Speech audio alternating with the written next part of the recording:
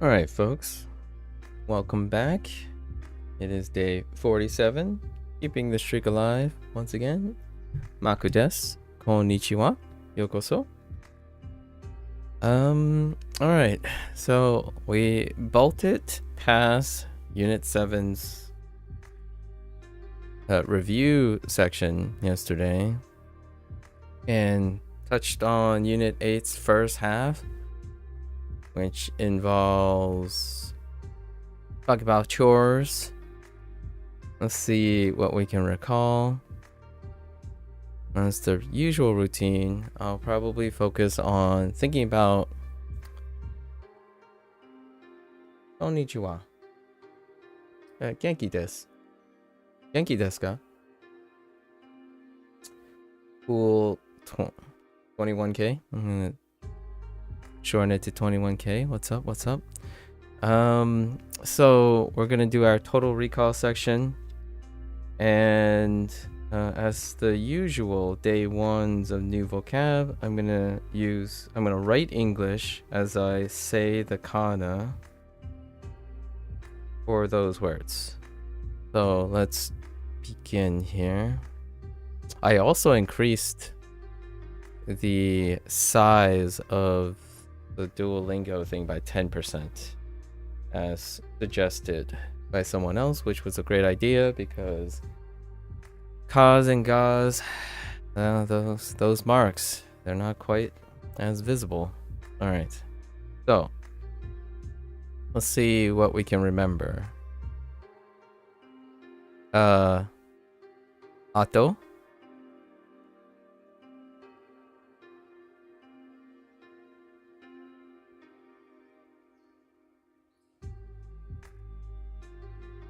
Soshite.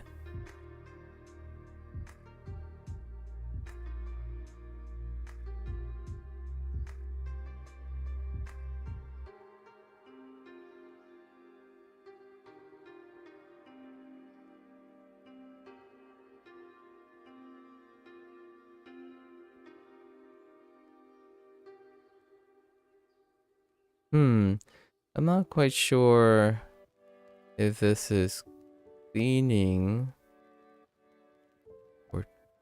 or well, chores is kaji.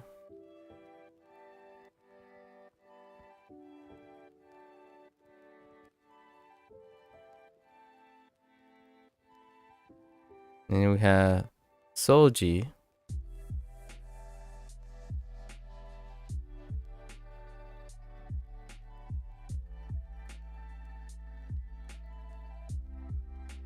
Soji.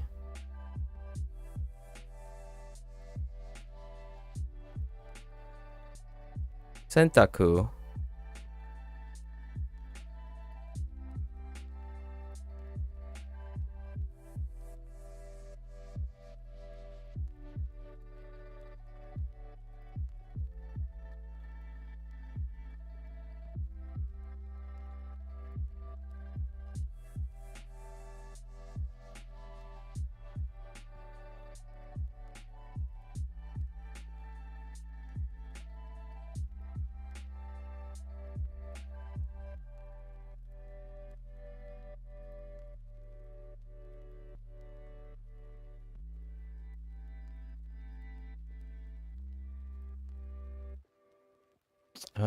This one is going to be a weak link. So some weak links are cooking.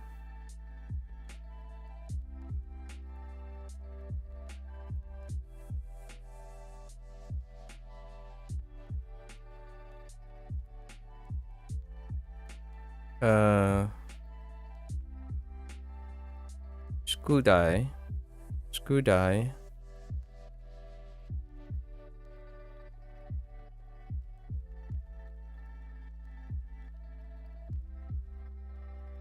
Gakko.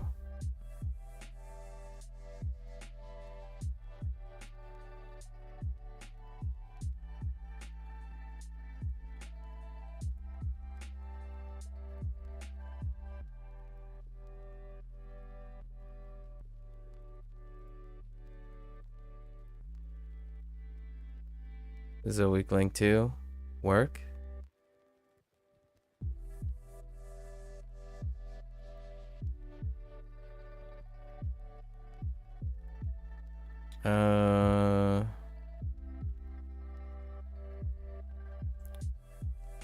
Tai hen.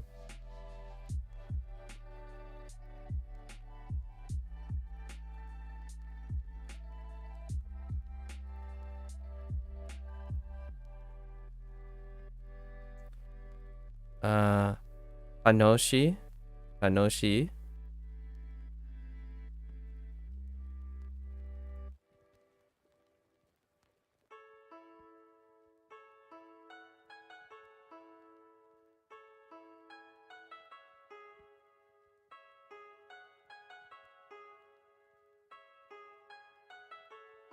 I suppose the expression Yasumi no hi, days off. This is more interpreted. Days of rest.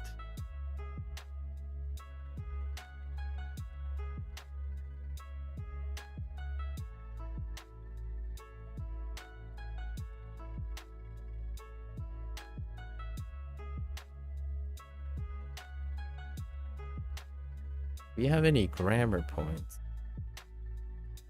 Some patterns. Let's look at these words and see if I can remember. Well, there is this pattern, the ato, and oshite. Oh, I remember stuff. Dare.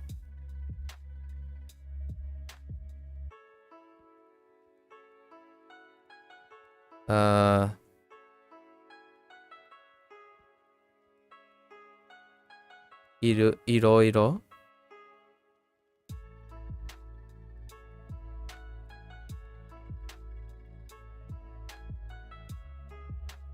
Yeah, they're pretty close. In Duo is moving up to like 20 to 25 elements. And they're kind of grouped into two, predominantly, 2 or 3. Seems about the usual. Generally, yesterday we were pushing, so usually I would have done a repetition set already, which is right here. So I would have less weak links from initial exposure. Work was first, pretty much. Cooking was near the end. So I'm a little bit weak at the end and in the beginning, interestingly enough. I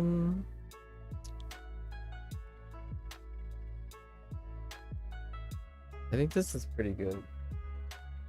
Let's see if I can scrounge up something else by looking at these words. Words some more. Right. I'm thinking of the sentences that they come in.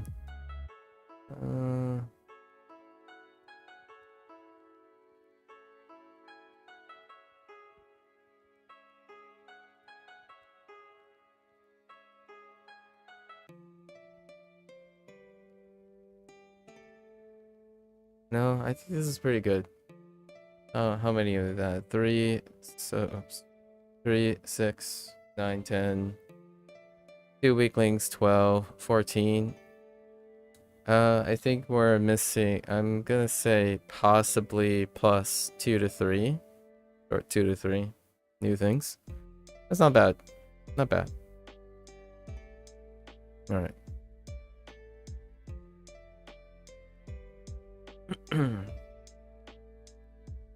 Alright, I'm thinking of pushing pretty hard. I mean, let's try to focus even more today than usual. Oh, yeah. Now that I think about it, I remember one last one.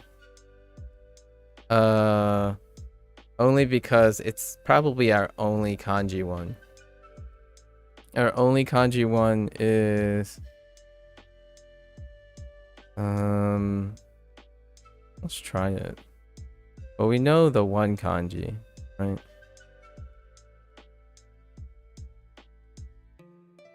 Ooh, that's too fat, but that's okay. Right? That's way too fat.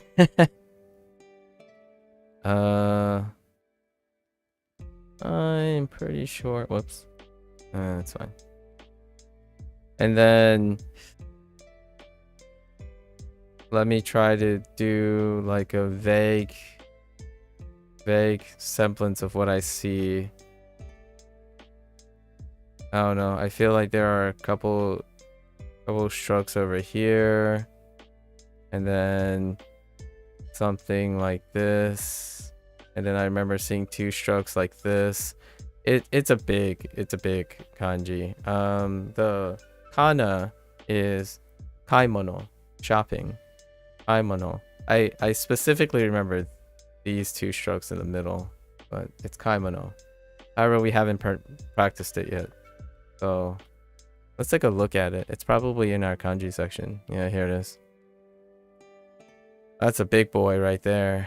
Oh, it has an interesting stroke pattern because this is going left, right, and then ooh, left to right, down. Yeah, I remember this specific part. Other than that, yeah, kaimono. So haven't written it yet, so it's a lot harder to remember things if I haven't written the kanji, or hard to remember kanji without writing it yet. Oh, that kind of stinks that there's only one new kanji again. Man, I think they're just slowing down. Yeah, they did slow down. They started with a lot. Yeah, arguably the second. And then they keep trimming, going down. Hopefully this trend doesn't keep continuing. I don't like the idea just one kanji. Technically, they're reintroducing previous kanji to attach new meanings to them. So that's nice. After the last update is pretty nice too. I guess the last update they added the use the new words section. However, I kind of want more novel kanji at the same time. That's okay. All right. I think I've emptied whatever I could think of. All right. So let's get started.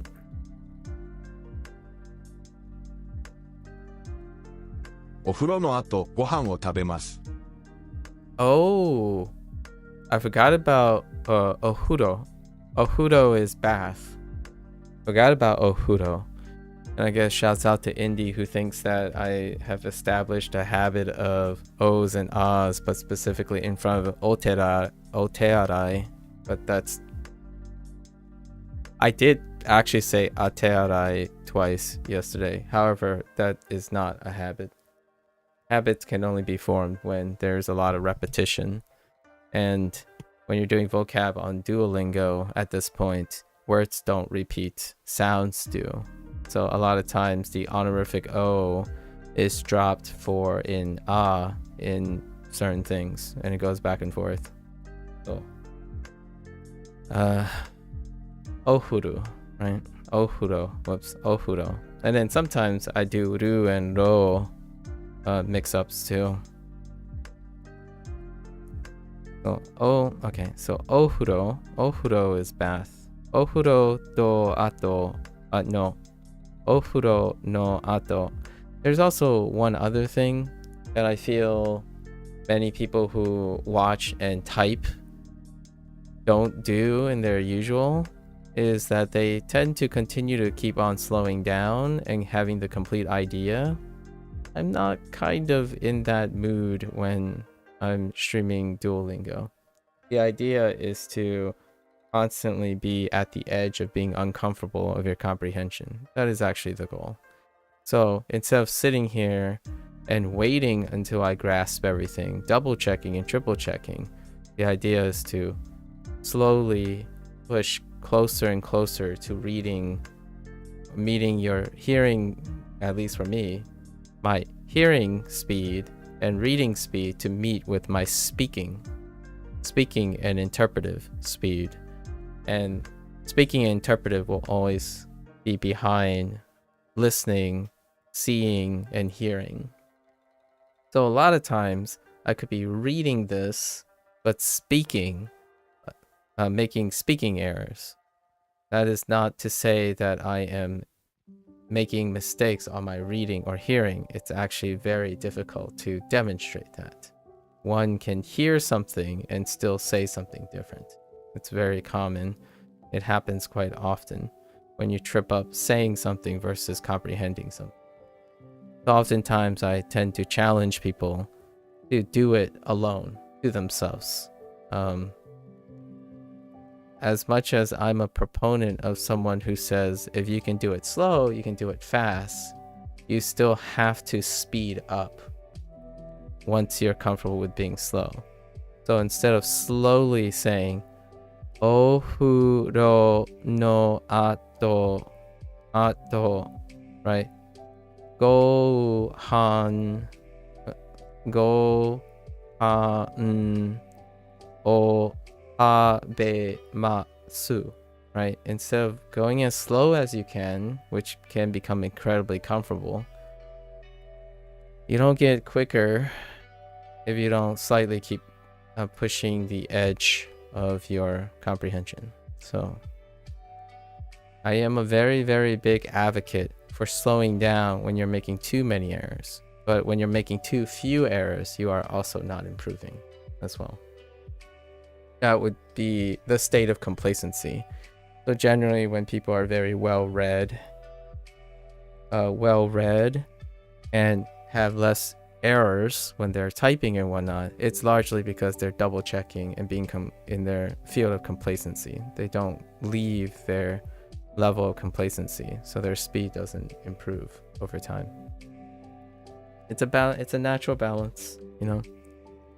I do enjoy certain things that I don't push past a discomfort zone anymore, like how quickly I think about things. I don't think I need to work on that anymore since my speech and comprehension doesn't keep up with my rate of thoughts. However, just my close 2 cents, if you don't feel like you're getting any faster, it's often because you're not inching up. It's kind of like progressive overload. You can lift all the same weights and all the same volume for forever if you wanted to, I suppose, while you're mitigating, you know, the stamina endurance component. However, if you don't literally get stronger or push the edge a bit, that progressive overload, not having progressive overload won't naturally improve your performance. Anyways, just a thought. Hey, Toby. Thanks, Toby.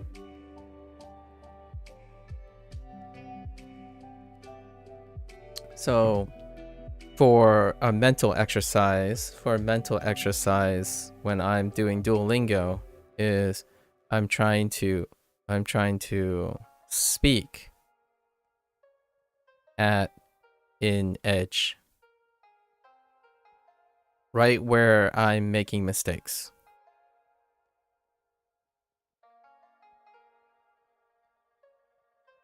And the idea is this may seem like it's habit formation. That is not the case. A habit is when you consistently do the thing. So if you consistently make an error, then that would be a habit.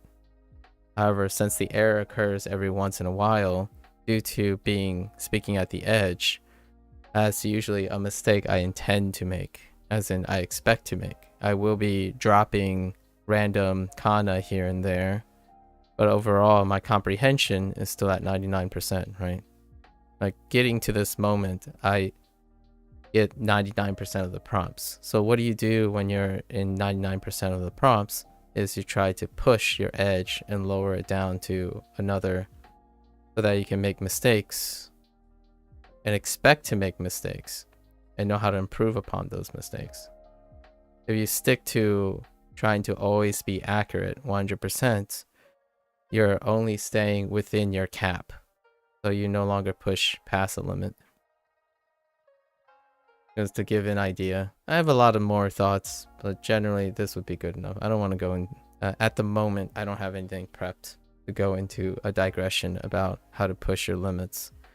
But here, generally speaking, if I'm constantly right, I will try to find more things. This is what I mean by when you feel like you're getting 199 to 100%, you are in the area of practicing. And not necessarily the content, like the vocab, but what you're doing is practicing. So like speaking, if you don't want to work on speaking, then stick to always being 100% correct. If you don't want to work on certain components, then stick to 100%, right? However, for me, if I start feeling like I'm getting closer and closer to 100%, I'm going to try more things. This pushes me to place effort. Naturally causes me to place effort into something. So whenever I'm out of my element or they're introducing way too much vocab, that's when I actually learn the most. That goes with speaking, pronouncing, and whatnot. If I slow down and say otearai, then I will make less mistakes. Kind of like people who make comments like, oh, I should think everything out before I type. That's fair. Like that is fair. If your goal is not to speed up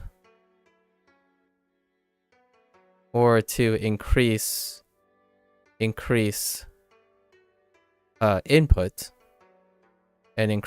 and speed up would mean increase output, then you can definitely continue to think things out.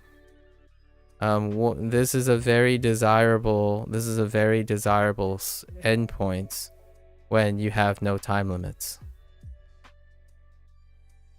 And I used to love this. I love when I go into a classroom and they say the test has no time limit, or talking to someone or leaving an impression with someone has no time limit, right? And if you talk to someone, say a friend, there's obviously, you can implicitly say there's no time limit to speak or communicate certain things. But generally speaking, I have found that this had been my crutch for a while in my early life. And now I learned to embrace making mistakes and removing those time limits, right? So oftentimes, yes, it's great if it's really, really important that you should think everything through before. My counter argument is, might as well try doing both. Sometimes be a little hasty, speed up a little, see what happens, instead of in constant consternation about being correct. So that's my 2 cents about making speaking errors regarding my recitation of what I hear on Duolingo. I'm going as fast as I can within a comfortable limit of making enough errors that I think that I'm at the edge. Otherwise, I could keep slowing down and keep using the same speed that I have. And to me, that's not really what I do that for. And that's kind of a little bit of a deep cut, I suppose. It's not very readily apparent unless you go back to my earlier, like 2 or 3 weeks earlier. Take care, Toby.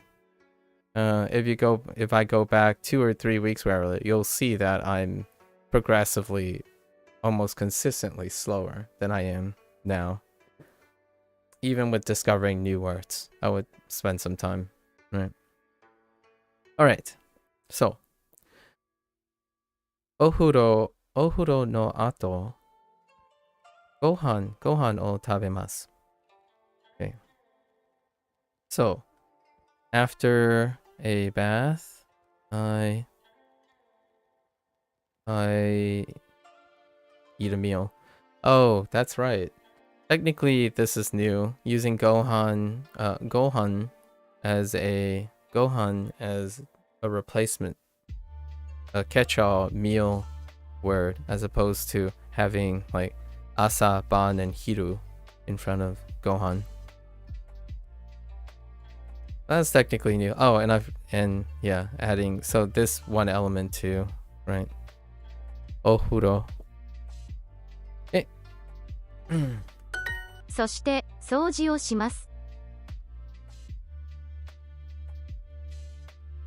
そして Oh, そして is the weak link. そして where's そして? Yeah. そして Oh no, wait. No, it's not a weak link. This one we recalled, right? Yeah. It's then. そして Not yet. We're looking for... Let's see if we can find it. Is it here? There are a few... I think there's at least one or two things I've forgotten.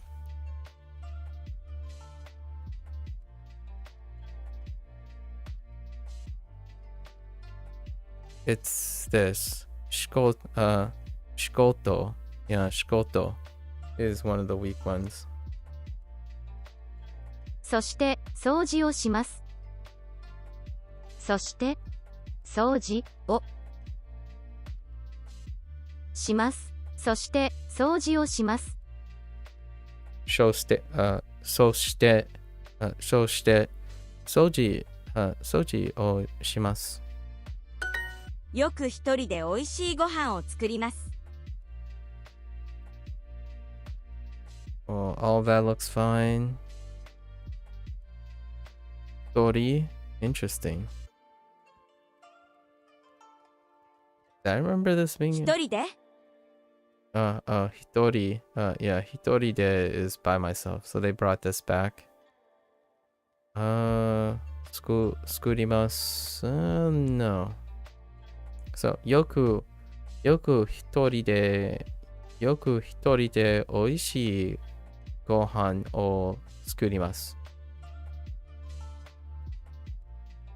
Oh, I often make meals after tasty meals by myself. Wait. Yoku hitori de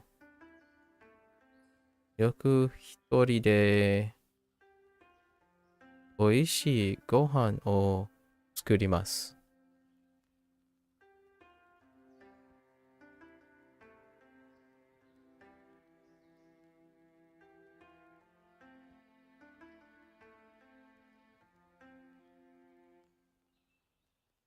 Hmm. 一人で On your own. That's an interesting interpretation. Okay. So they wanted to, on my own. By myself.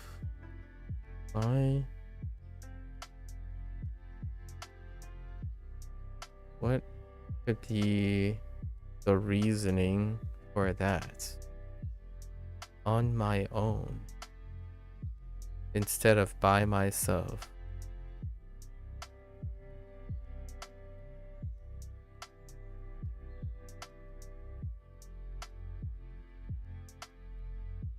I suppose it's in the topic position.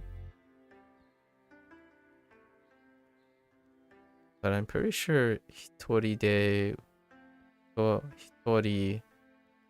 was in the topic position already. That's weird.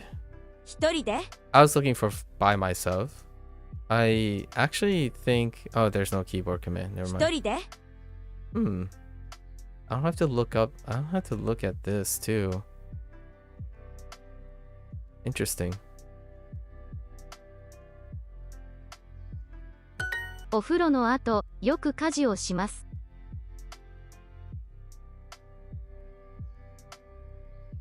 お風呂の後。Oh, uchi. Uchi, oh. The two new things that I just remembered. Uchi ni, kairimasu. Kairimasu is our other one that we take care of you.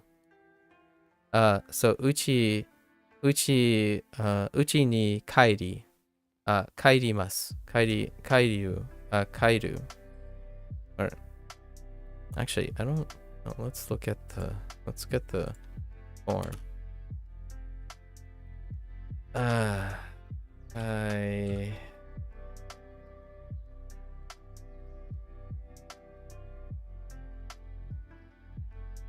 I think it's Kairi. No,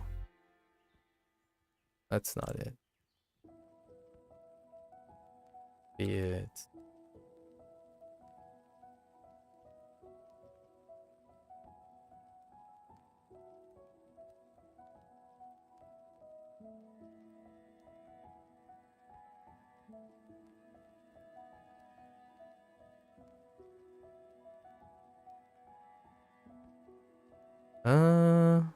Yeah, we're gonna have to. Oh. Yeah. Okay. Yeah. Kairu, yeah. Kairimasu. Kairu.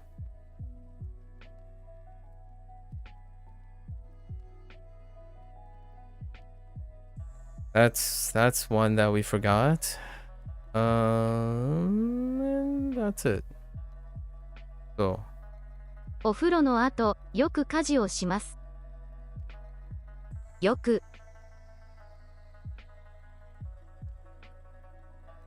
家事 We didn't forget kaji, right? No.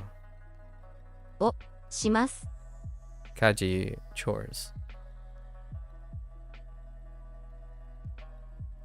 お風呂の後、よく家事をします。お風呂の後、宿題をします。Still familiar territory? お風呂の後、yeah, 宿題をします。After a bath, I do homework. 今日の宿題は少し楽しいですね。今日の宿題は少し楽しいですね。の宿題は今日の宿題は少し楽しいですね。今日の宿題は少し楽しいですね。今日の宿題は少し楽しいですね。今日の宿題は少し楽しいですね。楽しいです。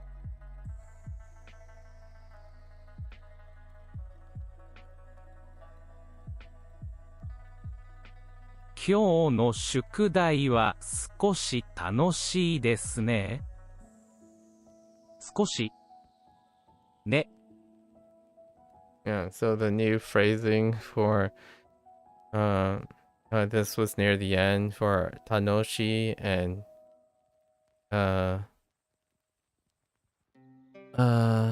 Taihen. So 今日の宿題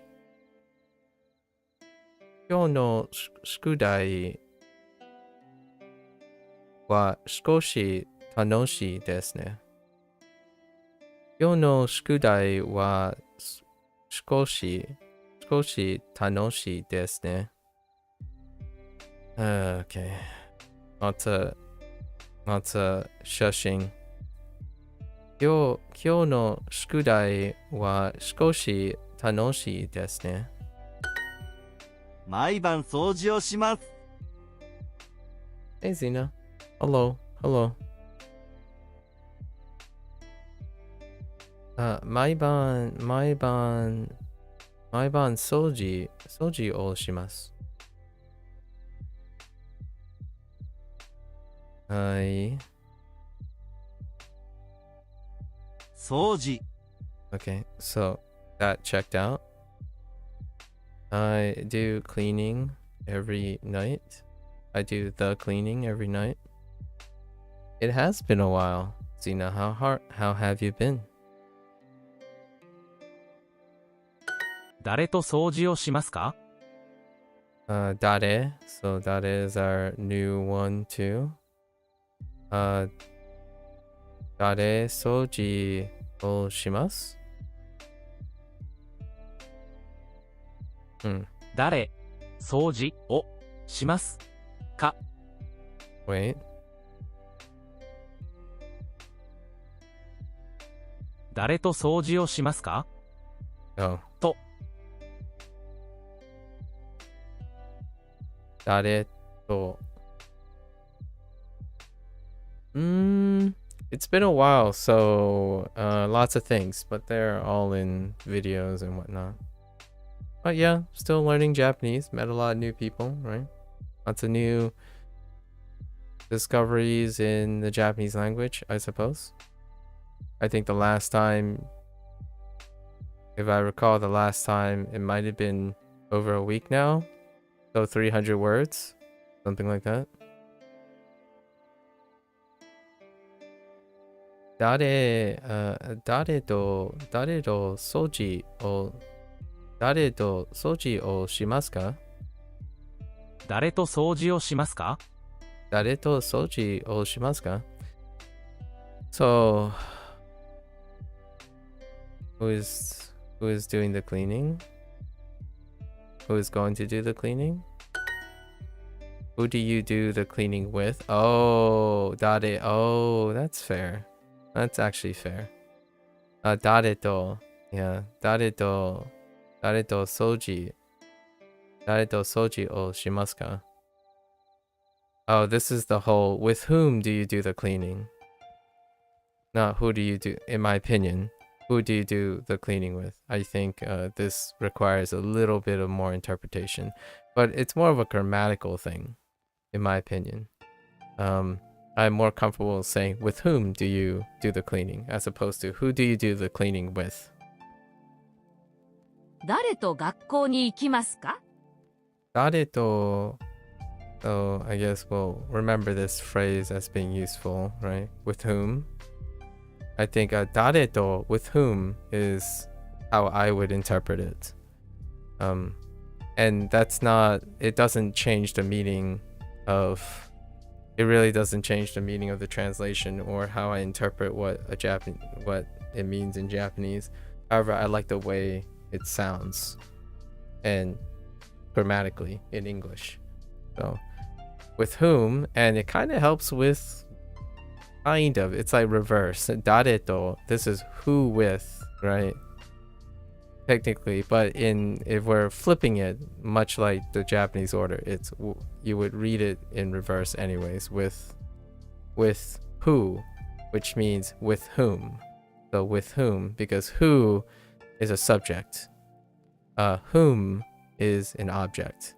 So with whom. So dare to gakko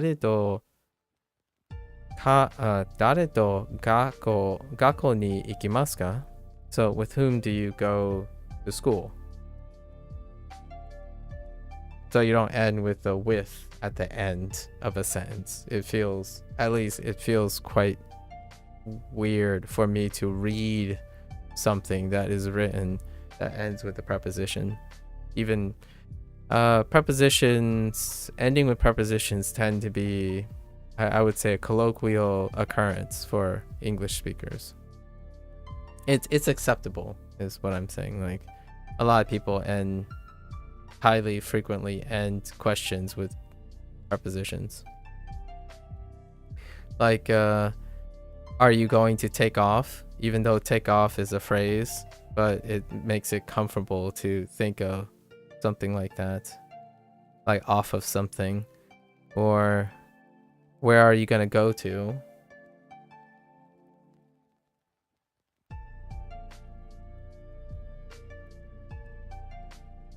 Okay. So with whom do you go to school? Right? So よくナオミさんと日本の日本の映画を見ます。That's not quite right. 毎日妹と学校に行きます。学校の後、何をしますか？ The person goes to school with their younger sister. 学校の後、何 oh, I forgot that we use nani now, as in kind of like what, the classical what. So that's technically another usage. So we're above the 20 mark at this point for this unit, for this lesson set. Nani o shimasu ka? I see. Tokyo eki wa mosuku desu. Yeah, mosuku desu. As in,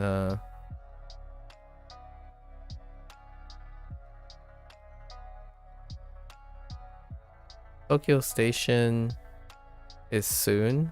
It's, I guess. Yeah. Tokyo State. We're about to arrive at Tokyo Station. Really. Although they don't use the arrive thing. It just says Tokyo Station is soon. Fair enough.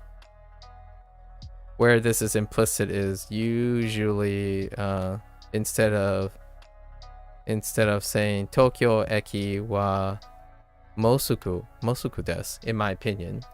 Now we can also use it as next is Tokyo, like the Tokyo Station is coming soon, as opposed to that, which is fine.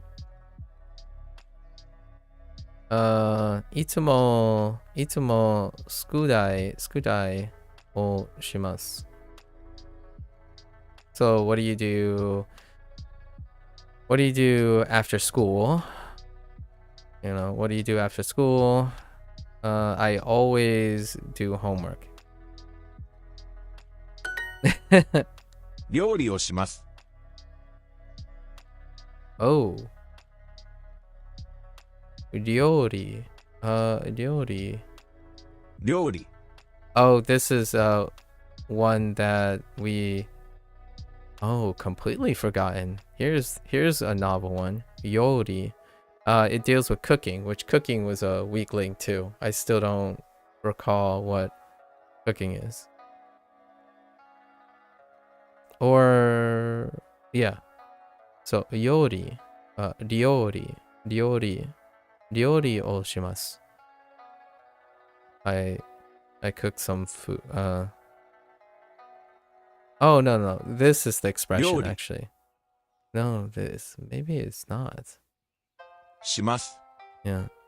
So shimasu します。 in this case is being used in a different context too, which we have to make sure we remember that as well.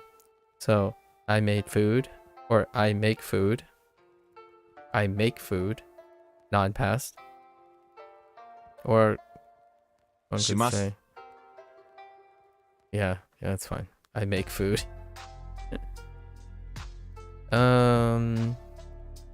Yeah. 7月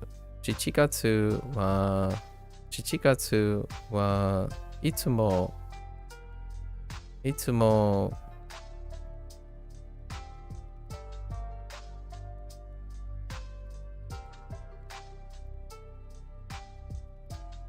プールに行きます。That's from our last unit, right? Weather, yeah. Puru. Okay. September in July. Sorry, not September. In July, I always visit the pool or go to the pool. So, 料理の後、何をしますか? What? That's a fair question. What kind of after food? What do you do? I feel like they can. Can I ask? Am I able to ask what kind of food you made? Kind of.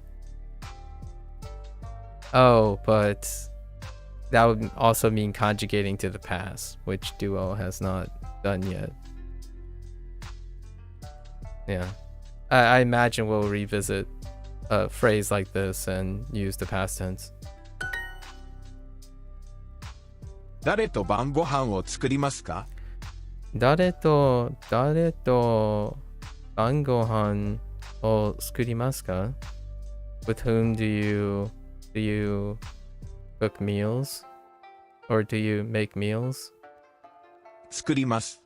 Yeah, so we have 作ります, but also it's showing that します is flexible enough as well. So you have 作ります and します, which I'm gonna have to look into in the evening on the situational nuance of します and 作ります.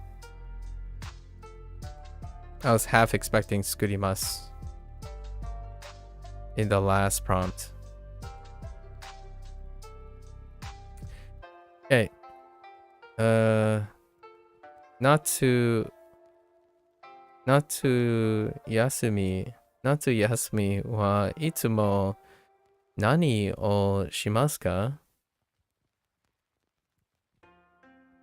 What do you always do on summer break? Ani to bangohan o skurimasu. Okay. I make food. I make dinner with my older sister. Or older brother, sorry. I make dinner with my older brother.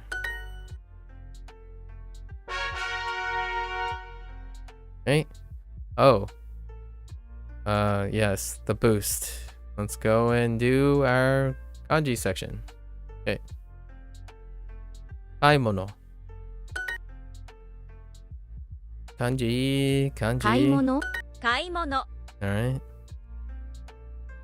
Yeah, this one is gonna be 買い weird. 物 Honestly, for me, I think this might be the most 買い物 intricate kanji 買い物 personally.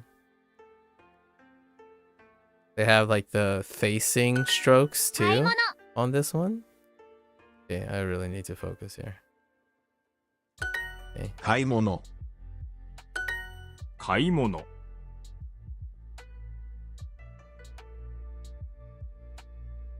You. Oh, that was the wrong stroke Kaimono. order. 買い物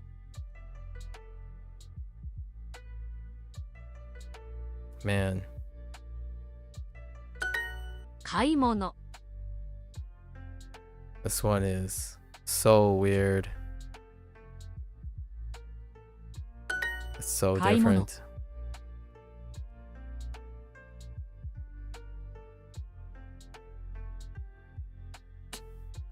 It's lower 買い and 物 ascending.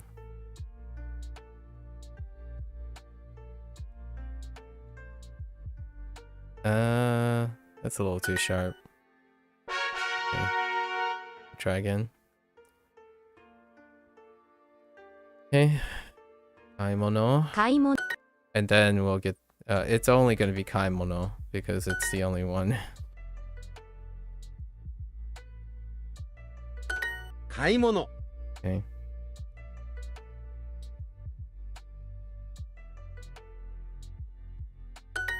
買い物、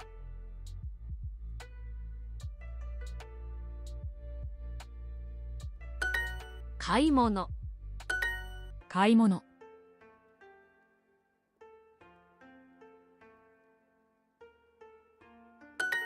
買い物、買い物、買い物、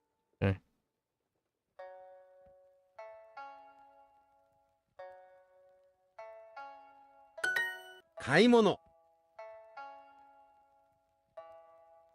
Oh, I don't want to talk about it. The moment my pen hit the surface, I was like, I've already done goofed. Nani? 買い物、 Okay. 何、何、 8 100 何、 何買い物、 40分40分、何、何、買い物、何、何、何、何母母、半半、京都京都、 Oops, 京都、 no one saw that. 買い物、買い物、 Okay. か、い、もの、何父、買い物、1時半1時半、 9 9、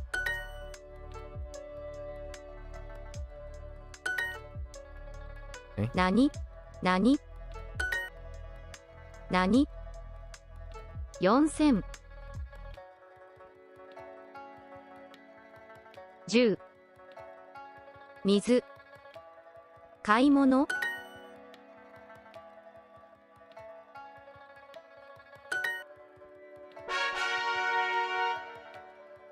Introducing the Duolingo. Stop.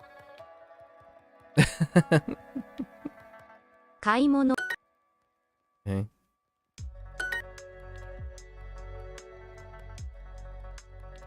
買い物。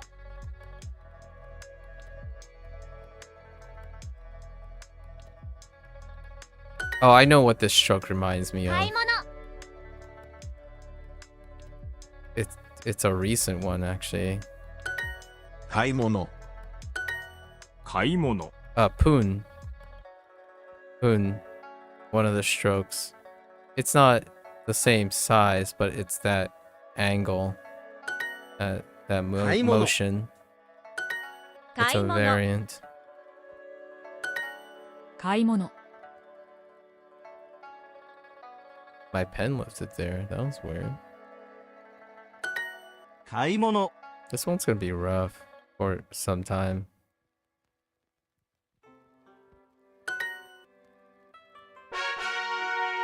Okay. Oh, interesting. They put in 買います。買います、 I see what they're doing there. Now they're linking 買います with 買い物 買い物、 just so that you don't get caught out. Right. And then 休みます。休みます、日曜日。日曜日、買います。買います、 Oops. 買います、 Like that. 買い物。買い物、 And then 読みます。読みます、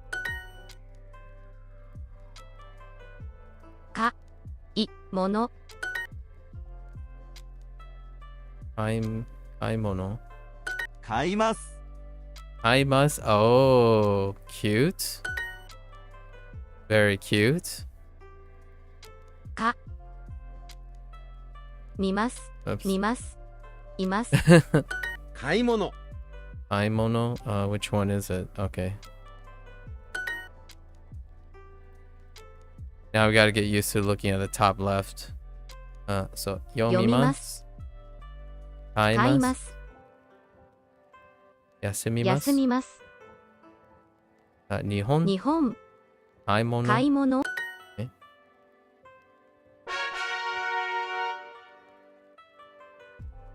Okay.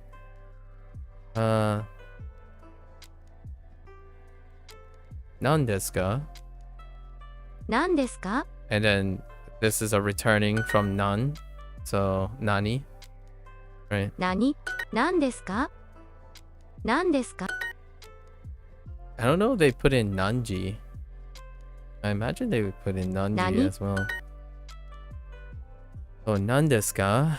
何ですか何ですかえ何ですか何買います。買います8 8. 何 Nan. Nani? I keep saying nan. Nani? 行きます。何で何ですすか何え何見ます何ですか古い何新聞何ですか何ですか 6. 食べま。べます何ですか飲みます。飲みます何何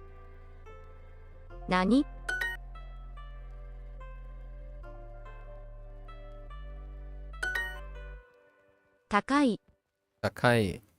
3時何ですか12時何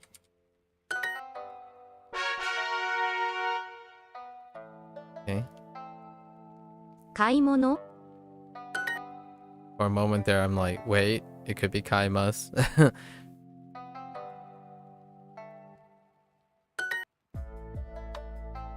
Gotta enforce myself to make sure to look at the entire thing, 買い物 not just count kana and all that stuff. No shortcuts.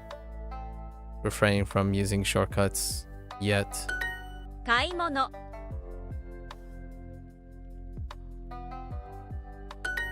買い物買い物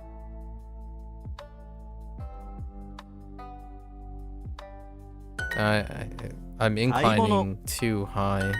買い物買い物 Whoops. 買い物 That is definitely at an angle.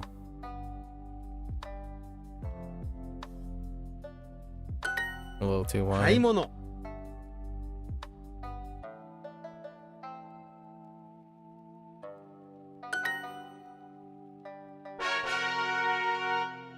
Alright. 買い物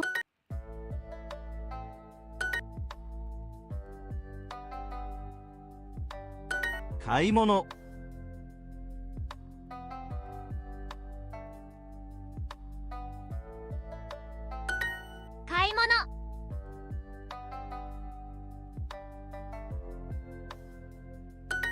買い物買い物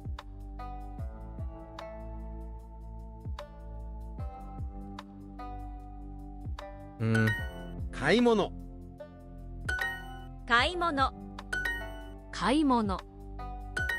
買い物買い物買い物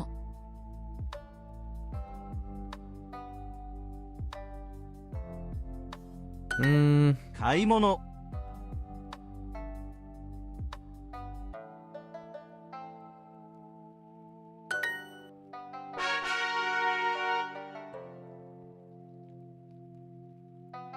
買い物 買い物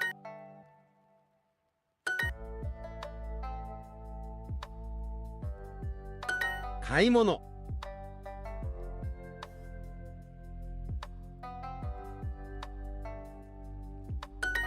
買い物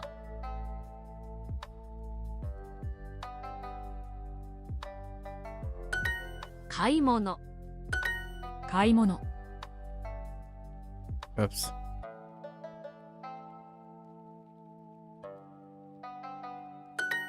買い物買い物買い物買い物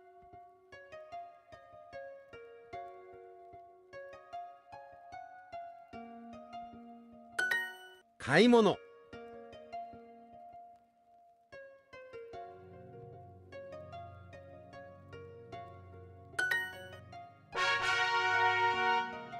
We got some time. Let's do this one.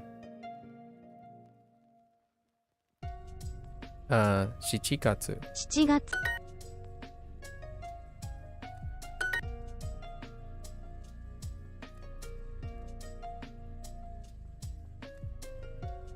7月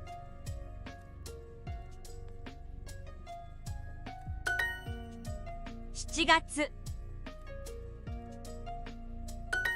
7月7月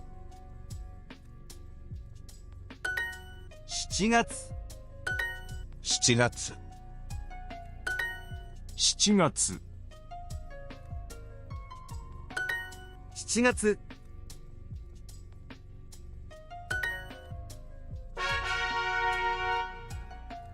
Hey, Boo Jelly. What the heck is that? It looks really cool. 7000. 7000 Yeah, 7月。7月。 7月7000 7000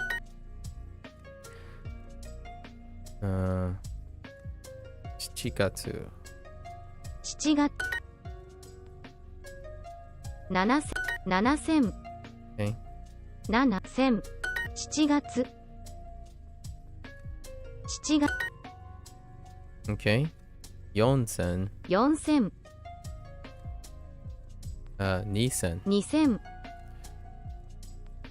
700. 700 7000. 7000 7月。 7月7月7月7月7000 500 9私7000 7000。 7 1000 7分。 7分2000。 2000 7000。 7000 7月。 7月7時。 7時7月え7月7000。 10 10。 7000え30分7月話します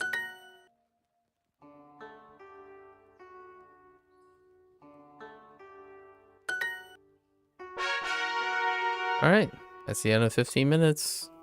Alright. Let's go back to our lesson.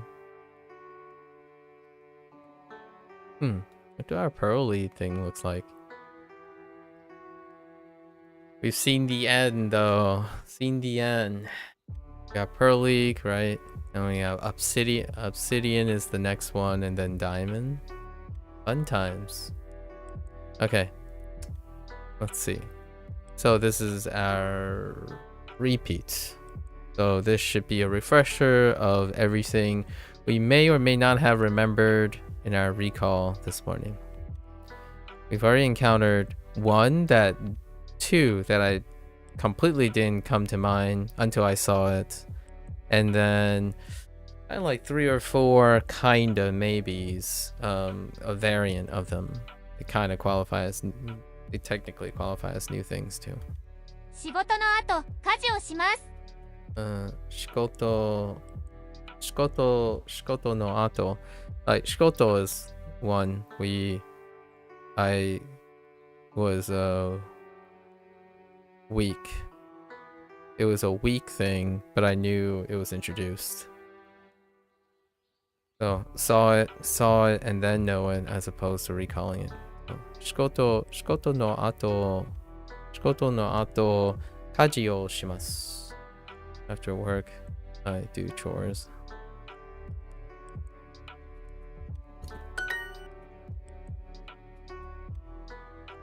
Mayasha kaji o. Mayasa 毎朝家事をします。毎朝家事をします。仕事の後、いつも家事をします。仕事の後、いつも家事をします。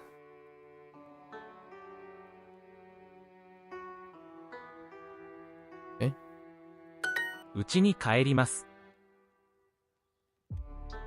家に帰ります。So this is the one of the elements. I count this as one element, but yeah, these are the two that didn't come to mind at all. So うちに帰ります。帰る right? 帰る。うちに帰ります。家に帰ります。仕事の後カフェに行きます。仕事の後、カフェに行きます。Okay.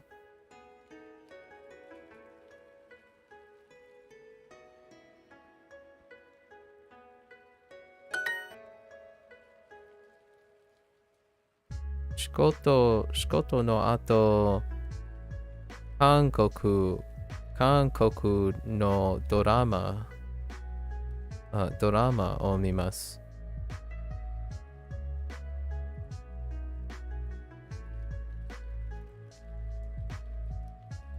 仕事の後、韓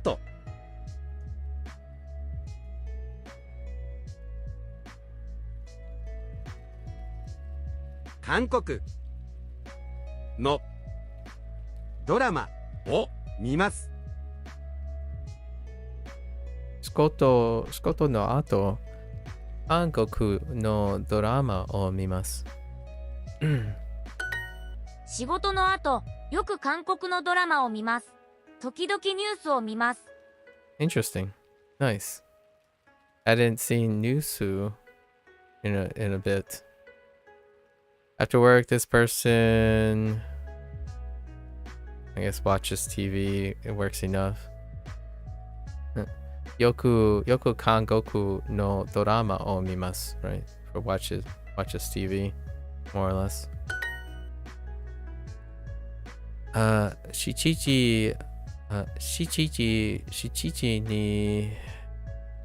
時に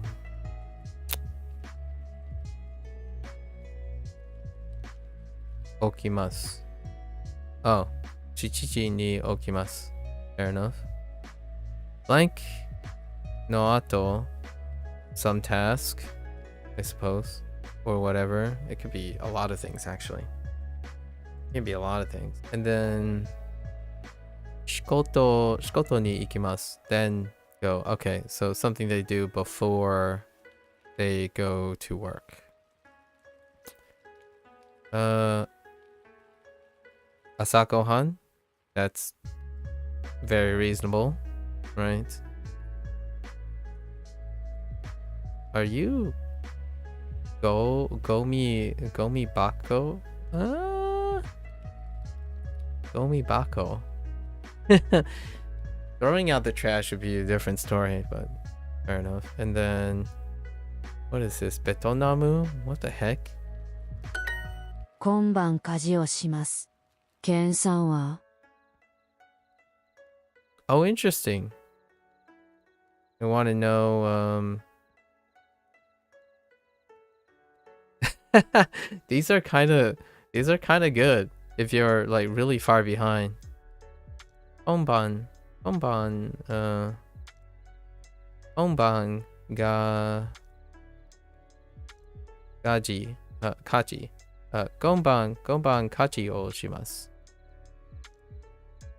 Ken-san wa. Yeah, so they're doing chores this evening. What about you, Ken? What will Ken do tonight? That's fair enough, actually.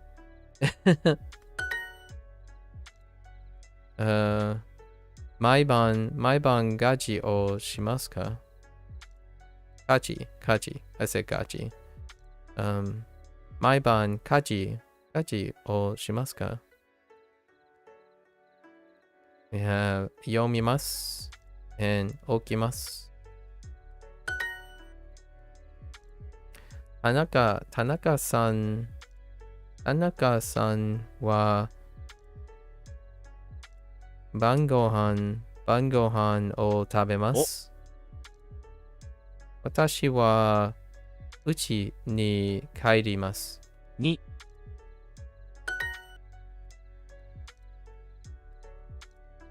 I'm returning home. 家に帰ります。うちに帰ります。ナオミさんは家に帰ります。アンドリューさんは家事をにを Sorry, I thought of this scenario before finishing. アンドリューさんは家事をします。Andrew's doing the chores as Naomi is returning home.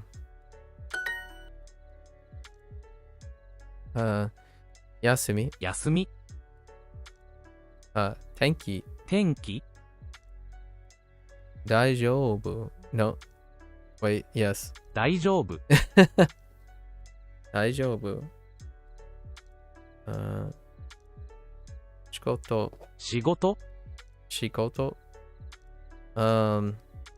デザート。いつ家に帰りますか？いつに Wait. うちに帰りますか？ Is that really what they said? いつ家に帰りますか？ Yeah, fair enough. いつ家に帰りますか？いつ家に帰りますか？ So when are you returning home? Or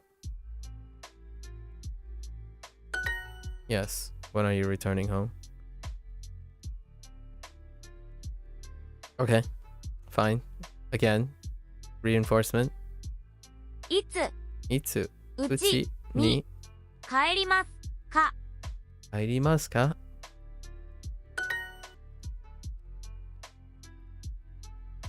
仕事の後うちに帰ります。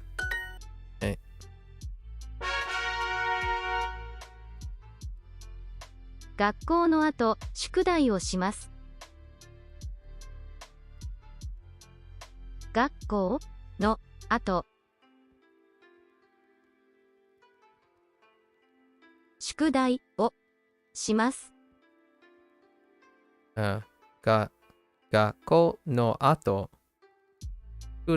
宿題をします。宿題をします。After school, right? After school, I do homework. 何毎晩掃除をします。毎晩掃除をします。掃除をします。毎晩掃除をします。Okay. I do the cleaning every evening or every evening or at night. I often help with chores. よく家事を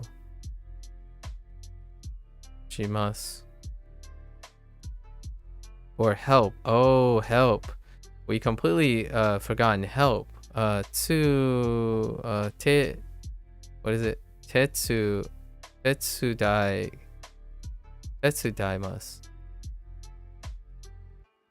Tetsudaimasu. Yeah. 手伝います。 Tetsudaimasu. Yeah. That's another one that we dropped from the total recall. Tetsudaimasu. Okay. よく、 Yoku kaji 家事、 o tetsudaimasu.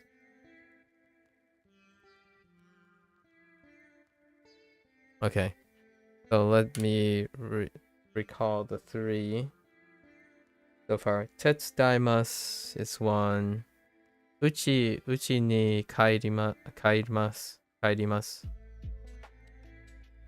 That's actually two, but we'll remember that phrase for now. Uchi ni kairimasu. Shikoto. And dang it, I already forgotten the one. It'll come back soon.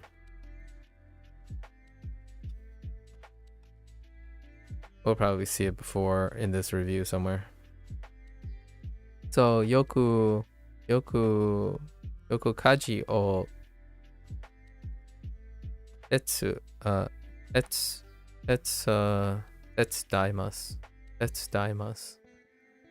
Yoku kaji o tetsudaimasu. 晩ご飯の後、掃除をします。晩ご飯の 後、掃除をします。晩ご飯の後、掃除をします。掃除をします。Okay. After dinner, I do cleaning. I do the cleaning. I do the cleaning every night. 毎晩掃除をします。Right. 毎晩掃除をします。宿題の後何をしますか？ That's really loud, Jamie. It's going pretty well. I think we're gonna push today too. I'm gonna push for a little bit more. I am prepping for my review day on day 51, so we got 3 days left before the big review. And that big review is gonna be gigantic. Probably gonna take the entire time. Last time the review took about 3 to 4 hours with some talking points. This might take like 3 or 4 hours plus maybe 1 or 2 hours of talking points. What will I be reviewing? Everything up to this point. Well, with minus the first 7 units. It's the second set. So we're probably gonna get 8 or 9 units of review. And then toss in a little stuff from section 1, the first 7 units. Wherever it becomes natural to put it in, right?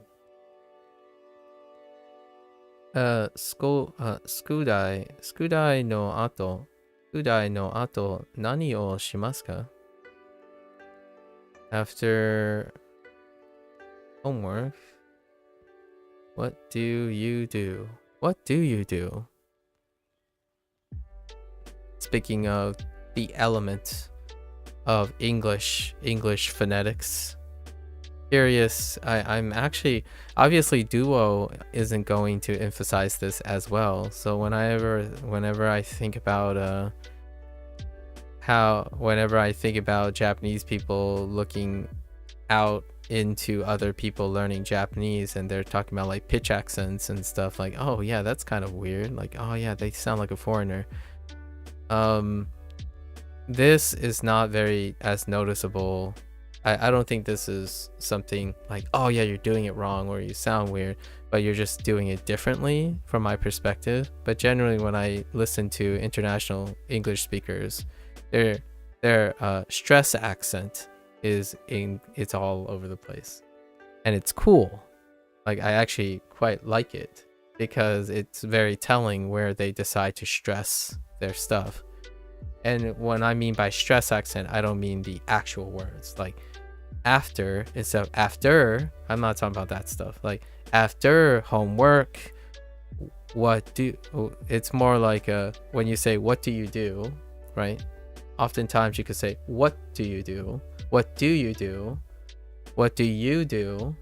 So where they stress is kind of interesting because what do you do are it's almost equivalent to 4 kana, actually 5 kana. Wa, do, like wa, do, you, do, right? If you think of it that way, then they're gonna place their stresses somewhere. It's probably the first phrase. So wa do u do, wa do do. So it's probably gonna be the emphasis is going to be if you have a chain of words and it's a phrase that they're taught, right? If you teach a Japanese person a phrase and it's colliding like I'm doing Japanese phrases like shimaska, right? Shimaska, their pitch accent is going to match along with their stress accent is going to match along with their pitch accent. Speaking of pitch accent as well, I just found out Croatian has 4 pitch accents, and apparently using the wrong pitch will make it harder to understand you. Oh, that's kind of cool. That's pretty neat. I love it. Do they have stress accents too? Oftentimes, a lot of times when people talk about English, they're talking about stress accents within a word. But oftentimes their stress accents translate to whole sentences too. And that's a nuance that I think lots of Americans or like people who speak American English, they have a very specific stress pattern for whole sentences. And that is something that I don't particularly think translates really well to Japanese or Japanese speakers who speak English.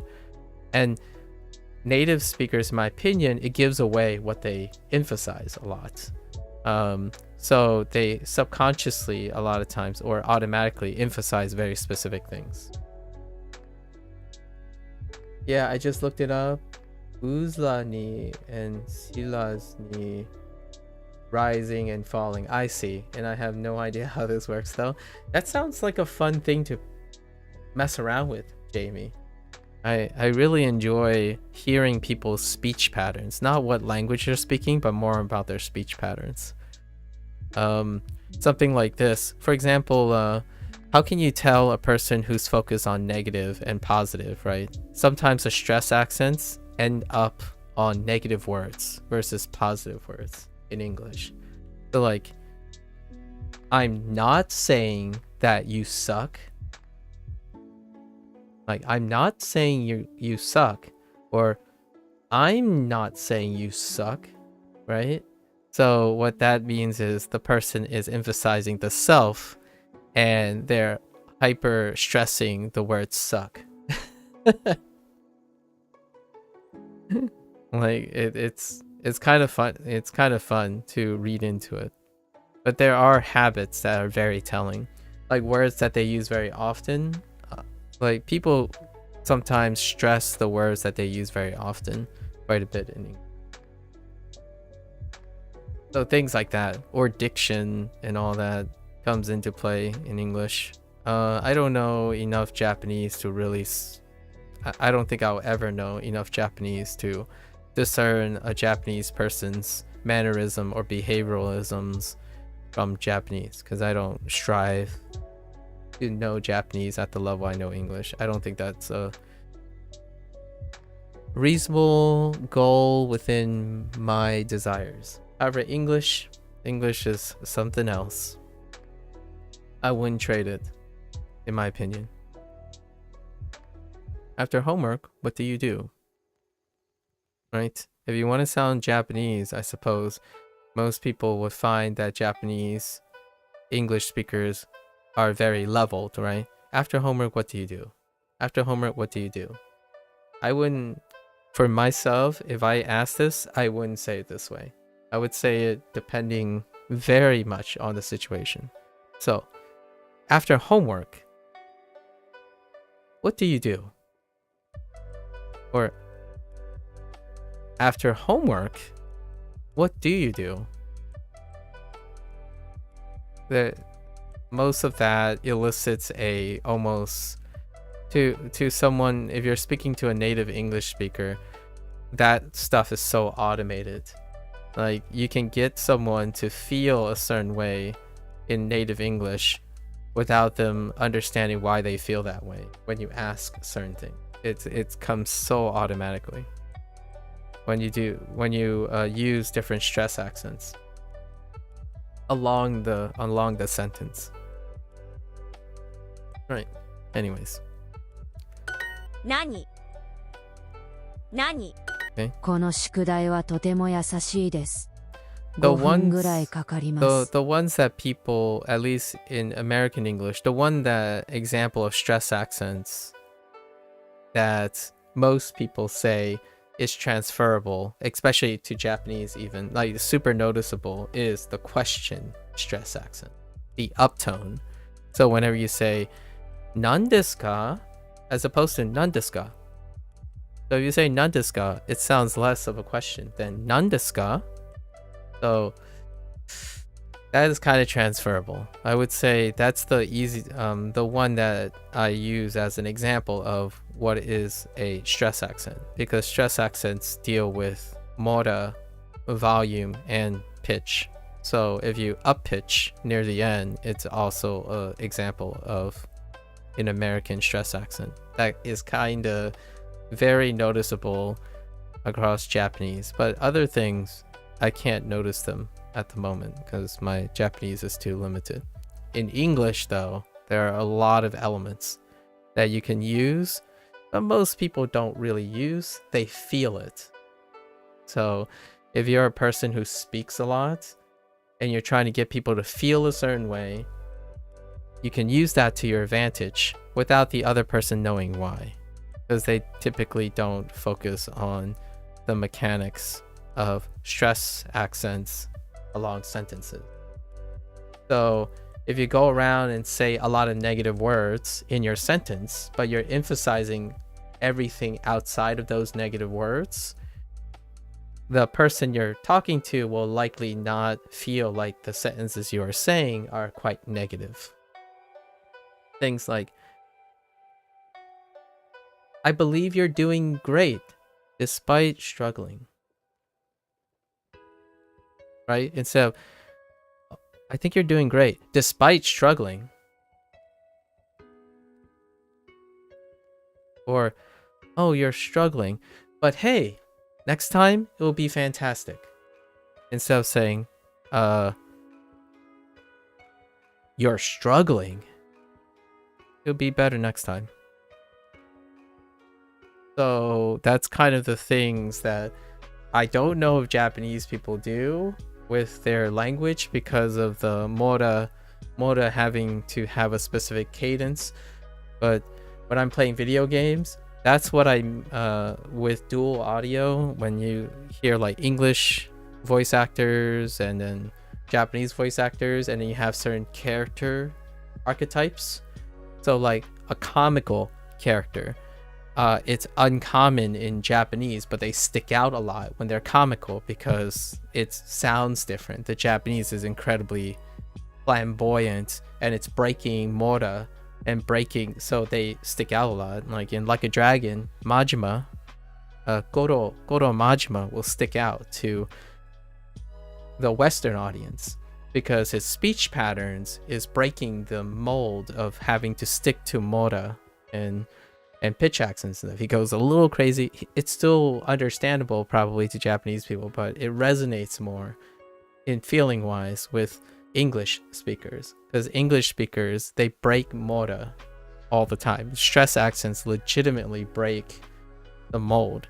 So when you have an English dub over, some people would say, oh yeah, it's not the same as Japanese. Of course it isn't.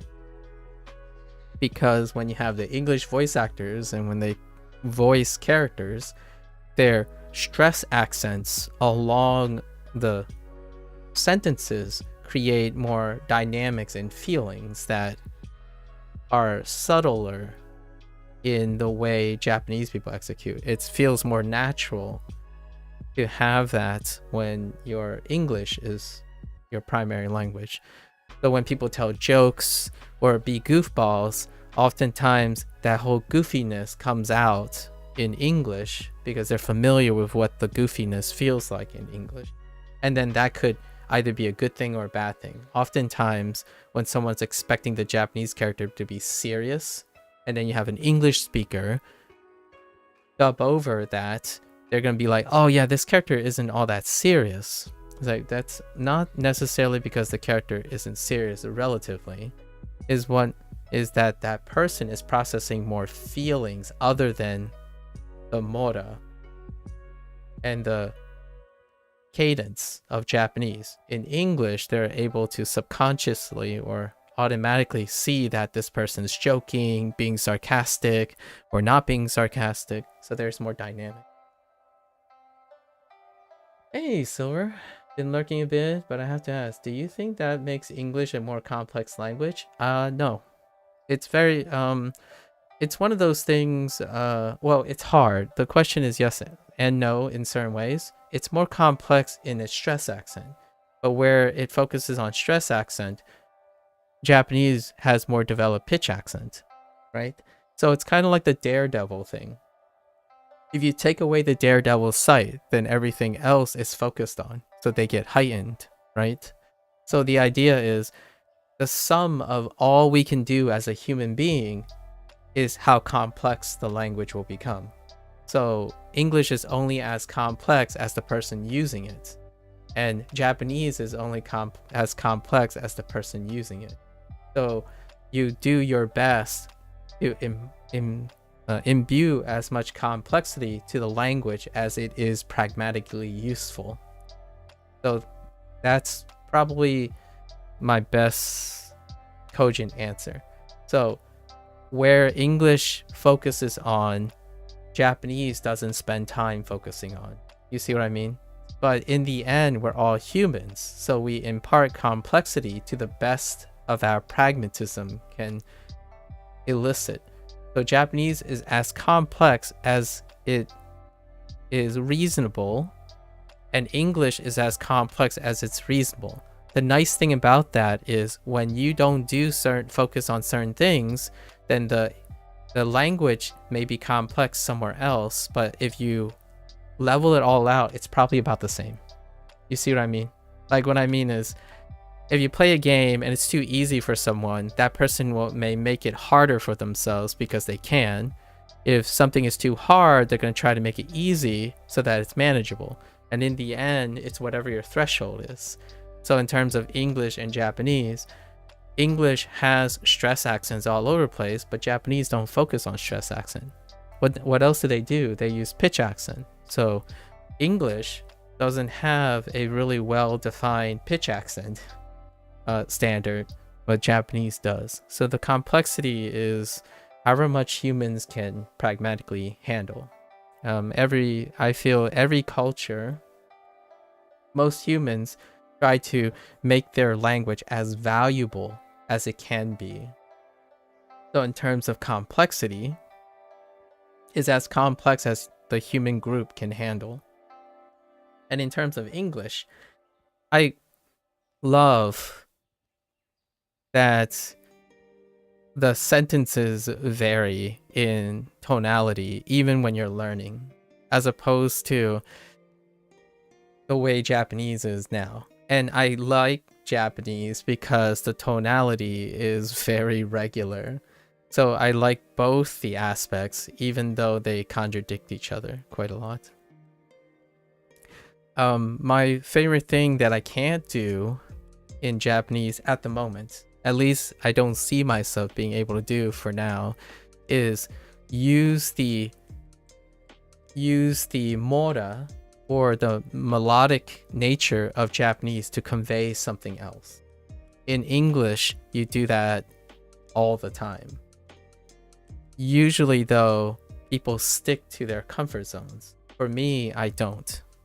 If I want to sound serious, you simply slow down and use more forceful words. You slow down your cadence and emphasize very specifically serious words. In Japanese, that would be kind of weird. Like, what I mean is, if you start doing like, ko no, she, you know, like if you start breaking the words and then elongating the mora in the kana, it's going to be very, it distracts from being, it gets overpoweringly weird versus powerfully expressive. So in English, you sit on words, you elongate words, and you stress the word. You even increase the volume by a lot. Like, can you help me already? One of the few places where elongation makes a lot of sense in Japanese. Oh yeah, that. Yeah. And I don't know, do you think the Japanese people always did that? Or did they acquire it secondhand from other cultures? If you know what I mean. If you know what I mean. Like, was it because of an exposure to others where they break their mora? Or, you know what I mean? Because if you think about like hiragana versus katakana, what's going on? Oh, we're just talking about Japanese language and its comparison to English. We're talking about like the extended stress accent and how prevalent, or contrasting it with Japanese's lack of stress accent. If it's practical or not, or if it's interesting or not, or how it's represented in pop culture. But the extension feels pretty human. Yeah. Well, you see what I mean though, Lotus.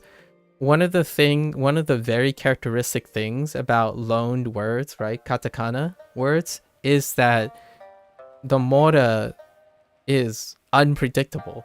If you know what I mean. What I mean is like the Japanese language have to accommodate the mora, like the mora flex in like especially English words, right?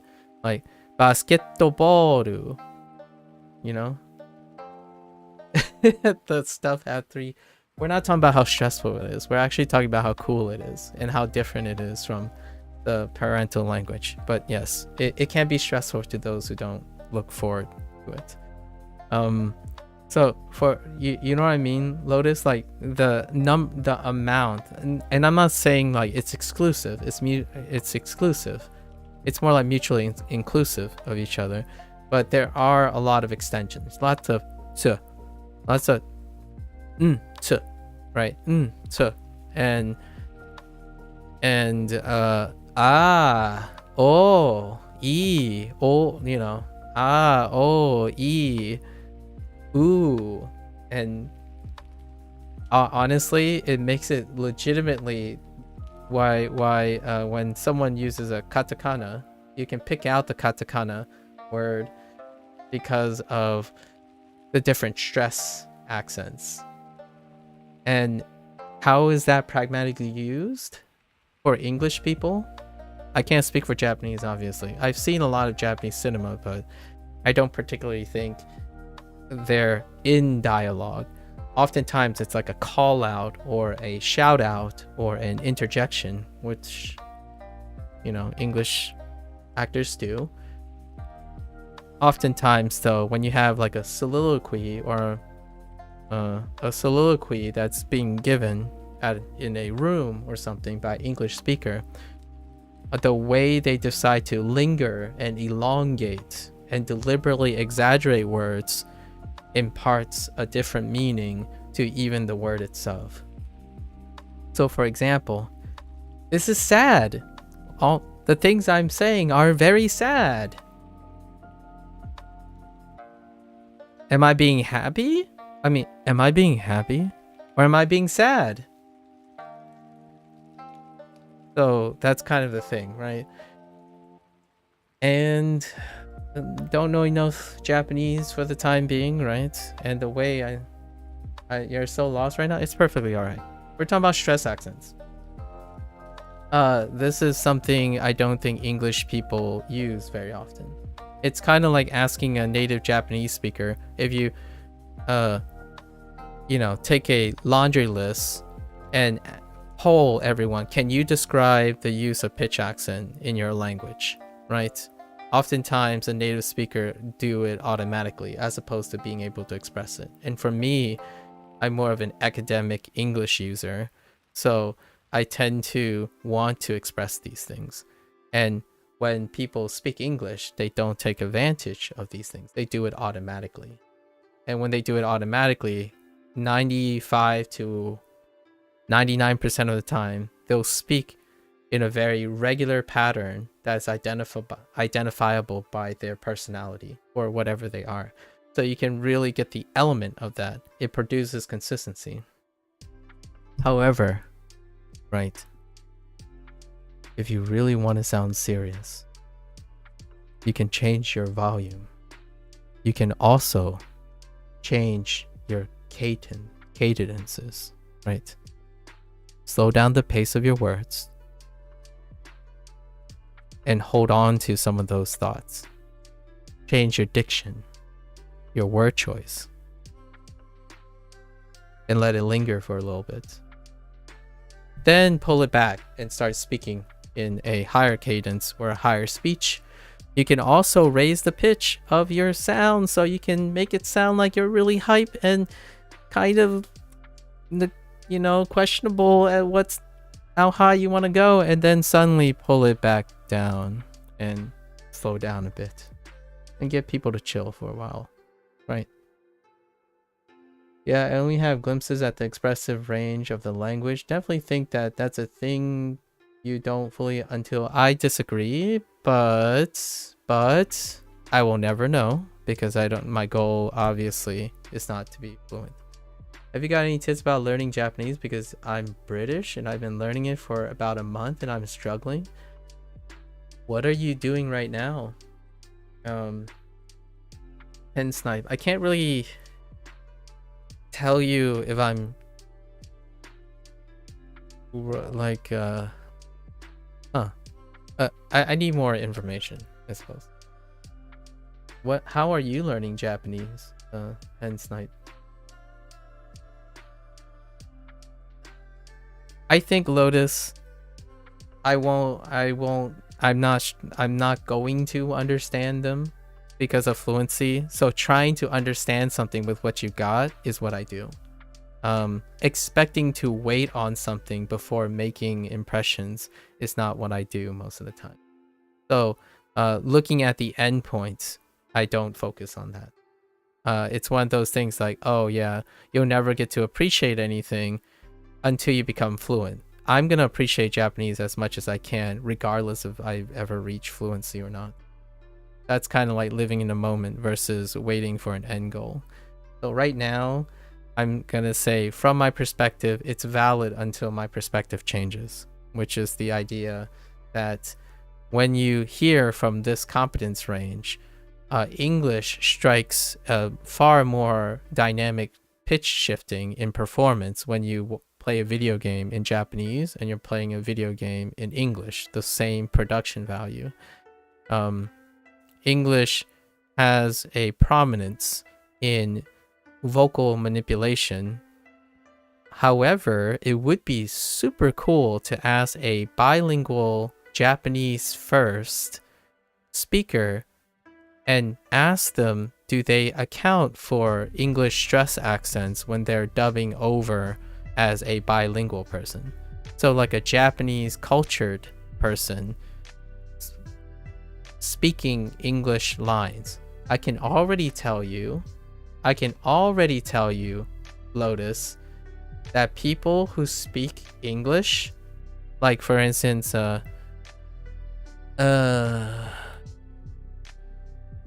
Ken Takai, when he speaks English, he sounds very different than him portraying a Japanese person. And the one that I personally like was his role as Masumi Arakawa in the English track of Like a Dragon, Yakuza Like a Dragon. Oh sure, totally. Guess I'm just saying the expressive range takes an especially long time for me to learn compared to other skills. Absolutely, Lotus. I totally agree with you. You're learning how to talk.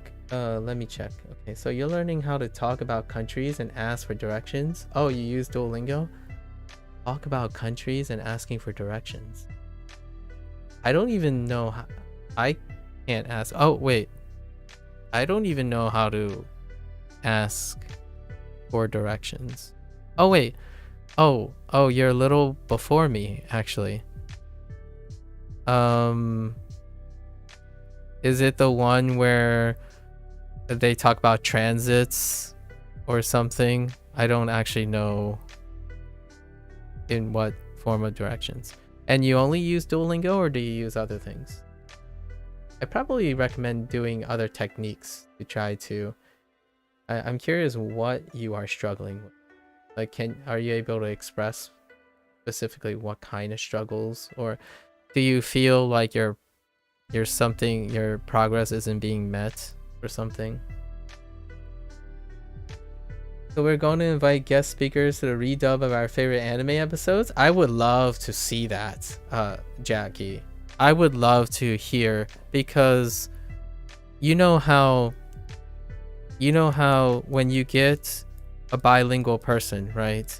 And if they were gonna portray a character and they do the English and the Japanese voice track, the English will be identifiable to a native English speaker what type of culture they have. So what I mean by that is, oh yeah, wow, this English is so... I don't want to stereotype too much, but when my first English, people, what is the most common characteristic of my English when I was growing up? My English was very loud. It was very loud and it was very monotone. And it comes with the idea that lots of things are very monotone and also loud. My Mandarin household, like Mandarin in general, is quite a forceful language. You have to like the things you hear and the way you articulate, where it kind of translated into my English early on. Not anymore though. Now, you know, being quiet, being loud can be on command. If you're British, I recommend learning Spanish, but they want to learn Japanese. That's okay. That last one's pretty alright, learn Japanese. So Hen Snipe, Hen, Hugh, that's incredibly selfish, unsolicited advice to tell someone that they're asking advice on learning a language and then deliberately telling them not to learn a language for another. I think that's very, very aggressively unfeeling. And then you attempt to gaslight them by saying 1 month is honestly nothing in the grand scale of things. That's gaslighting. It's very inappropriate. So Hen, can you identify what it is that you're struggling with? Like, what I mean is, what is it making it feel like it's a struggle? If you're able to, my first tip, if I had to have a tip on learning, it's nice to be able to write down what you think is the struggle. And then when you can write down and express what is it that makes it feel like you're struggling, then taking that information and then finding out how others attack or address that particular struggle, maybe mentally, right? Mentally, would be a great place to start. If you're able to express that to me, I might have ideas on it. However, it's very difficult to know when someone is struggling if they themselves may have problems expressing what the problems are. For me, Duolingo, if I can identify, something Duolingo lacks, right? For example, Duolingo lacks grammar points. So because of the lack of grammar points, my appreciation goes down for the Japanese language. So naturally, to elevate that problem, I found other sources of grammar, and then I use those sources to elevate my Japanese while continuing to use what Duolingo has to offer. There are other things that Duolingo don't offer. Maybe I can give you some ideas that may help you motivate yourself or retain stuff. Duolingo doesn't have novel sentence structure, right? Duolingo doesn't have novel sentence structure, and that might be something that a lot of people are more engaged in. So there's no construction. There are no construction things that are very strong in Duolingo. So you might need to find somewhere else. There's no context-based learning in Duolingo as well. So reading books, listening to books, or story, or having listening to conversation may be something engaging that Duolingo does not offer really well. You have this dyspraxia. I'm not as say formed or other people. That's why you struggle. I see. How does that affect your listening? Like, how does that? I'm curious. How does that affect the way you listen or read? I guess. I'm not familiar with how that affects like your memory, your hearing, and your seeing. Duolingo is almost exclusively in a really restricted way focused on listening and reading most of the time. So if you find that stuff doesn't help, I feel whichever one is the weakest, you either avoid or you try to find ways that engage that well enough for you. So for example, if whatever you're having trouble listening, right? Which Duolingo uses a lot, repetitious listening. Finding some way of listening to things at a different level in Japanese while having the ability to slow it down. So like, say you can download a video of someone teaching the same content, but then have the computer slow it down for you. As in, you can even literally turn down the speed of the learning process, right? It might be an element that could help with listening. Developing things that allow you to slow down beyond the pace of whatever you're using can often help quite a lot with learning difficulties. Okay, so dyspraxia is like a learning difficulty. So I forget things more than other people. For instance, if my parents want something, I'll stay okay and just forget about it. Oh.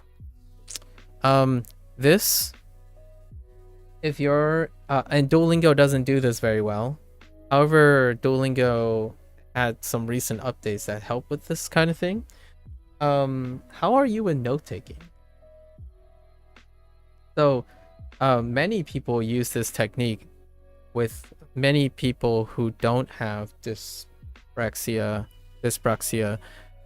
use this technique most of the time. If you keep you're gonna have to develop a habit. So I don't know if you develop this habit, but generally having some sort of pen or paper, pen and paper, or maybe like a notebook with a writing implement.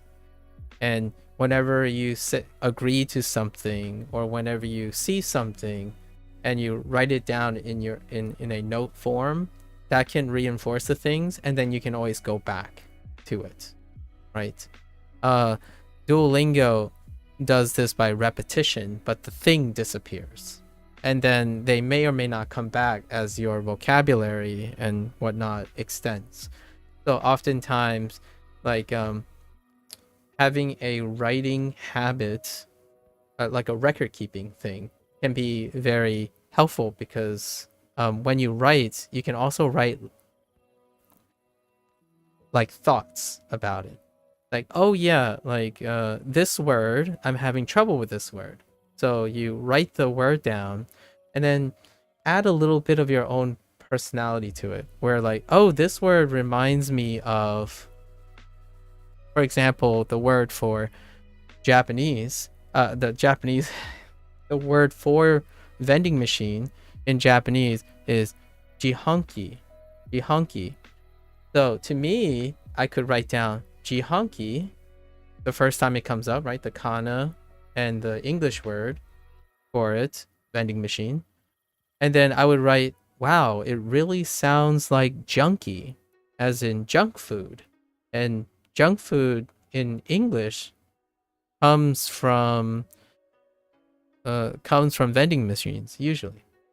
Well, you are able to learn English, so you have the ability to learn Japanese. It might take you longer, however.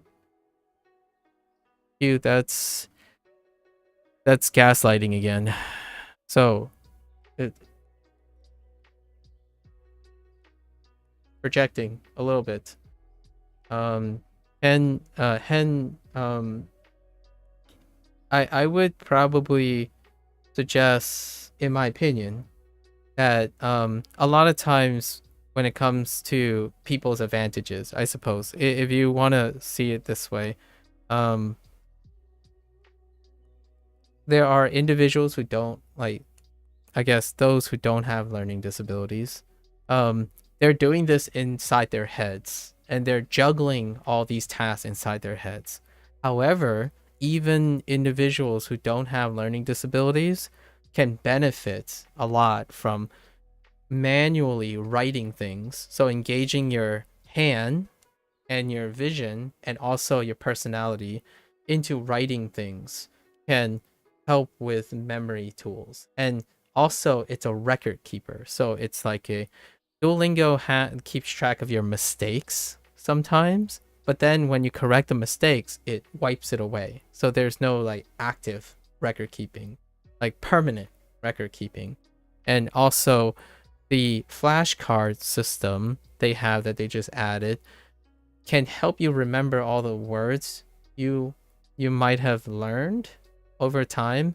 However, keeping flashcards tends to be what a lot of individuals do when they have specific troubles with certain words. However, I would go even further and say having some sort of record, and then writing the record will probably go much more a long way to, it might slow you down per se, but it will, I think, will likely increase the salience of your, like the memory to stick. And if you forget, right, usually when people use the word struggle, they feel bad. It's like a negative sentiment. However, when you write something down, you don't have to necessarily worry about forgetting it. Right? Oh yeah, no worries. When you write things down, as a last talk, when you write things down, you don't have to feel bad about forgetting it because you already did it. And if you forget something, it's already there. And then you can remind yourself, hey, you did remember something. You wrote it down. And that's a positive thing.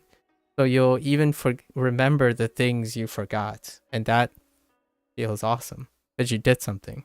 It's a great reminder that you did something. So enjoy your shower. But yes, take care. If you don't come back, like, spend time, don't make it too negative in learning Japanese, right? Anyways, nice. Okay, where were we? Okay, kono shiko. Let's switch gears again. Kono shukudai. Kono shukudai wa totemo yasashi desu. Oh, right. Yasashi is being used as easy. 優しい Or kind of, yeah, easy. Right, and then this is where they introduce, what is it?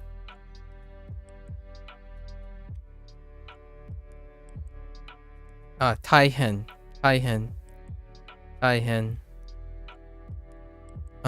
So this work is very easy. Go hun gurai kakarimasu. 5分ぐらいかかります. It will take 15 minutes. It'll take about 15 minutes. It's pretty easy homework, I suppose.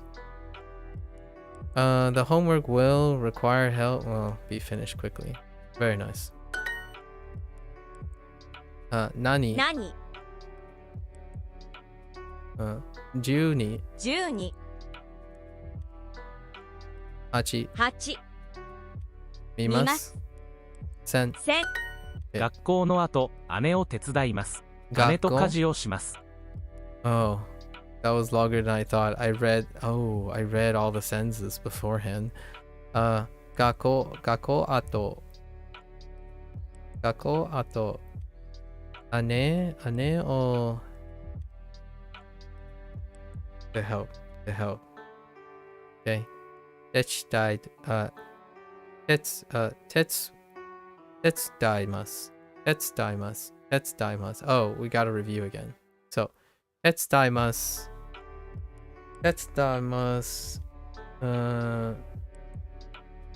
少し Oh no, 仕事手伝います。仕事うちに帰ります。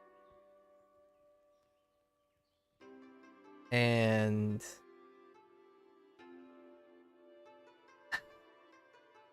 I forgot the fourth thing. So we're gonna have to remember what the fourth thing is. Oh, wait. It's gone. Alright, I guess it'll come back at some point. 姉と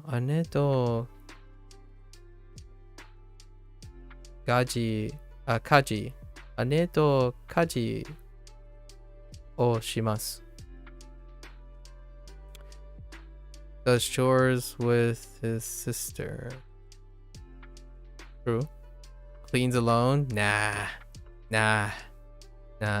家事をします。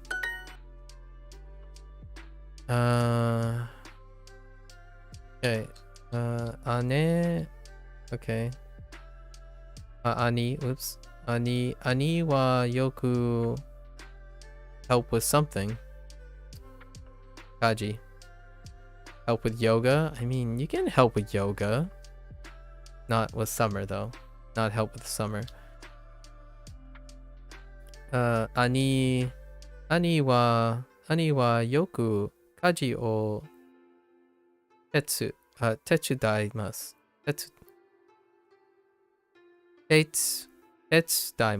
Tetsuimasu.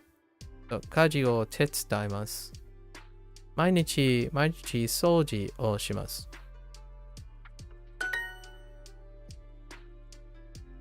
学校の後。Oh, that's あと weird. Okay. 学校の後、宿題をします。宿題をします。I help with chores. 家事を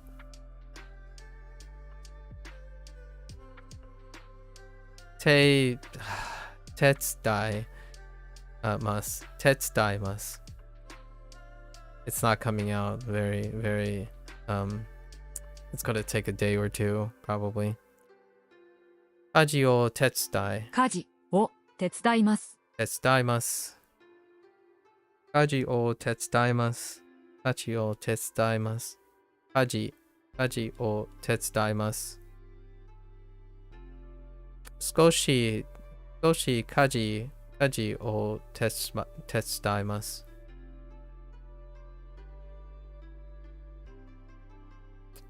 I'm just throwing another word in front to make it seem, to see if it's weird or not. Let's see. Maiban kaji o tetsudaimasu. Raishu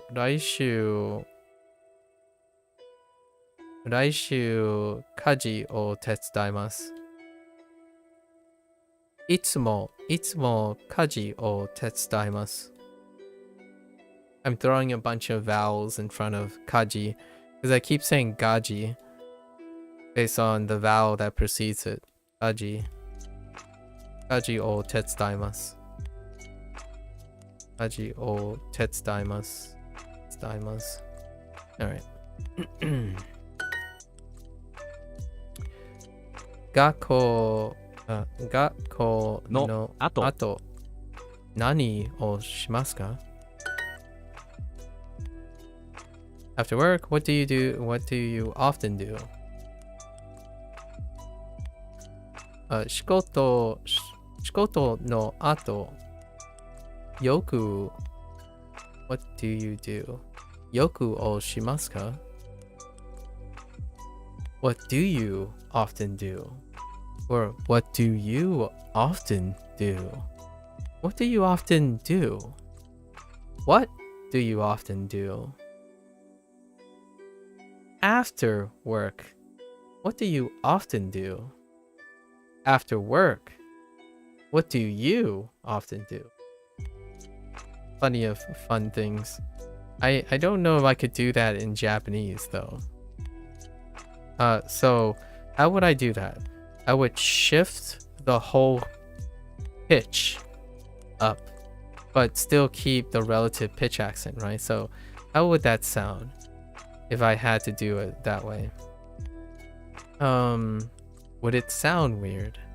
So let's write this out first. Actually, I'm kind of curious. What does that sound like?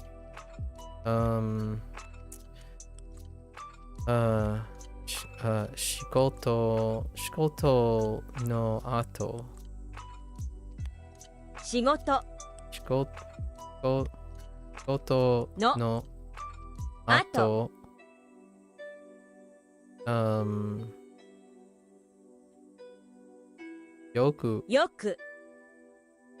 Yoku o shimasu ka? So let's try this. Shikoto no ato. Yoku o shimasu ka? Nah, I don't think that works very well. I don't know, that doesn't really work. It's so hard maintaining the pitch accent and mora without doing that. Like for example, I guess you take each of the individual words, right? And then you shift in octave, or you try to go up, step up, and then you keep all the pitch accents relatively. So you could do tone, or like the tone thing, like shikoto no ato. Yoku o shimasu ka? That's all I got. Like you can shift the pitch up and down if you want, like shikoto no ato. Or yoku o shimasu ka? That's all I got. Like you probably send the whole thing up and down, and then try to maintain the pitch accent the same way. So you're like shifting octaves down and low enough to make it sound like it's doing something without changing the moda, because you can't change, you don't typically change the moda, at least the way I'm learning Japanese. So you can't go and say Shigoto no ato yoku o shimasu. Huh? Like you can't change the moda. It becomes super weird. So then you can probably shift all the pitch a little bit. So like if you're going up, like yoku no ato, no, that sounds so weird. Never mind. I don't know how. I don't really know. No idea. No idea what they would do other than like interject on endings, beginnings, and interjections. Cute. I mean, like, interesting. It really challenges you to think about pitches. Wait. Did I miss something?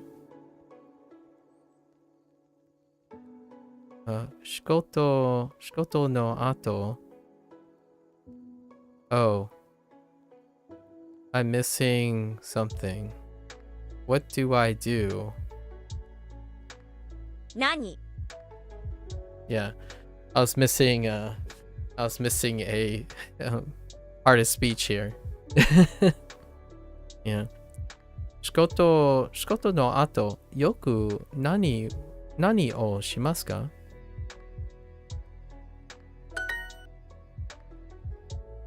After homework, what do you do? What do you often do? Okay. Shukudai 宿題の no ato あと yoku よく nani を o shimasu ka? Okay, off we go. I really want to know. I haven't really worked dyspraxia. Movement and coordination. Dyspraxia does not affect your intelligence. It can affect your coordination skills, such as tasks requiring balance. Interesting. I didn't realize that this would have some effect on mental acuity.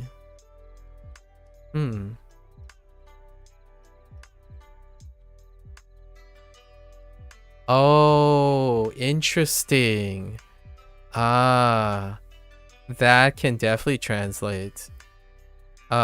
Imitating sound, writing, and movement motions, and proofreading. Oh, okay.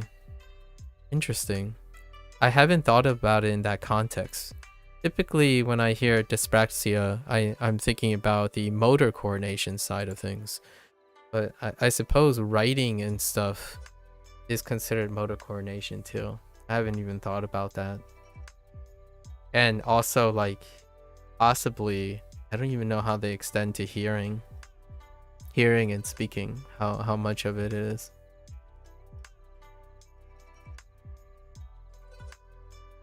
Okay, all right. いろいろなパスタを作ります。 There's いろいろなパスタを作ります。And I still do not. I need to remember to remind myself to look up maybe if there are. I need like a Venn diagram right now. I need like a Venn diagram of the use cases of scootimas. We'll call it the scootimas versus what did they use? Shimas. Yeah, shimas and sorry, that's not how that works, but scootimas. So I'm kind of curious. There's one use case right now that they introduced, weirdly enough, and they're interpreting it as make, but I don't know the use cases, so I'm gonna have to look up the differentiating use cases where scootimas interpretively as to make. There was only one use case, and it kind of took me by surprise. That was shimasu. It might be the other way around, actually. Who knows? Or I don't know. Anyways. Iro na pasta o sukurimasu. Okay. I make pasta. I made J-pop pasta. I make... No, let's not get weird. I make all sorts of pasta. Don't let the Italians hear this. No, I'm just kidding. I make all sorts of pasta. I think that's good, right? Yeah, we're good. Let's go. いろいろな家事をします。 Okay. いろいろな家事をします。 いろいろな家事。いろいろな家事をします。いろいろな家事。いろいろな家事をします。I'm trying to break this up because I don't... nakaji sounds nice together, but I'm used to hearing na and ka next to each other. However, I like to group articles with the word before it. So, いろいろな家事をします。いろいろな家事をします。今日の仕事は優しいです。今日の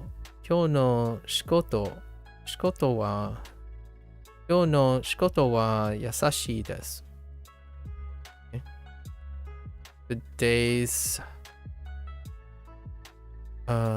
仕事 work is easy, says very few people, I suppose. Dangerous. Dangerous is 危ない。電話番号、家、and 家事。よく姉と洗濯をします。よく something I heard 洗濯をします。Oh. 姉 Got it. I think that's what that was said. よく姉と洗濯をします。よく姉と洗濯をします。 Okay. Right. I often do laundry with my ご飯 older の後 sister. 掃除をします。掃除機はどこですか？ Fair enough. 掃除機はどうですか? That's kind of nice. So Duo now deliberately make the connection for you, even though it was pretty obvious, right? Yesterday when I was saying Soji, and later they're going to reintroduce laundry again, which is oh no, they already did actually. Sentaku, right? Sentaku and sentakuki. Sentakuki is the machine that does it. So we knew yesterday. However, this would be a great way to show the relationship between Soji and Sojiki. Person. Okay. I'm so curious if this is how Japanese people, like in the English to Japanese, when you turn it to Japanese, it does this. Person wants to this. Person wants to.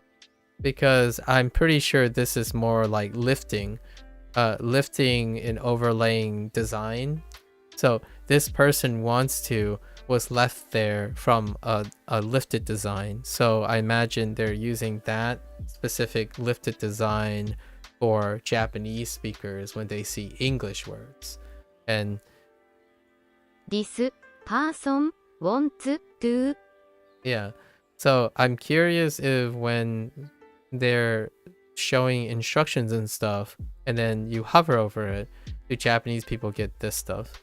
do, want, person, this, To get kind of like the bridge, right? The bridge between Japanese and English in the reverse direction.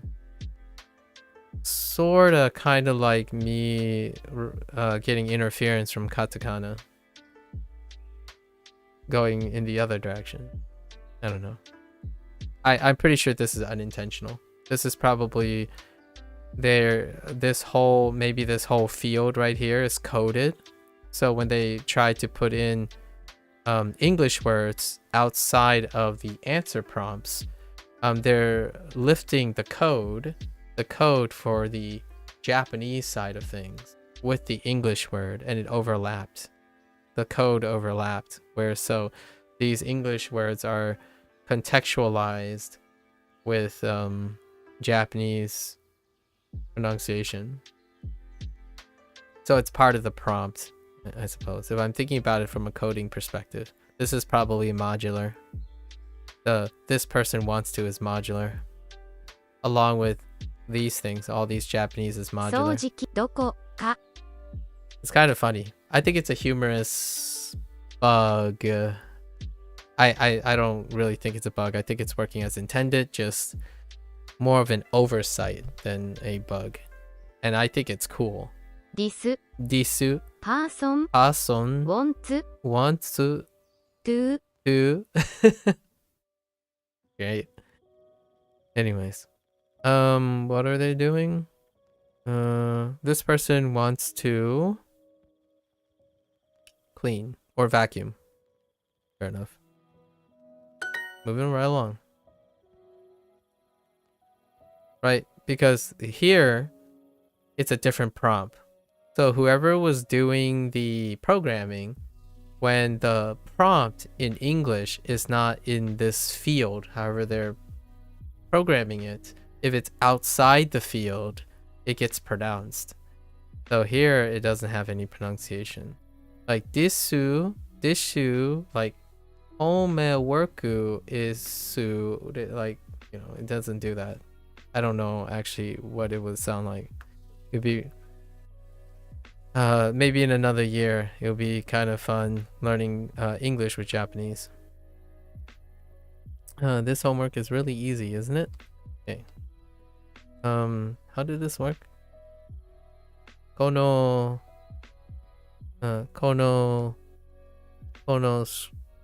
skudai wa hontou ni yasashii desu ne. この Kono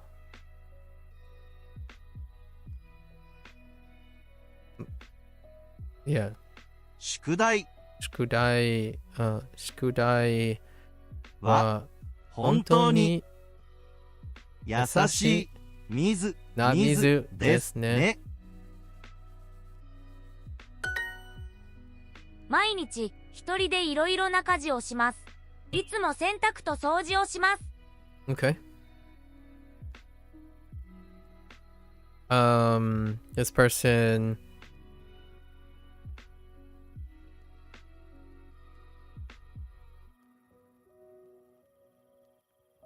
I heard chores. Lots of 毎日一人でいろいろな家事をします。いつも洗濯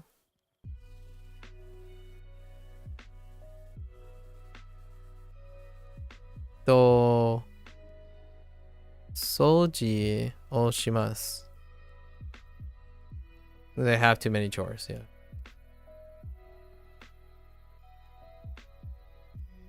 Interesting. Every day with a comma.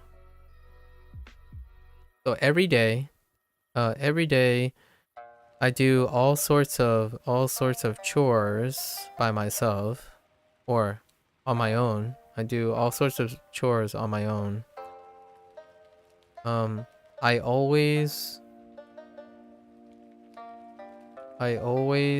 do Yeah, I always do the cleaning and wait. I always do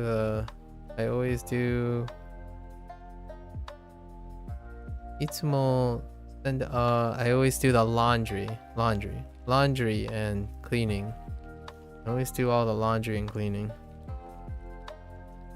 Neat. いつも夫とご飯を作ります。 It's kind of funny because when I read I always do the laundry and cleaning, I thought to myself, I thought of the phrase I always do all the work, as opposed to saying I do the laundry and the cleaning. I would naturally gravitate towards I do all the work, which I think I can kind of say.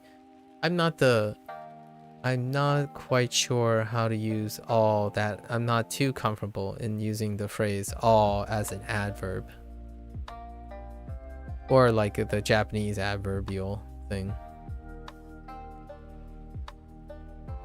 Anyways.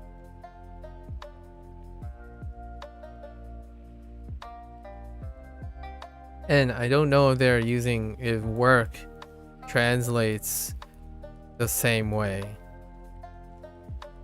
So like, I don't know if I can, I imagine shikoto is work as opposed to work in a general sense, but maybe you can get away with work if you think work at home, like lifestyle work, is also work. I don't know if that translates in Japanese culture, in Japanese language, where work at home is still work in the sense of how they're using work right now, which is dealing with your job. Because to me, life is a 24-hour job, so cleaning and like laundry and cleaning is part of work, in my opinion. That might be a lost in translation thing though, unless there's another entirely different type of way to express work.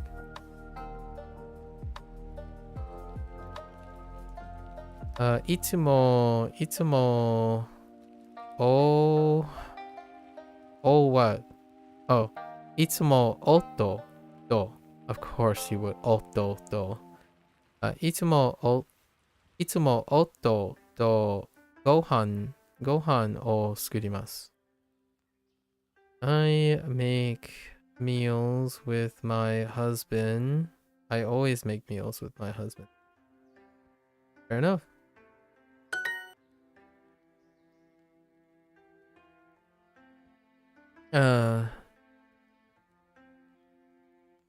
Shumatsu. Bring back Shumatsu. Shumatsu wa itsumo sentaku o shimasu. What are other choices? Okimasu. Get up.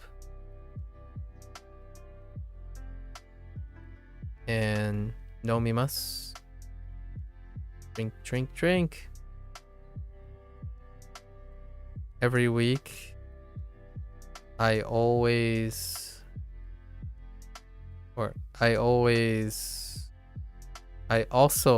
no, never mind. I always clean every week.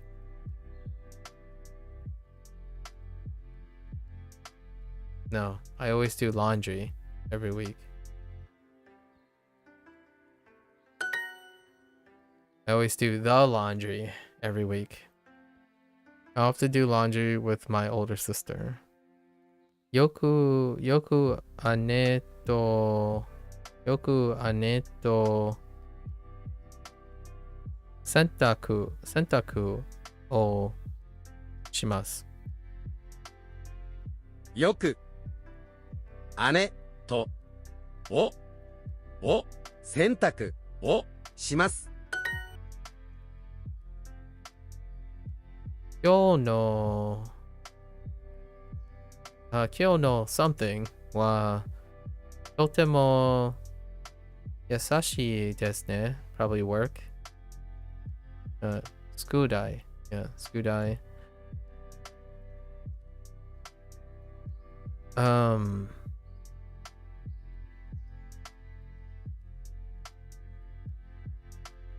Oh, baste, bus stop, and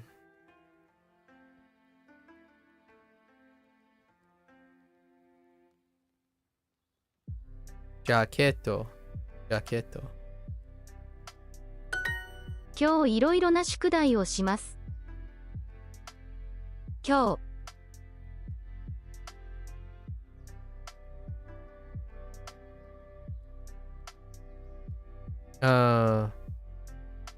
What?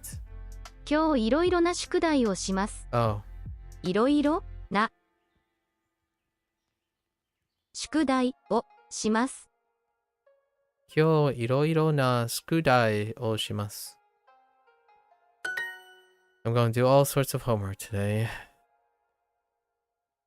毎日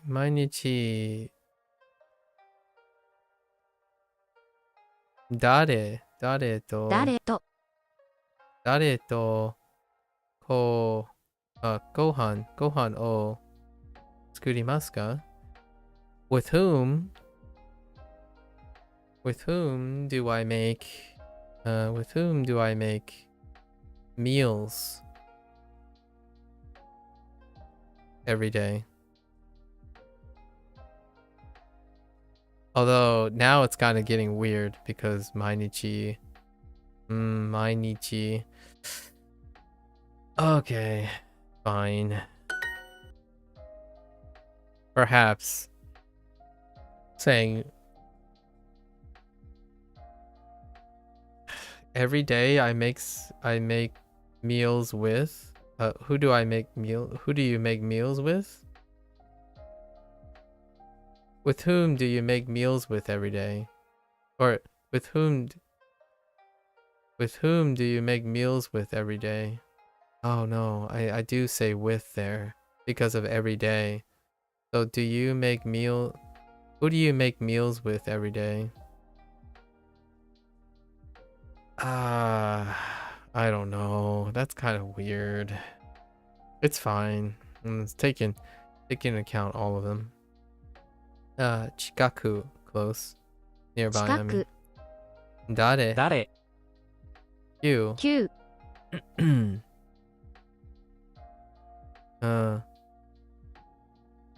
Oh yeah. Omiyage. Souvenir. お土産 Nani? 何 Okay. 明日の仕事は優しいですか？ Okay. 明日の Wait. Work.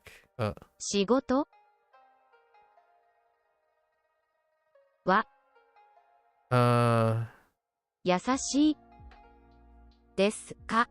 明日の仕事は優しいですか？ Yeah. 明日の仕事は優しいですか？明日の仕事は優しいですか？ Okay. Tomorrow's work's gonna be easy. Or is tomorrow's work easy? Who do you go to school with? So... Okay.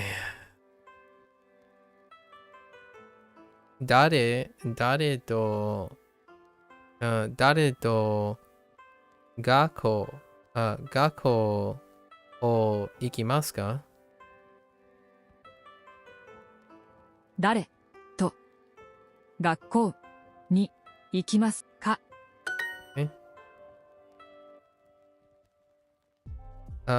誰とよく宿題をしますか？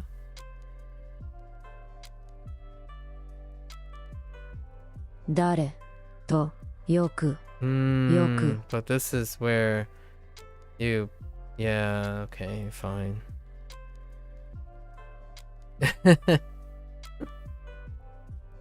宿題をしますか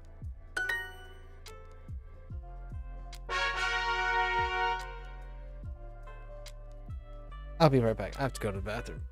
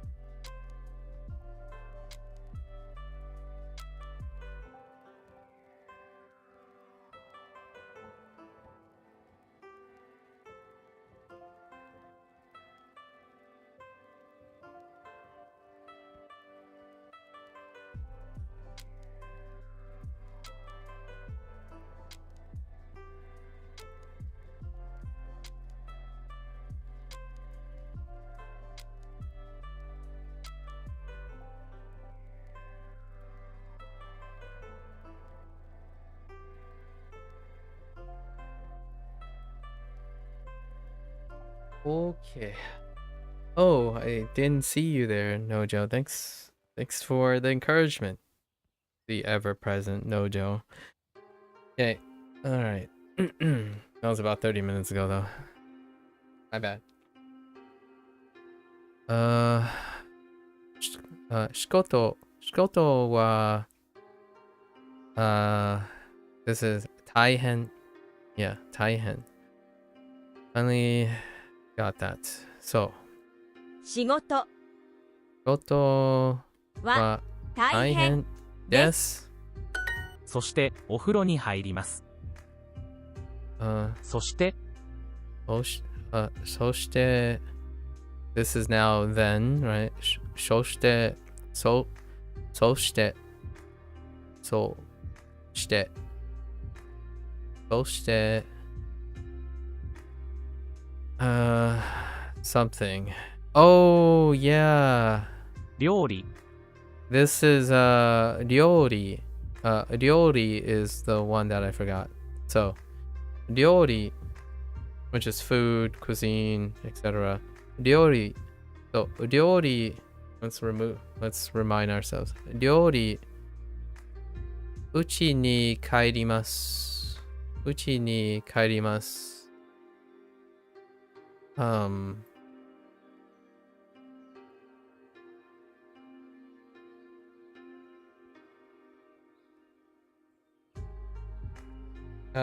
Debts daimasu. Yeah, debts daimasu or taimasu. Debts daimasu. Or des taimasu. Oh no, des kaimasu. Oh no. Alright, I've already forgotten, so we're gonna have to drill that some more. I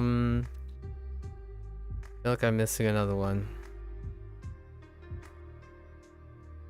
So ryori.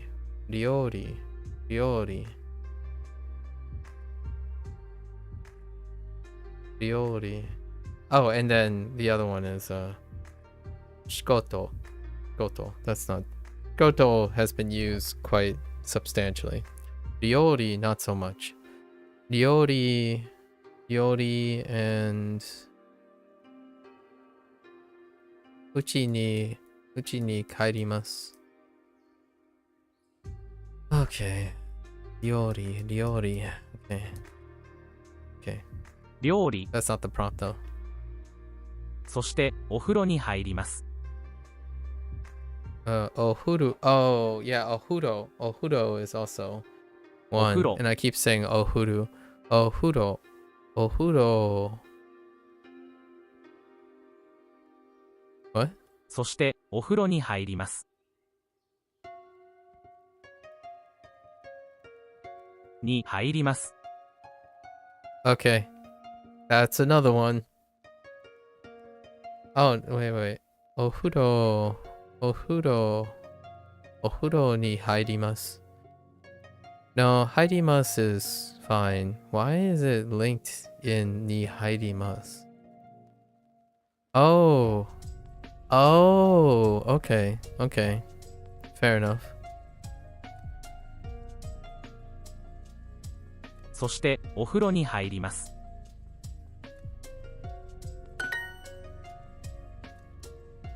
Interesting. Okay. So how is this confusing? How is this overlapping? So haidimasu, right?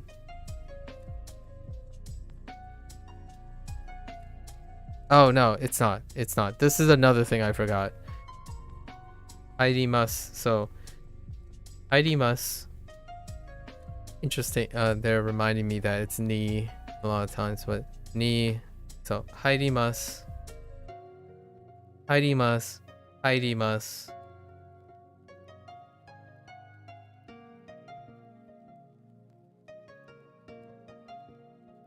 Ryori, right? Ryori. Yeah, ryori. Sorry, ryori. Goto. Can't remember the other thing. Oh, and ofuro. Ofuro is also one. I feel like I'm forgetting something. What is it? Oh, we didn't recall this as well, but that's fine. Stretch is fine. Storechu. Storeto. Storeto. Okay. そして、スト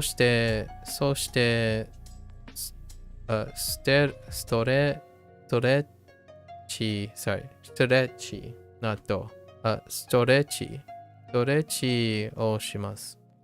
ストレッチをします。ストレッチをします。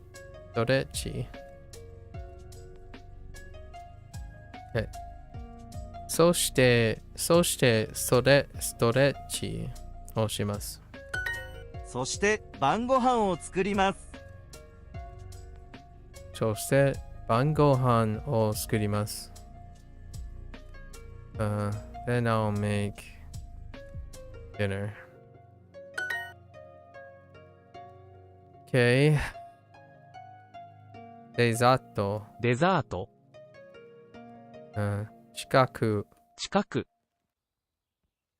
お寺。お寺。temple。お寺。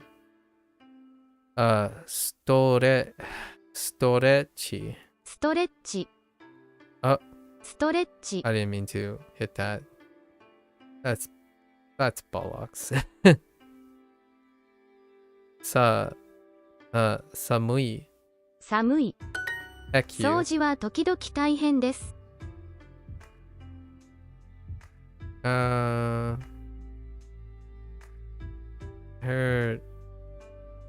What? 時々。掃除は大変です。掃除は時々大変です。What? Wait. Hold up. 掃除は時々大変です。は。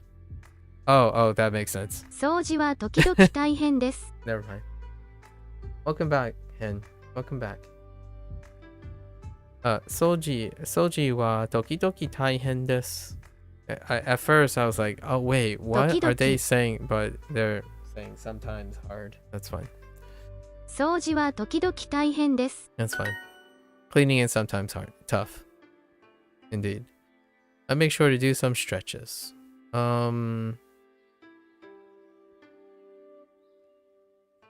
ちゃんとストレッチをします。ちゃんとストレッチをします。ちゃんとストレッチをします。ストレッチをします。ストレッチをします。ちゃんとストレッチをします。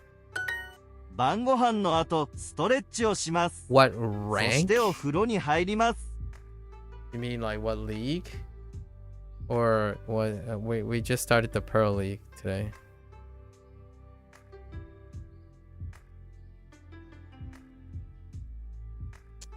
Pearl League.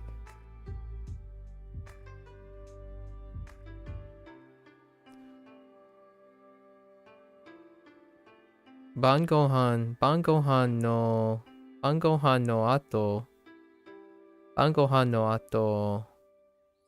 ストレッチをします。そして、お風呂に入ります。そして、お風呂に入ります。This person relaxes. That's a nice way to place it. That's a nice way, even though we don't have the word for relax yet. Interestingly enough. 姉は忙しい。忙しい is busy. And they brought it back. And it's clearly not a noun-verb. Yeah, Ruby, right? Do you think you'll ever get Super Duolingo? I will. Eventually. I can only use Super when I plan on being super. So I still also have the 2-week free trial. I still haven't really found a time when I would use Super for 2 weeks straight.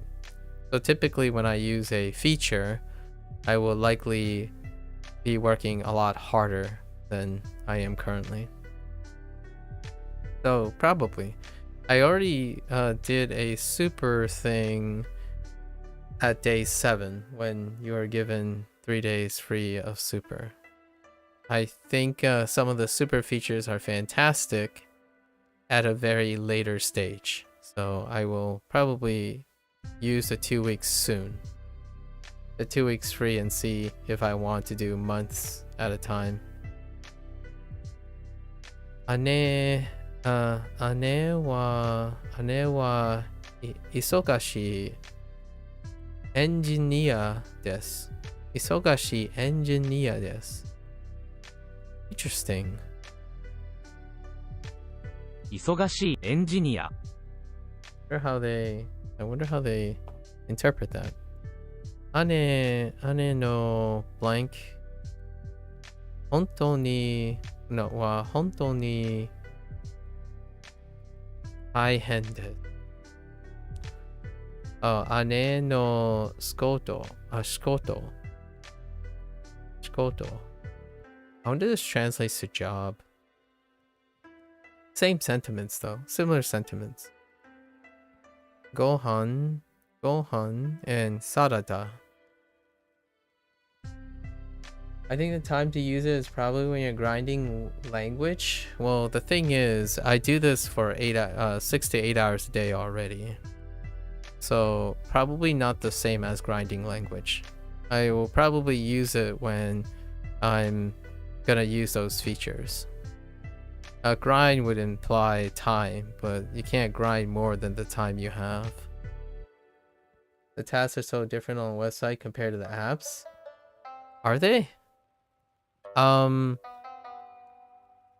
They're not different. They're new after you get through a certain number of Japanese. Oh, the the leagues are so different on the website compared to. Oh, okay. I didn't notice that. I see. I didn't realize the leagues were different between the app and the website. Huh. 冬は毎日お風呂に入ります。 Welcome back, Jamie. I was going through my Croatian textbook, and the two most popular cities have dropped the pitch accent system while it's still alive in small towns and states. Oh, neat. So that means you can say whatever you can say without concerning pitch accent. People will mostly understand you. Jamie, you're free. I mean, it would be fun to be able to do it, you know? If you had an opportunity, why not? Oh no, not the leagues. You were talking about the best time to use the 2 weeks. Oh, okay. Fair enough. Fair enough, Hen. Ooh, they're bringing back the seasons. Huyu wa mainichi ofuro ni hairimasu.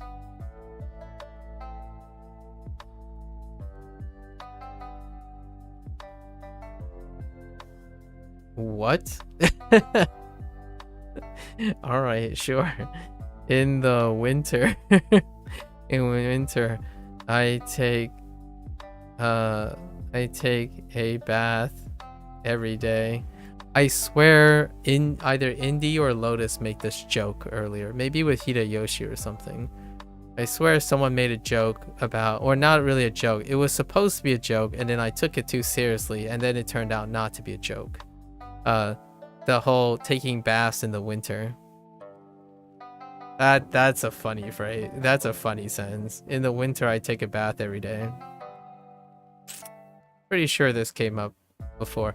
It was when Otearai and Oire, and the idea of talking about restrooms versus bathrooms, and then do bathrooms, are they segregated from baths or showers? And then it was introducing shawa o abimasu, right?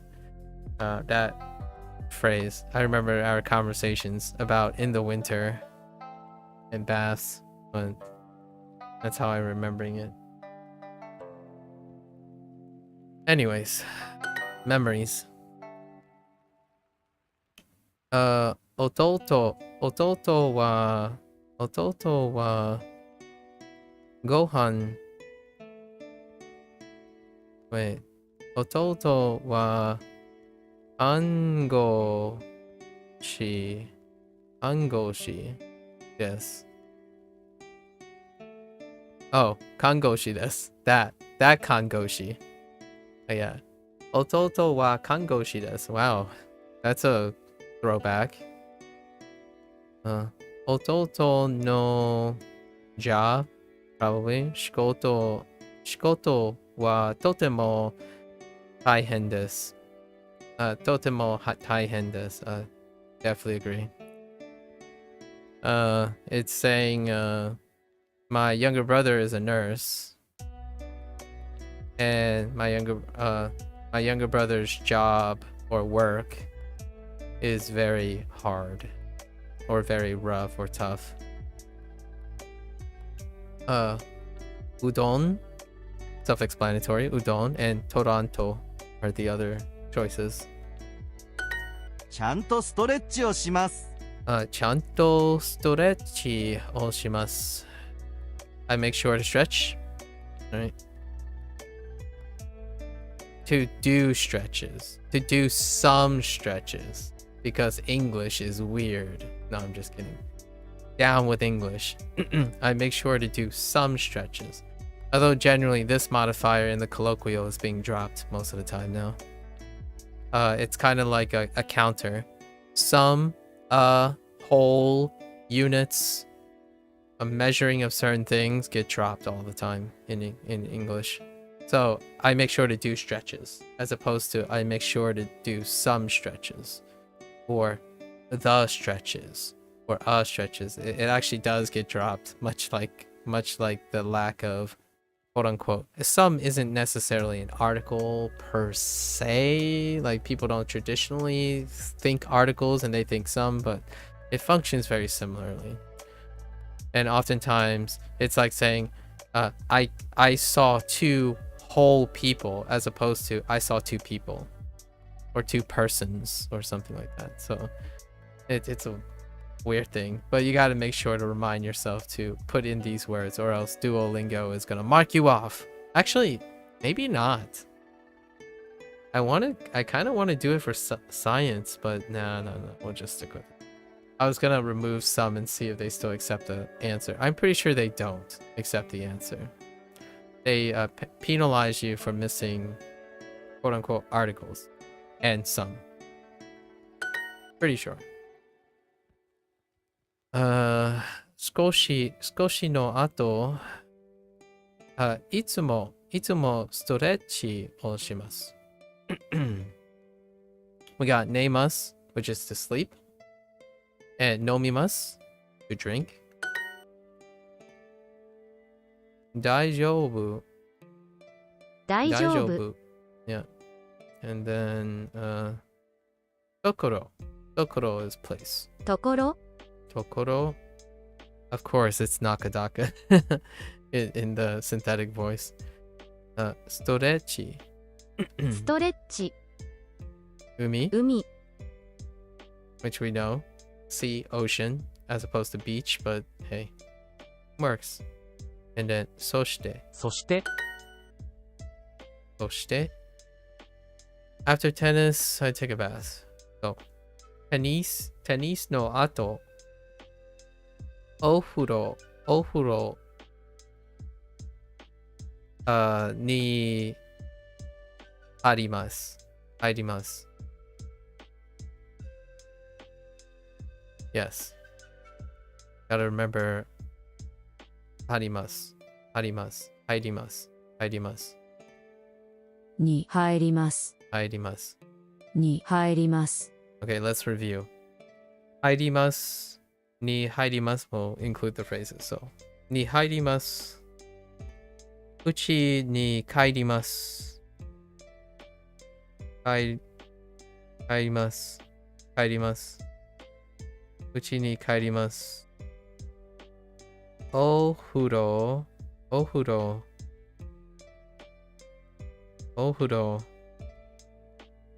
料理。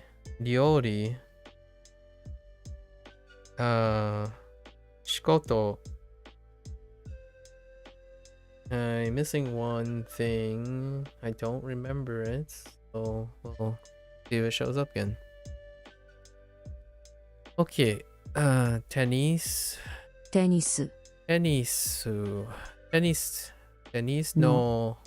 の後。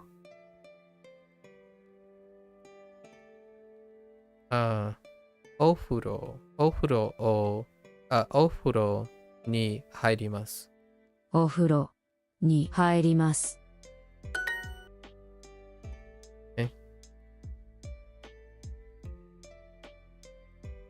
Okay. 今日の宿題は本当に変態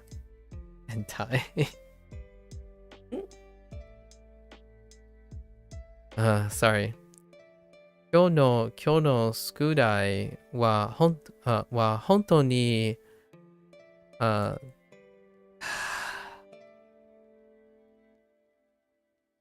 大変ですね。I keep wanting to say hen first, the hen as the, and if you flip it back, it's hentai. It's so funny. So tai hen, if you flip tai hen, you get hentai.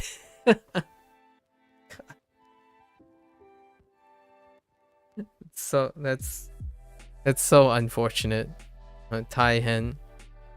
Okay, sorry, I'm over it now. Okay. 今日の宿題は本当に大変ですね。Desu ne?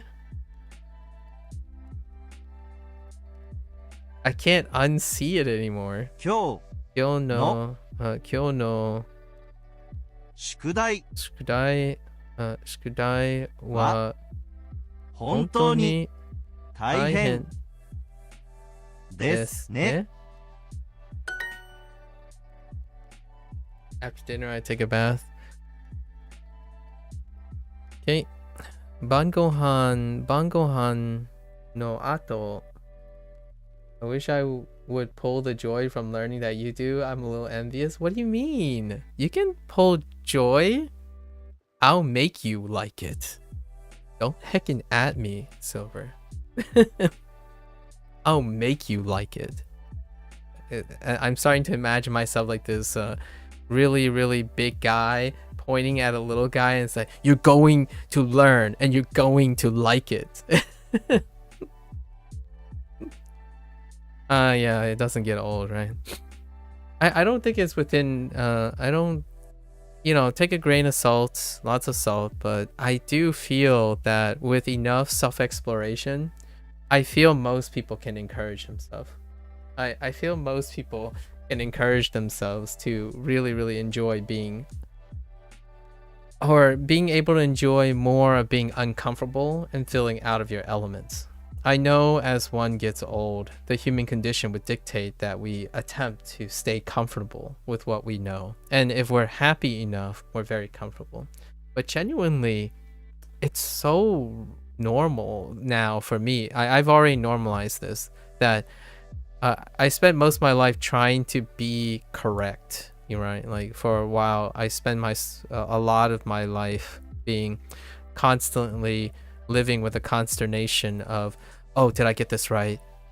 If I make a mistake, that'll be bad. And that's kind of the whole like face culture thing too, as well. But nowadays, you know, in the last, I'm gonna say, the last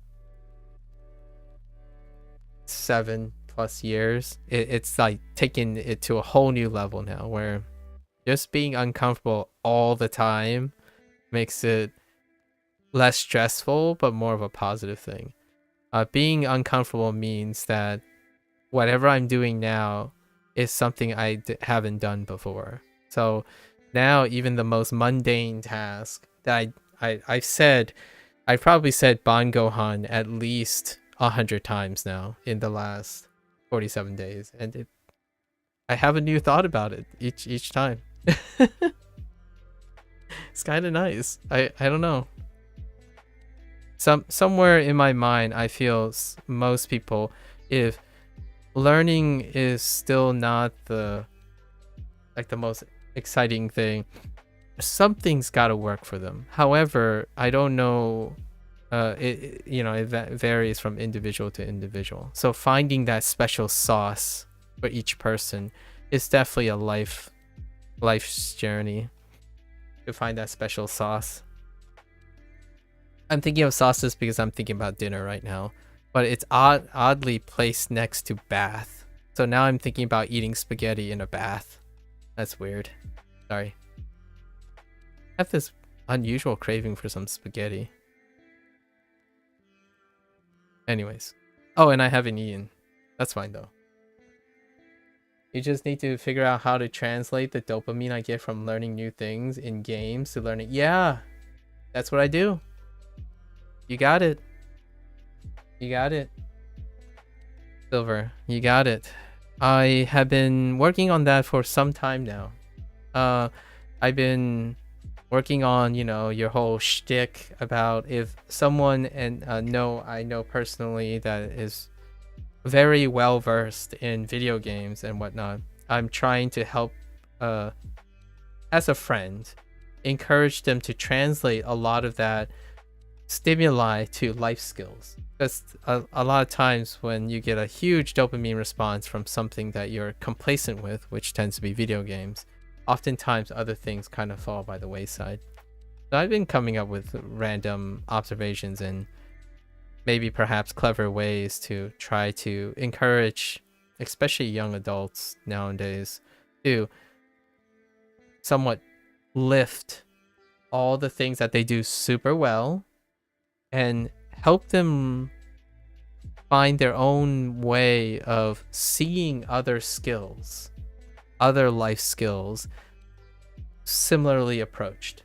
I honestly think Duolingo is kind of an interesting bridge because Duolingo is trying to literally do that bridge, which is to gamify language learning, right? So it's a natural stepping stone for the current adolescents right now. And then how do you take that? So Duolingo isn't here to hold your hand and try to implicitly and explicitly demonstrate to you what works, like explain the methodology, and then allow the person who's learning the methodology to translate that into leaving Duolingo and using other tools that aren't gamified. And that's kind of why I think using Duolingo as a middle ground is pretty interesting. There are so many techniques and methodologies to learning that gamification does that I think formal learners don't pay attention to most of the time. Formal learners pre-select themselves into a group where it doesn't have to be fun. They don't lack motivation. They don't require self-motivation or goals or time management. So a lot of times what's frowned upon is exactly what Duolingo don't intend to focus on, which is time management, comprehensiveness, teaching habit formation, like proper habit formation, pragmatism of their skills. Their sole priority is very gamified. It's what video games do incredibly well. And the language itself, that content, is the biggest barrier for someone who likes video games and using Duolingo. So oftentimes you can say like, oh yeah, I don't want to play this game, right? Because the content isn't interesting. So if you can circumvent the content restriction, then Duolingo would be a great bridge. However, beyond that, I would love to see, personally, this is my personal take, I would love to see Duolingo branch into reinforcing lifestyles using their brand. They went into other subjects like math and music soon. Math and music will probably be available on the website. I'm going to use it, by the way. A lot of people will say like, well, you tell me you don't want to learn, you're not focused on learning Japanese, but you don't know Japanese. Well, yeah. All right. When music and math comes on Duolingo, I would love to learn math again. Like they're probably going to start with algebra. That's probably the first place. Algebra and trigonometry or something, and it's free. Like as much as I want to do other services like Brilliant or Skillshare or something, specifically Brilliant, it's a paid service and you can't actually stream that stuff. It's proprietary. So I would love to see what they do with math in the future and music. I already know most of that stuff, except it's really interesting how people are teaching this stuff. That's probably why I'm always excited about learning things I know or do not know. It's new because I'm always wondering how I could use it to help others. So much brainstorming. It slows me down when doing the actual task, which most people think that I'm specifically wanting to become fluent in Japanese. But I don't think it's humanly possible, in my opinion, to prioritize certain things while you have to sacrifice everything to be fluent in Japanese. So my priorities do not rest in that. Mastery is diminished returns, in my opinion. It's more of agree to disagree. I prefer to have the services of people who are masters, right? People who are specialists in this. So I would definitely learn enough Japanese to make friends with a Japanese person and be able to communicate through the maybe miscommunications and lost in translations. And that Japanese person is the one that I have the privilege of being around because they spend most of the time in that language. And then one day maybe I can show that Japanese person a service I have, unless they become bilingual or something in English. But generally speaking, you got to pick your battles for mastery. I don't want to be a polyglot, is basically what I'm saying. I think that's a very admirable thing to start if you're like 14, 15 years old. But my priorities is to convince people or help people learn new things and form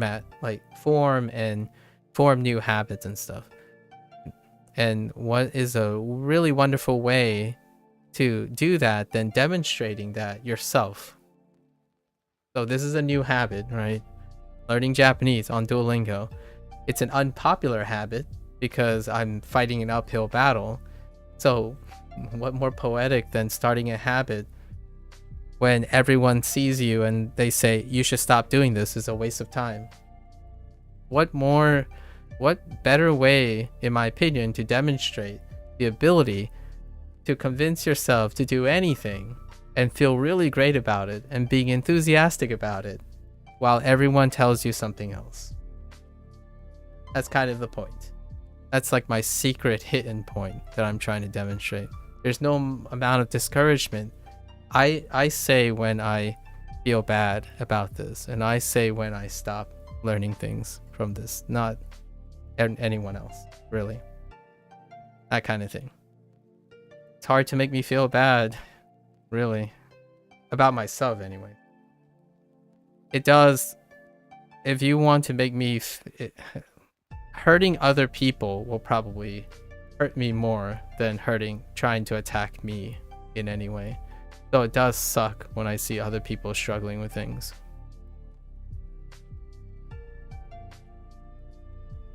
That's kind of cool to be strong with that mentality. And of course, I choose to have this mentality with things I don't know.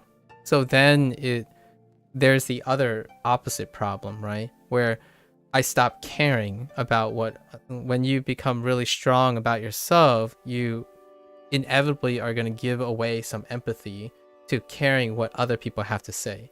So typically when I'm streaming, I'm generally streaming things that I have no competence in, so that it reminds me to humble myself. Because having a strong mentality and always doing the thing you're good at, then you become arrogant. And then you stop caring. And then you start offering advice that is not great for teaching or offering advice, right? If you become like the GOAT of Japanese or something, and then someone comes up to you and asks you advice, if you spend most of your time not having a strong mentality and also knowing everything, so you have no incentive to taking in new information, then you'll start offering advice like, well, why are you wasting your time with that? I know better than you, so do this instead. As opposed to listening to that person and thinking, oh, you really like this and you're having trouble with it. Can you tell me more about what your problems are first? Because you have to ask and synthesize that, as opposed to telling them what to do right away, right? Suggesting what they're to do. So to keep that at bay, I don't do things I'm good at when I have a strong mentality. So in fact, here's the irony. The things I'm very good at are the things I'm the least confident at. I suffer a lot from imposter syndrome. And so I don't usually talk about the things I'm very good at openly or voluntarily without being asked, because I fear all the things I don't know. So the better I get at something, it doesn't make me feel any more confident. It makes me feel worse most of the time. So I keep that at bay. And I don't usually make my goal to master something, because in my career, like in my lifetime, every time I went to try to master something, it only made me feel worse and worse over time. I constantly feel like I've learned less and less, and I know less and less, and there are more and more things to learn. So I stopped doing that. And that's just my 2 cents. If any of this sounds familiar to anyone else, I really do highly encourage people like that who suffer a lot from worrying about mastery in that way to encourage themselves to live in the moment, far more in the moment. Otherwise, you're going to be stuck kicking yourself in the butt for imposter syndrome all the time. Like, oh yeah, you're in the 99th percentile and all you can feel is like, man, I'm just not good enough. Like, why can't I be the best? So that type of mentality, I'm far from it now. I've removed myself and pushed that to the side because it was awful. It was an awful place for me specifically. So if you're any person who resonates with that, it can be really tough. I honestly struggle with that when starting to educate others in my company. I really had to put myself in their shoes and imagine having none of the knowledge I have. Yeah. And it's my encouragement is somehow try to work yourself up to being in uncomfortable positions. It doesn't have to be like anything impactful or real. Occasionally throwing yourself into a place that is uncomfortable helps remind you of that stuff, right? Yeah, at first I just felt like, why are you not getting this? It's easy. Exactly. Right? Exactly. Or oftentimes the advice is unfilling and it detracts from the person's goal, right? Like, wow, you failed this 3 times. You might as well give up. Try something easier, like not do this stuff. That kind of thing, right? Like, oh, I don't think this is for you if this easy stuff is not coming to you like secondhand in 3 days or something.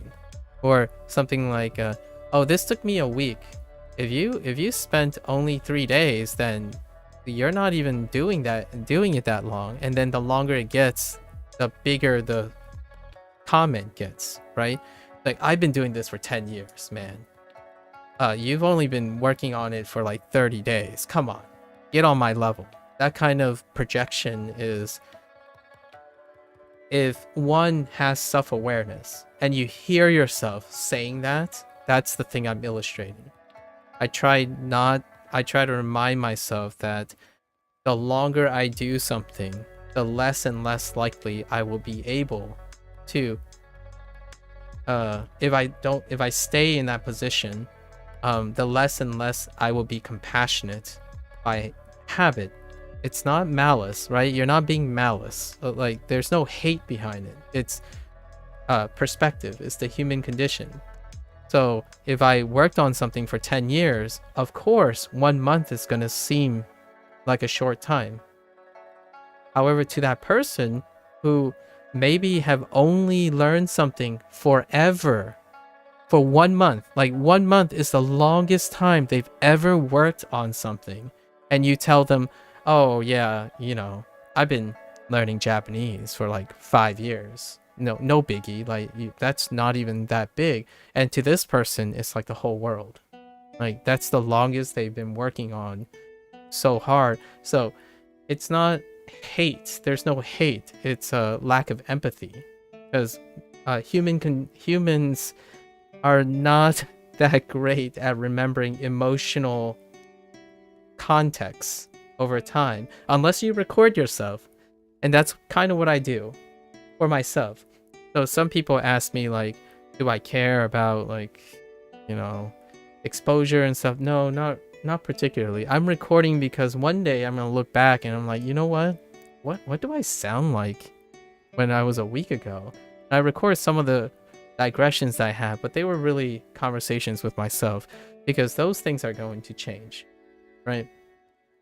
I might think that 47 days is long now, or how much time I spent in 47 days. But really, in another 60 days, 47 days is going to feel short. And at 90 days, 60 days is going to feel short. So over time, that's the human condition. And it's very, very difficult to keep being compassionate as time increases. So that's one of the biggest dualities between becoming an expert at something and becoming complacent at the same time. And I try not to be. So I spend at least 5 or 6 hours in a routine that I'm not comfortable with each day, to remind myself that, yeah, I have to ask how that other person feels first. Because when you're learning, you have to be able to identify all the problems you have. The first step is asking the person, what do you think are the problems? And how you feel about them? And what are you doing to address them? And then the moment they're able to do that, you can then share yours, and then because they know what their problems are, they can compare it to yours and be able to take the things that they want to try from your information. If they cannot identify the problems to you and explicitly tell you what they are, can you truly trust everything they say? And then, you know, it becomes a mixed bag, right? You then go down the wrong path. You go down a counterproductive path, and you're playing a guessing game. So a lot of times it's like you have to be able to make time for that. And in a company setting, I can only imagine, Silver, in a company setting, there's tons of employees. So you have to exchange pragmatism and speed for, so you have to like fight your battles and whatnot. That's kind of how it feels whenever someone asks you for mental health advice.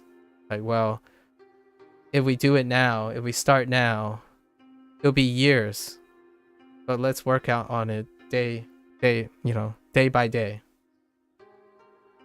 Don't get anxious. Do not get impatient.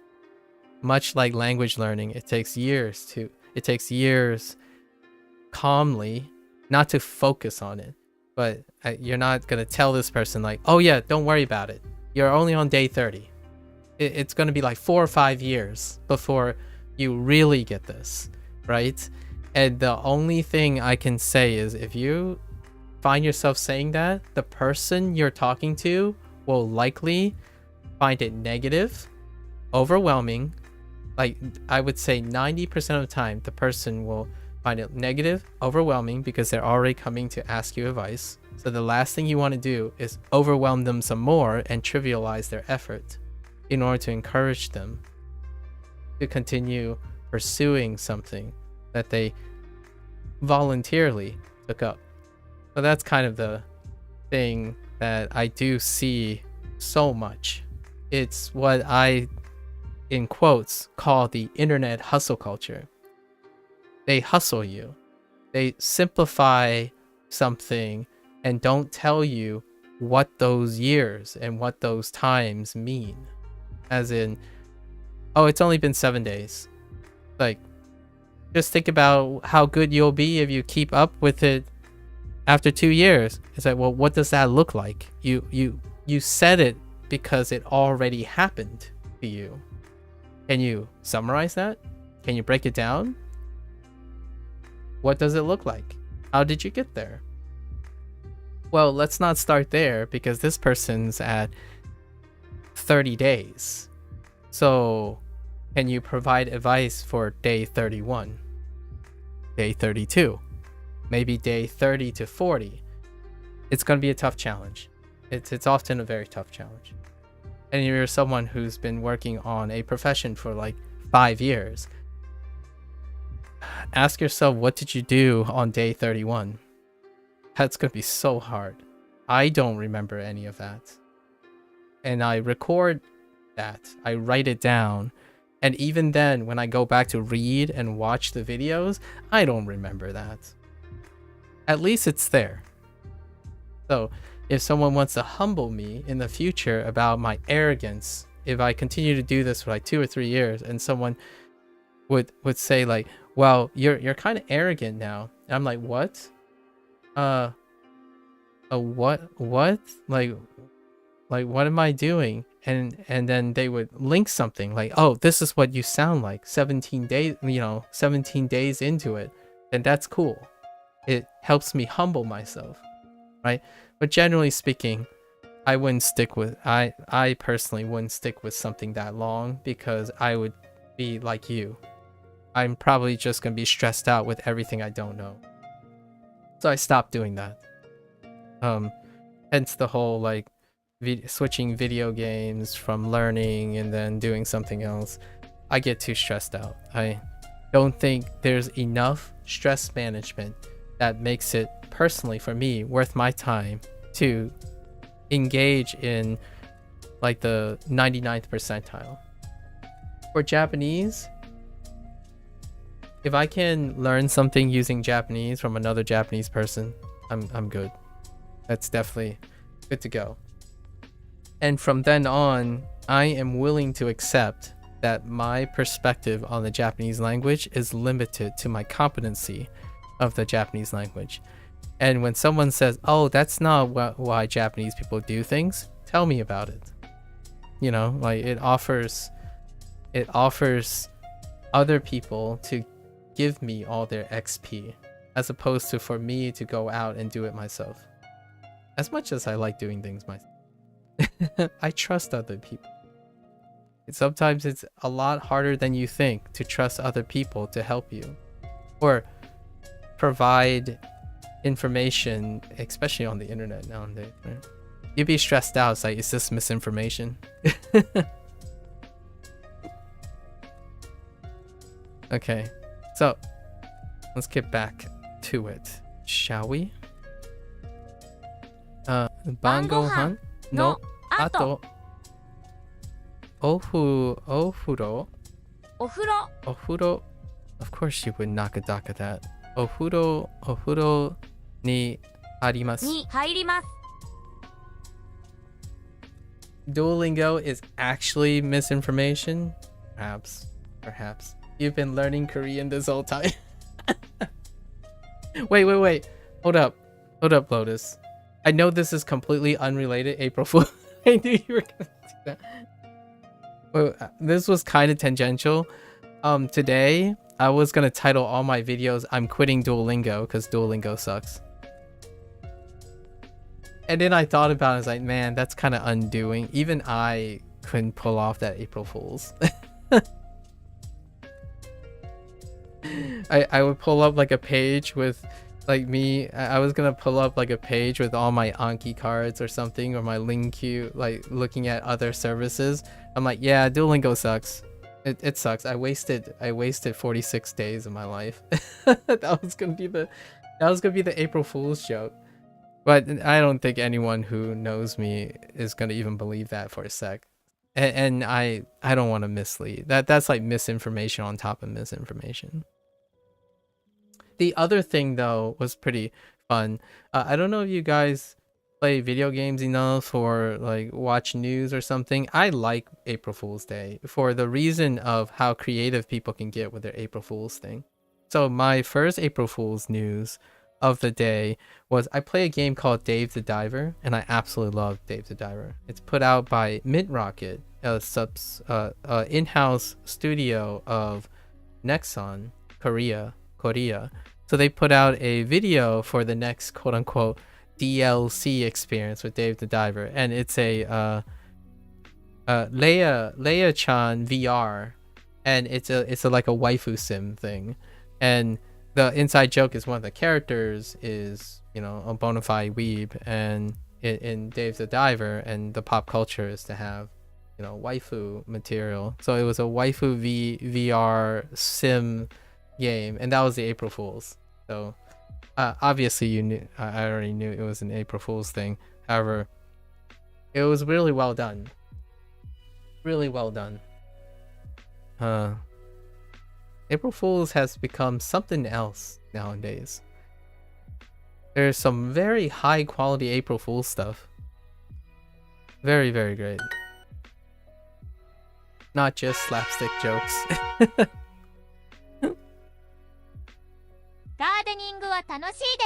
Oh, I totally forgot about gardening. Gardening. I found that this year was way more toned down. Oh, really? Yeah, I haven't looked too hard. I woke up to that one thing, and then that's all I had time for. Then I went out for a run and then took a shower, and I'm here. Interesting. So, toned down, huh? Yeah, that's the only April Fool's one I saw. Linus Tech Tip did it pretty well, though. Ooh, I'm looking forward to the LTT one. Yeah. They put a video out yesterday, which was...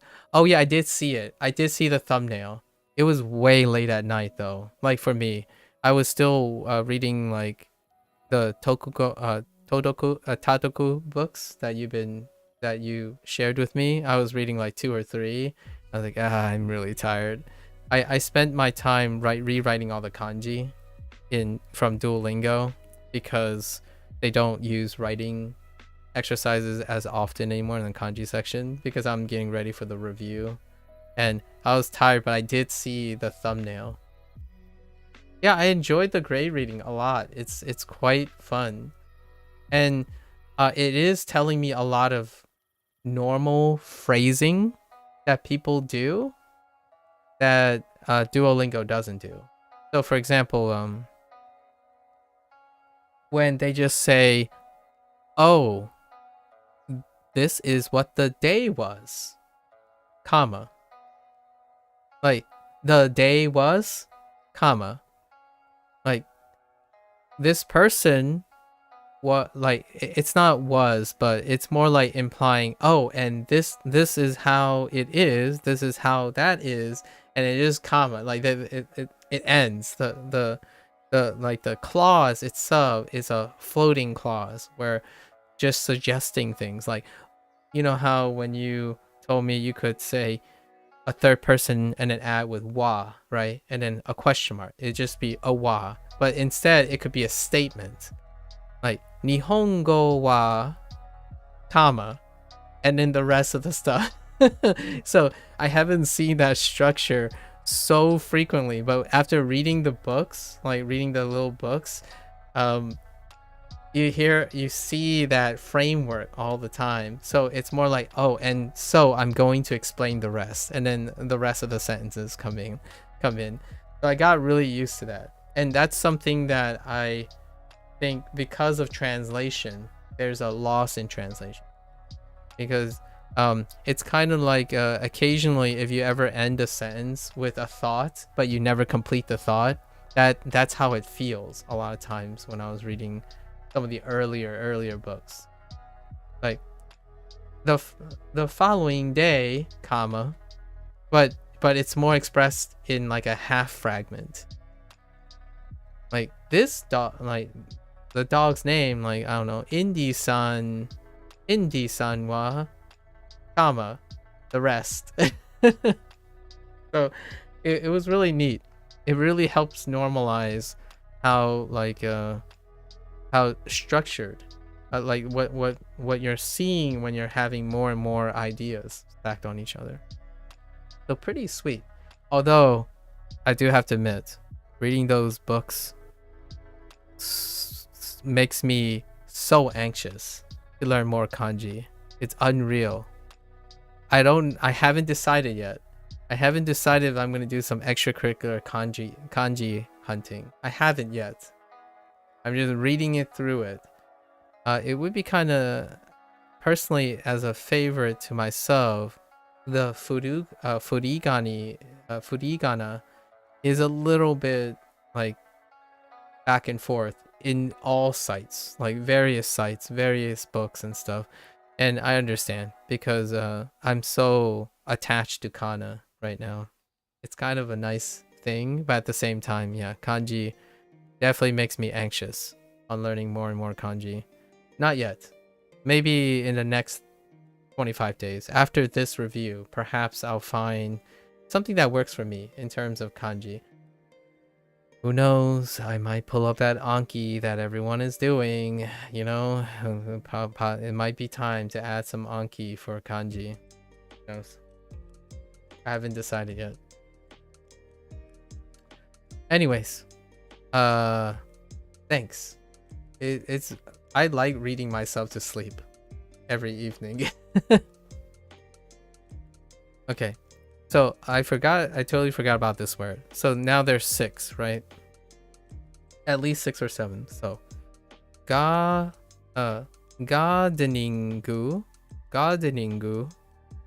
So gardening. Uchi ni kairimasu. Ni kairimasu. Shikoto. Ryori. Oh no. Now I've lost another one. I'm getting stuck with 6 to 7.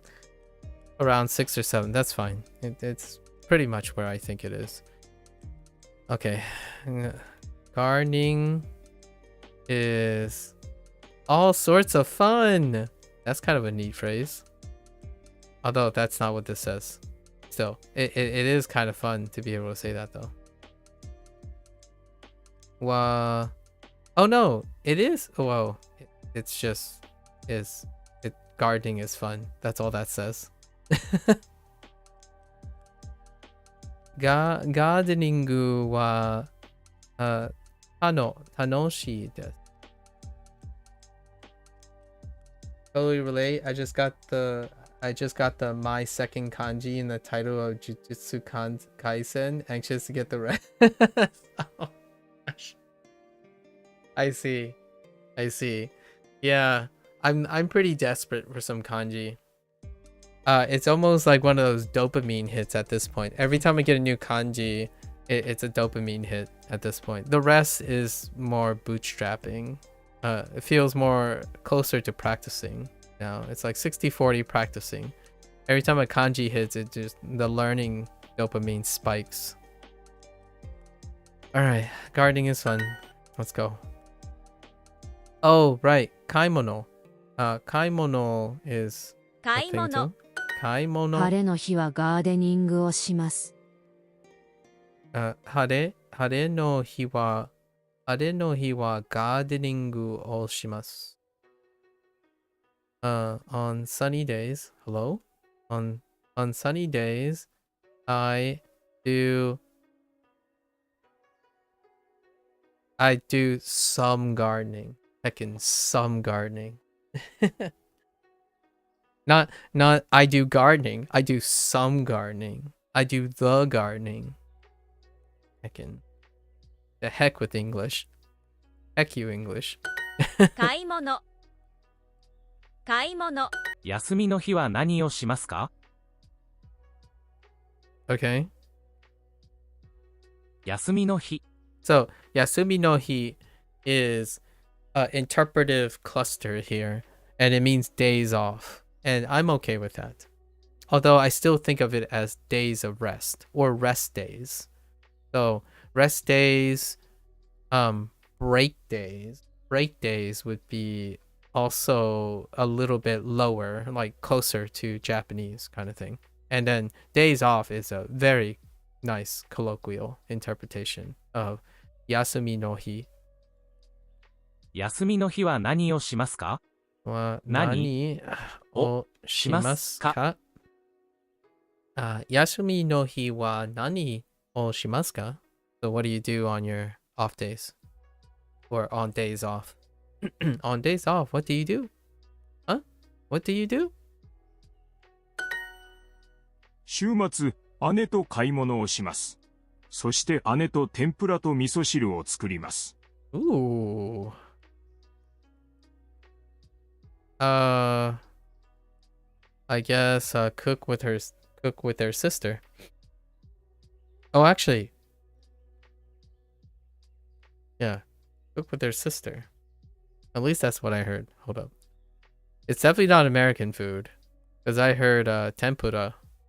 And then eat at a restaurant. I mean, they said they went to shopping. But I think they went shopping to cook. Let's find out again. Let's... that's all I synthesize. That's mostly what I synthesize from the sentence. Obviously, I'm not translating any. When I hear all this sentence, I'm interpreting the whole thing as opposed to instead of translating. I'm not translating word for word anymore, which can hurt me in the long run for Duolingo. I basically went with, oh, I thought this idea was cool. Then I linked it with the previous idea, kind of like how I listen to English most of the time, where like, oh, okay, well, this is kind of neat, and this is kind of neat, and I'm being a little flexible with how I'm arranging my ideas. But let's read this. And then I read it over again and then see what it literally says, or try to literally hear it out, right? So, Shumatsu, every week, right? Shumatsu, ane to kaimono o shimasu. So every week, I go shopping with my older sister. そして、姉と、天ぷらと、味噌汁 Oh, hey. 味噌汁 Sorry. 味噌汁。味噌汁を作ります。So we make then after shopping with my older sister, we make tempura and miso soup. So cook with their sister is the way to go. 買い物の後、家に帰ります。買い物 Did I hear 買い物のとの後の後買い物の後 And then I totally forgot what they're gonna do after. 買い物の後、家に帰ります。Okay. 家に帰ります。帰ります。Yeah, so nowadays, when I hear phrases, I hear the ideas in their entirety. But if there is a new idea, I either drop the entire idea because I don't have the entire idea or not. So in this case, it's I'm breaking up all the sentences as I would in English. But now when I hear Japanese, I'm like, well, I didn't get this, but they did say something about, going somewhere. So perhaps they went home or something. Or like, oh, they said something about shopping, but then they said something else they were doing. So they must have done something afterwards or then. But that's the way I'm processing these sentences now. Where as opposed to did the person say uchi, or was there a ni there? Was there a no? No, that's not it's not how that feels anymore. I don't do that anymore. I'm looking for concepts now, or I'm thinking of concepts. Although it does make Duolingo harder and slower because they're testing concepts. Yeah, the conceptual clusters are getting a bit bigger. Yeah. So it's no longer like, okay, that's fine. I missed a couple words, but at least I can put them all together. It's not like, if I get the concept, I will be able to make a sentence out of it, right? So in this way, that's kind of what I'm doing in Duolingo. They're looking for specific sentences, but first I'm listening for the concept, and then I can construct the sentence. It doesn't even matter if I don't know all the words. Whatever they offer, I'm gonna make a sentence out of it. And instead of looking for the right answer, I'm just constructing a sentence that I would naturally use. So that's kind of fun. My perspective have shifted quite dramatically from the first 25 days. It's no longer, I'm trying to break away from specifically constantly looking for answers, but thinking about the sentences I would construct in Japanese. Not even thinking about it in English, just constructing the sentence in Japanese. Like, well, that's kind of weird. I guess you could say this, but I certainly would say it a different way now. That's kind of fun. Fun exercise. 休みの日よく父とガーデニングをします。ガーデニングの後テニスをします。父は楽しい人です。Wow, that was pretty long, actually. That was pretty long. Oh, jeez. More or less spending time with his dad. Like,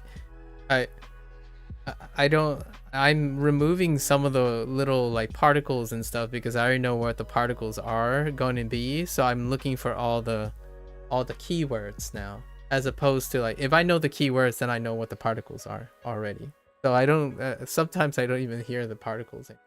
That's not great for Duolingo because you need to know where the particles are in your writing and stuff. Yeah, when I go to write. But if I'm answering a question, right?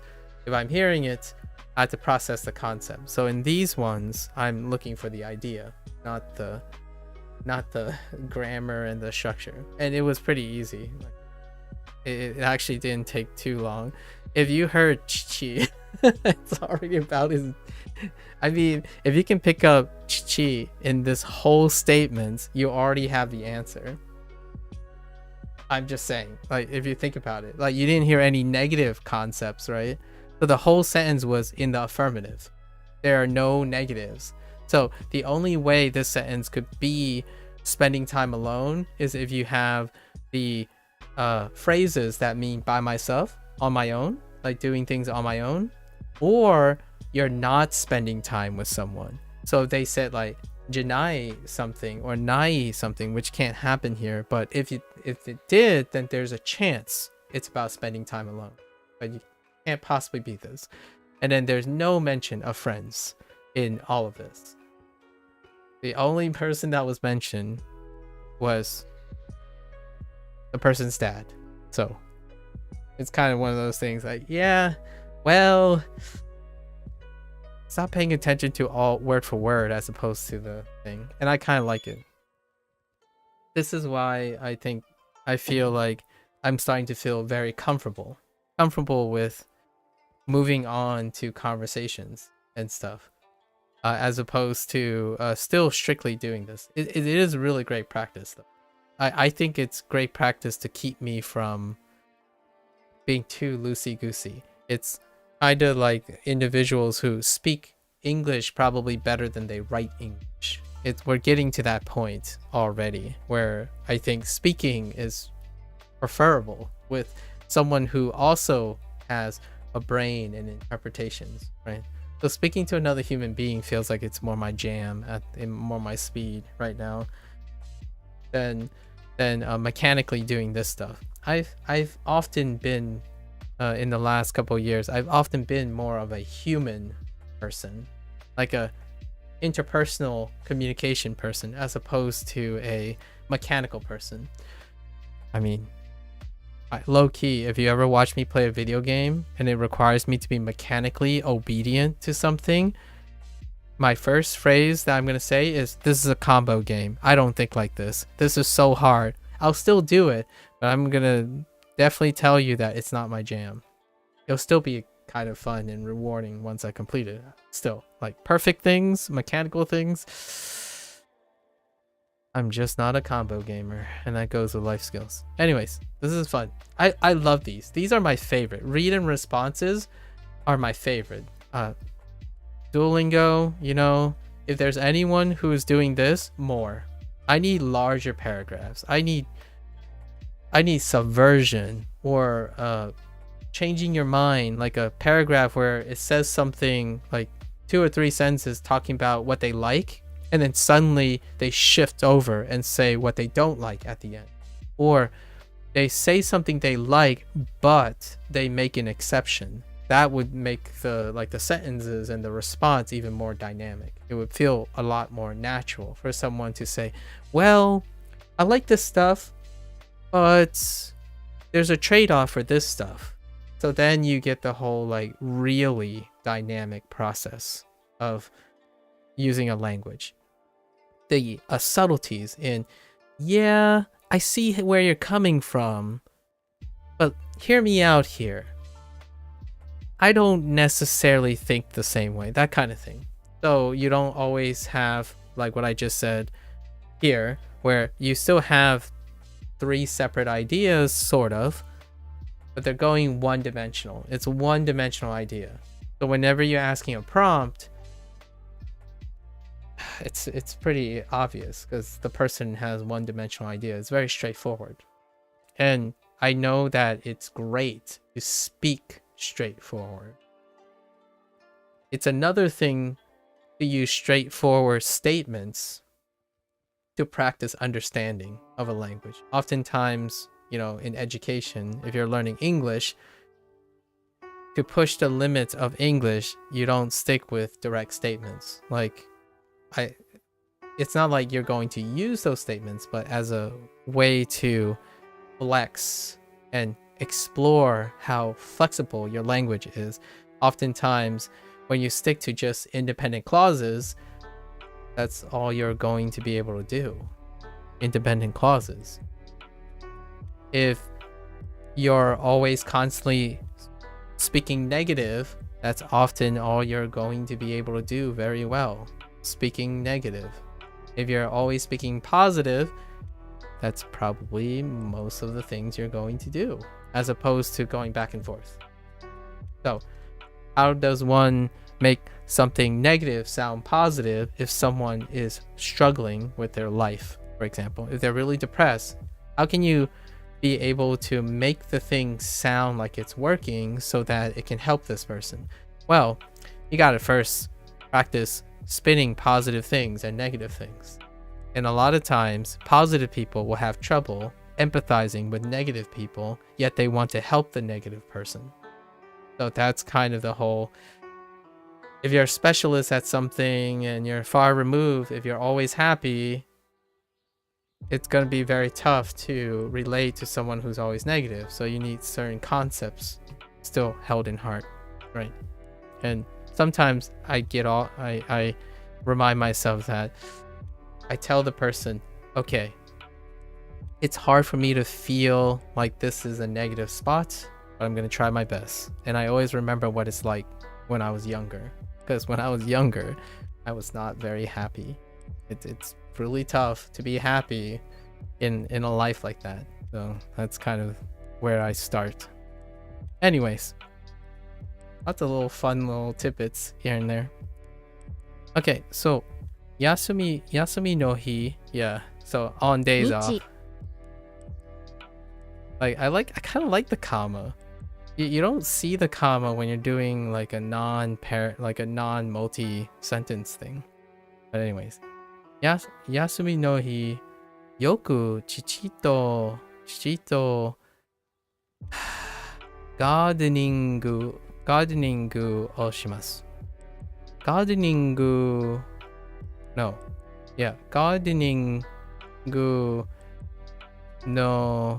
no ato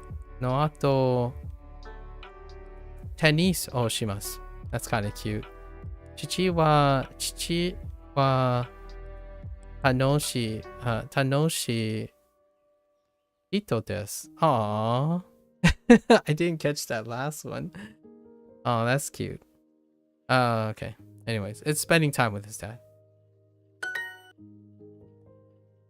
Some cute sentences in there. Itsumo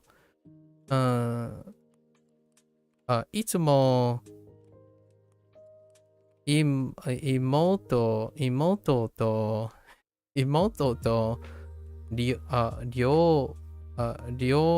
ryori o make.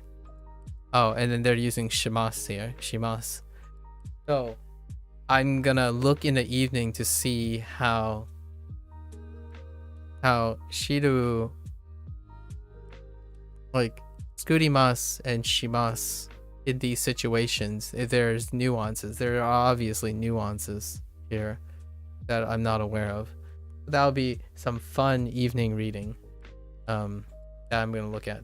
So itsumo imoto to ryori o shimasu, as opposed to skurimasu, right? So it'll be interesting. I don't know why they're going back and forth. So that's an observation that I will explain to myself later. And then we have kimasu, to come, and okimasu, to get up. Are you okay? So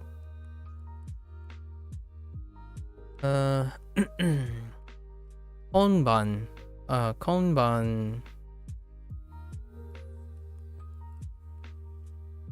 yeah, I think I don't need this, right? Do I needed this? No, I don't think I needed this. Konban, that's interpretation, right? Yeah, that's interpretive. Konban Oh, this is the other one that I've...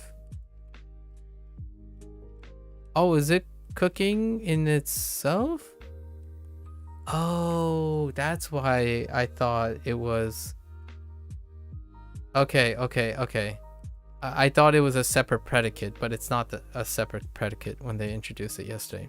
They're talking about the cooking, as opposed to cooking itself. Yeah.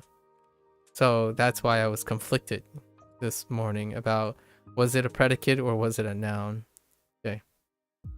So what? Konban ryori o shimasu ka? 今晩 Maybe... No. I feel like I want to... Hold up, let's look at this. 料理 Ryori... をしますは Definitely feel like there should be a wa there. Konban... Konban wa ryori o shimasu.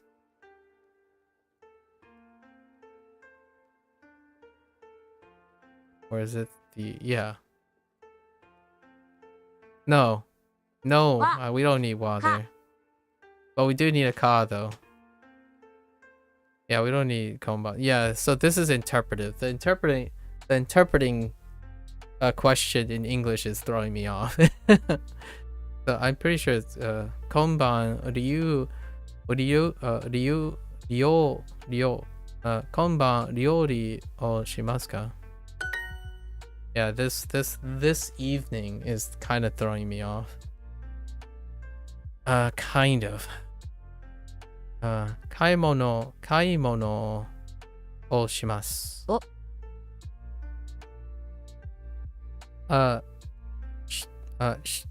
そ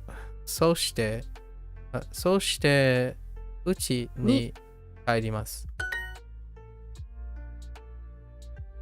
休みの日は何を... Oh, actually, I don't think we need a wa. Yeah, right? 休みの日 Yeah, 休みの日... Maybe we do. 何をしますか? 何をしますかは Yeah. That comma is throwing me off. That comma is throwing me off. Yeah. 休みの日は何をしますか? Okay. うちに帰ります。そして料理をします。Do the cooking. Oh, okay. I actually think I understand why they use shimasu or shiru in those specific cases. In that specific case. I think I might have said the same thing yesterday after a while. 寒い。寒い。あと。雨。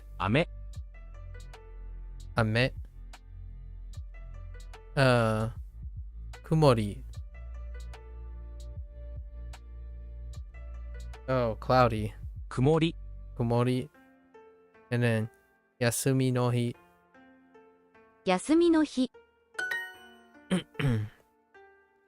小さい。何買い物。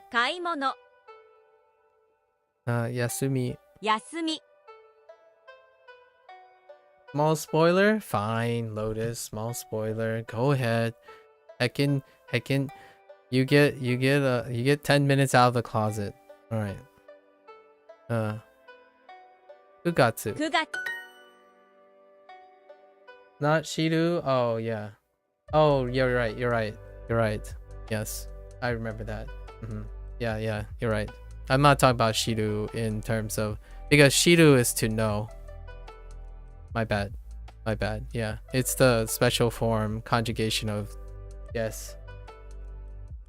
Or deru. Sorry, deru. But shiru means to know. Right?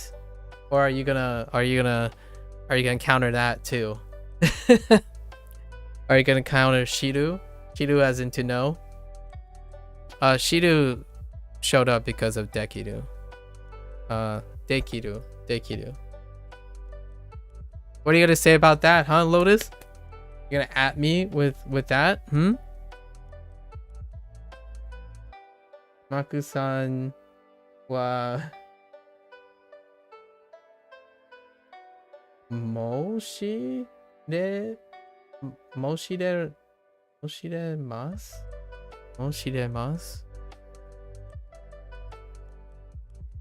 I don't know what that means. Oh, already must. Oh, I see. Maku already knows. How come I don't get mo? Why doesn't Duolingo teach me mo? Wait, how do you say all? Does all take position in the same position too? Or can you stick all in front of like a noun to say it's all of that noun? So like, how does that relate to iro na and dona when you say all, like all of something? Is it in the same position as iro na, which was introduced in this unit? You can spoil that too before I stuff you back in the coin locker.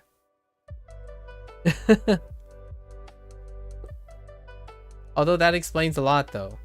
That does explain a lot, the shimasu thing, I think. Yes, it does explain some things. I think I have I think I know what the answer I'm looking for in terms of the difference between shimasu and what is the other one? Ni harumasu? No, skurimasu. Sorry, skurimasu. All, it's contextual, okay. So all three of them means all though, contextual wise.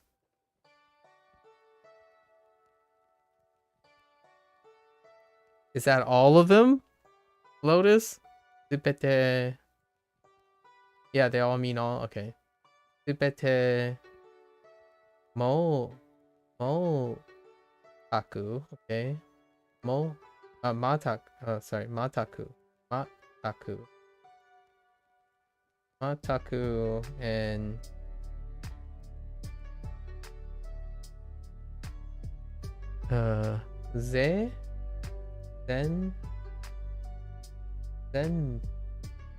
Zenbu.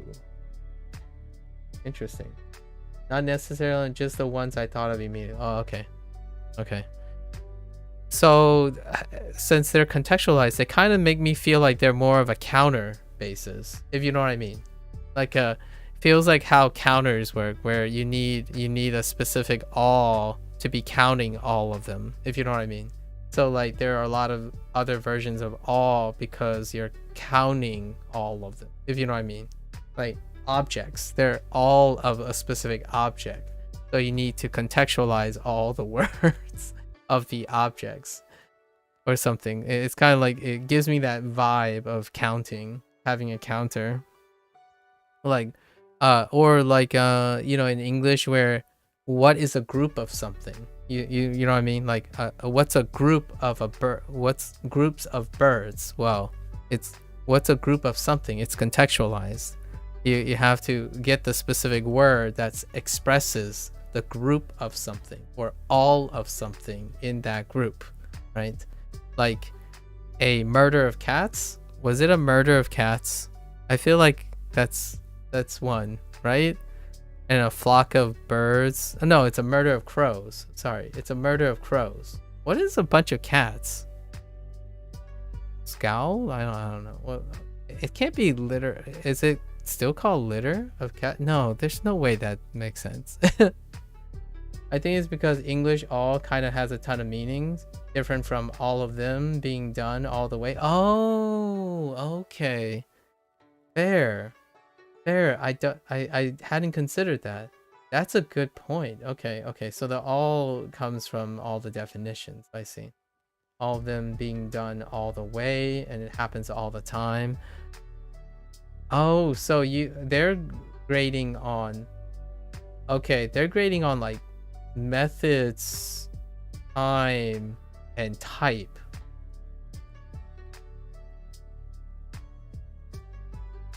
Or like, oh, okay, passive completion. Okay. That's a lot of reading. I won't read that this evening. Thanks for not spoiling but teasing. That's more of a teaser. You're teasing the all now. Now you gave me an all teaser, you know? I'm not ready for the main course yet, so we'll keep that on the back burner. Wait, do you actually learn that in Duo? Lotus, did they actually introduce that in Duo? The concept of all of them all the way, or even happens all the time? They've done, the reason why I've been thinking about that is because of Dona and Iro. Duo will cover it? Oh, okay, cool, sweet.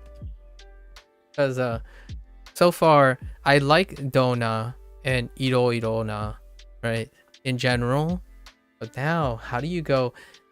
I know this is ironic. I know this is ironic because in English, I rarely ever use absolutes. You know, we had a long discussion maybe 2 or 3 days ago about using absolutes like all, everyone, every day, each day, like versus each day. Right, that type of thing.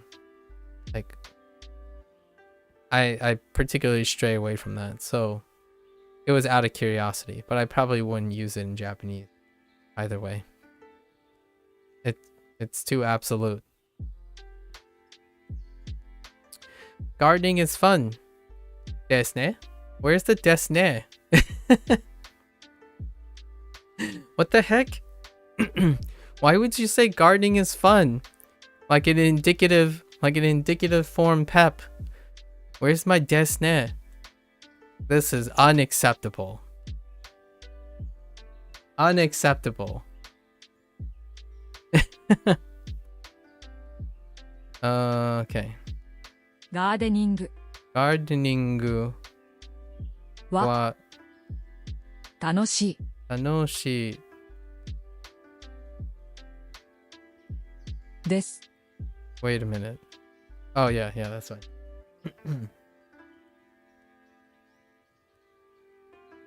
You could always type it. Wait, would they accept it? No. Here's the real question. Would they accept it though? Because it's from a statement to a question. See, they can't accept it. I want them to accept it. You don't go around saying gardening is fun. You go around saying gardening is fun, isn't it? Maybe?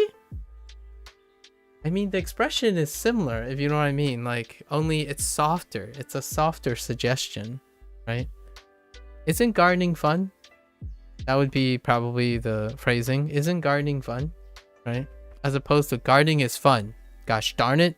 You believe you're gonna take my opinion and you're gonna eat it.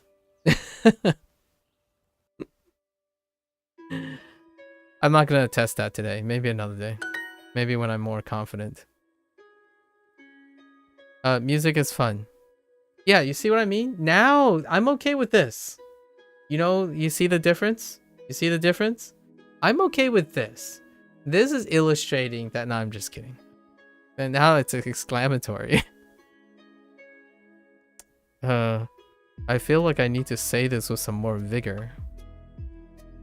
So, 音楽は楽しい楽しいです。Yes.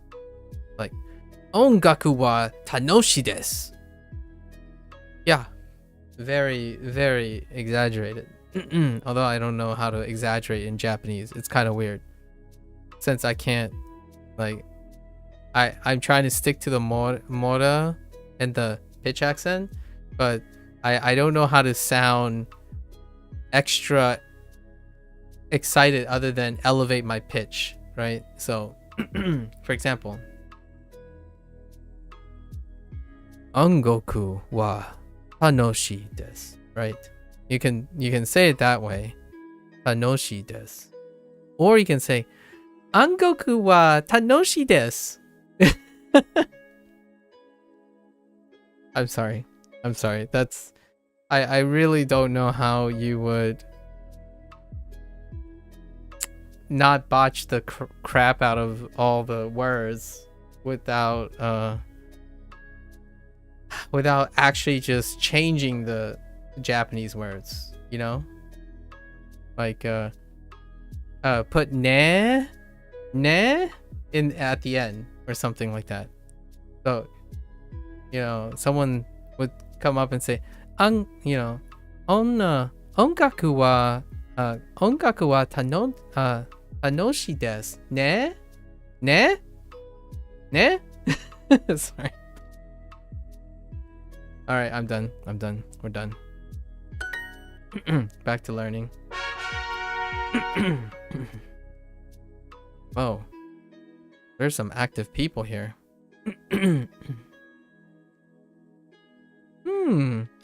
What language is this person learning? German and Japanese. Nice. Very nice.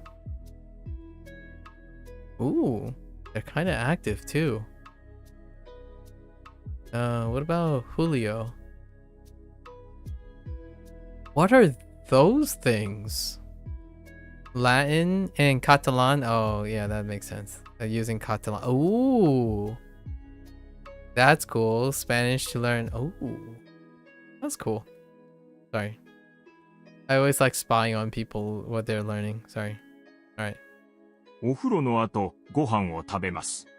お風呂の後、ご飯を食べます。Yo, you know what? Though? ご飯。Here's a deep cut, right? If I were not Asian, right? If I was not Asian, would I think of this phrase as saying, after a bath, I eat rice?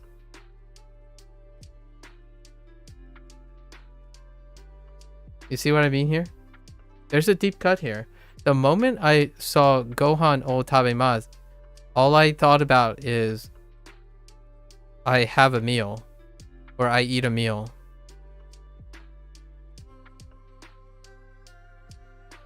Because when I think of rice, it means meal.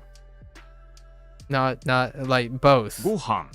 Although now I'm kind of curious if it was a not Asian person, like not me per se, and when they see this phrase, do they first, because of how Duo introduces Gohan first, right? Gohan is rice introduced first, and then in this very unit it's introduced as a meal. But generally rice was introduced as a meal for me first. Like the actual phrase for meal is rice historically for me. And in case you're wondering what that sounds like, is sipon. Literally means eat rice. Sipon. And it's in the other way. It's not bon sit.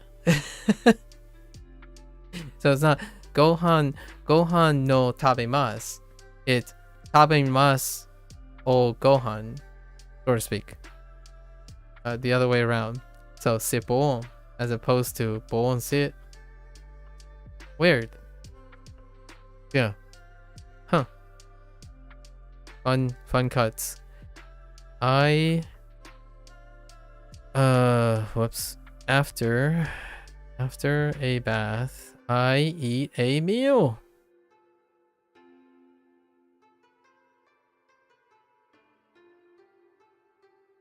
Okay. お風呂の後、よく家事をします。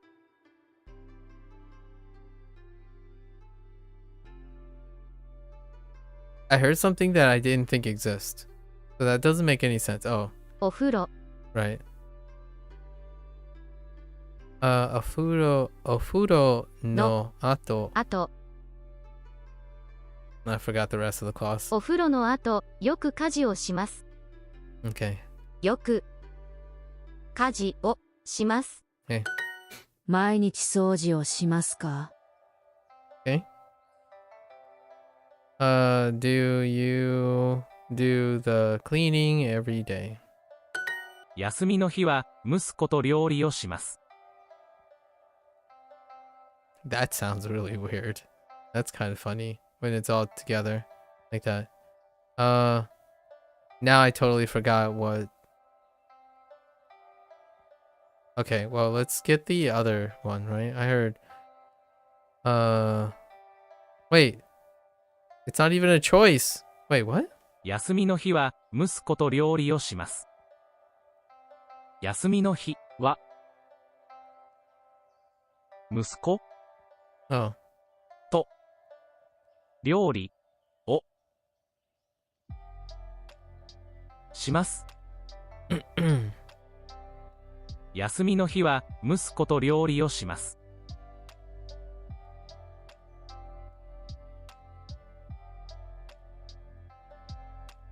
Okay. Sorry, I was going back to your other. I was thinking of something that Lotus said when I'm trying to think about Oshimasu here. 休みの日は息子と料理をします。 Musko. Yasumi no hi wa musko to ryori o shimasu. お風呂の後宿題をします Okay. Very good.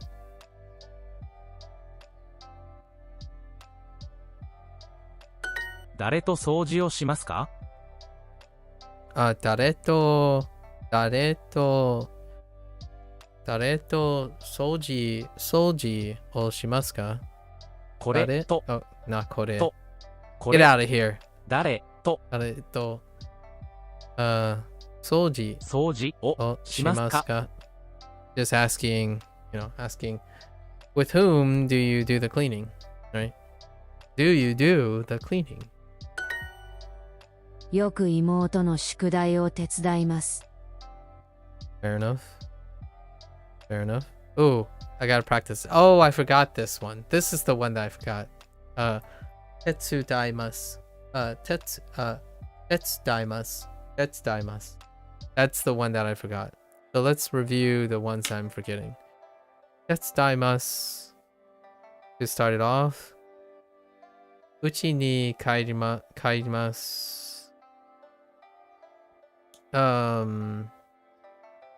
Ryori. I guess we could add ryori o shimasu to associate those. Shikoto.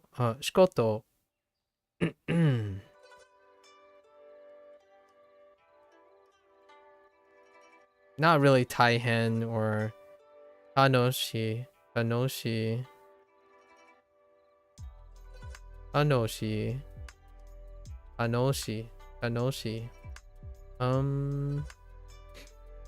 We forgot gardening.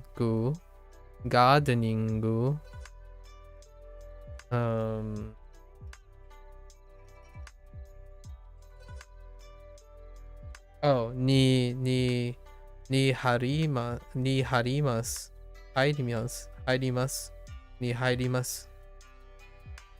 We're gonna clump the ni for now as a reminder.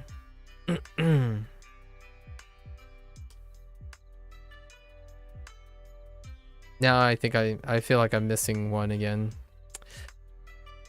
Okay. So let's daimasu. Okay. I often help with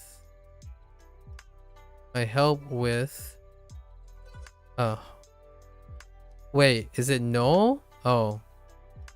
My younger sister's homework. Wait.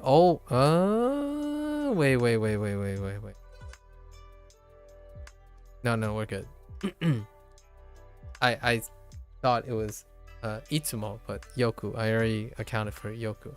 Yoku imoto to imoto to yoku imoto no skudai o tetsu daimasu. It's kind of a weird transition from o to tetsu daimasu. Okay. Yoku, unfamiliar territory here. Yoku itsumo yoku imoto no skudai o tetsudaimasu. Okay. Yeah, everything's there. よく誰と宿題をしますか？よく。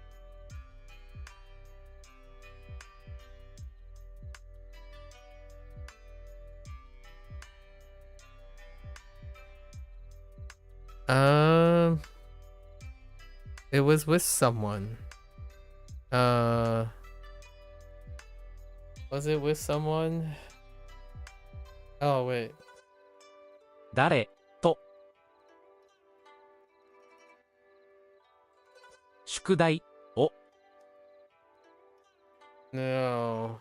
I'm way off base at this point. よく誰と宿題をしますか？ Oh. Maybe not. よく誰と宿題をしますか？ Oh, しますか？ shimasu. Fair enough. よく誰と宿題をしますか？ Yoku dareto. I gotta get used to it. Yoku dareto skudai o shimasu ka?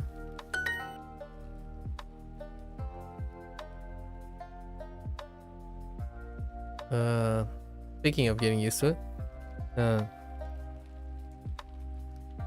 Itsumo.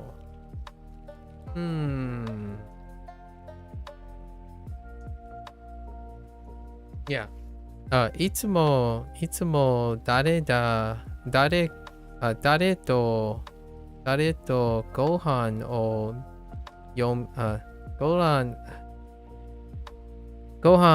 食べますか？いつも誰といつも誰とご飯を食べますか？ Yes. いつも誰とご飯を食べますか？ Laundry.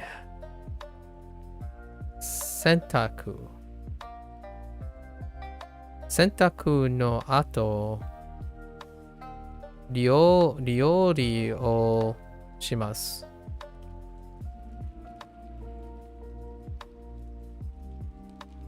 洗濯の後、料理をします。Who do you often do the cooking with? よく誰と料理をしますか？よく誰のと料理をしますか？ Let's go! Sorry. Okay. We add a modifier and on my own.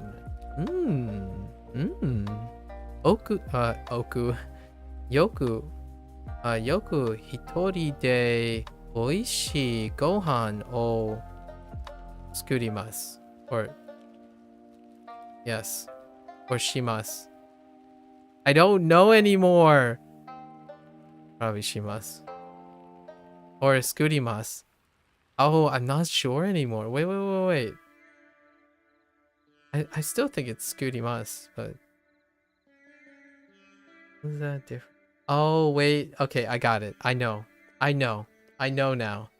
I have an idea.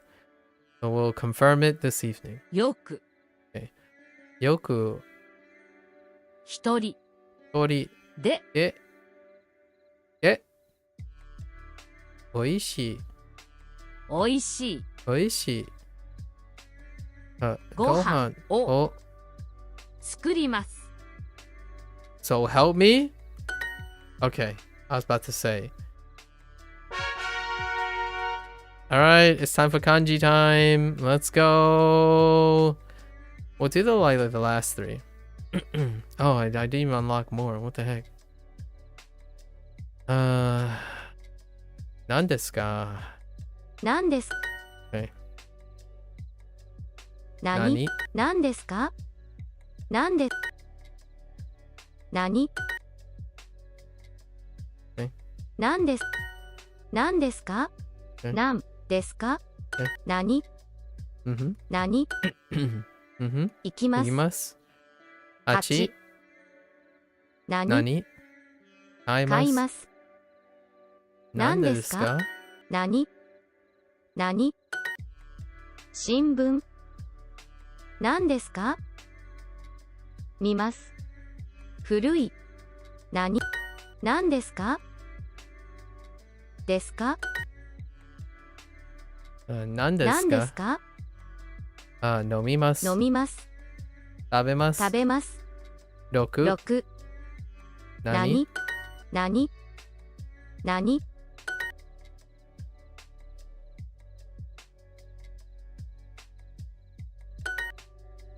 3時12時何ですか何高い I do miss the writing lessons. That's kind of unfortunate. They don't occur as much. Definitely not as much. 買い物。買い物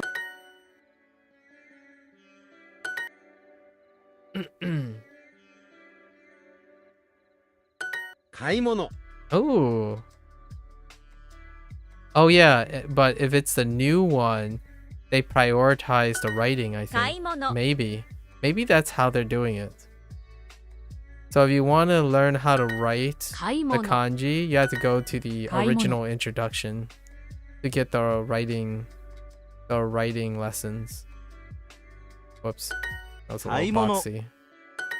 買い物買い物買い物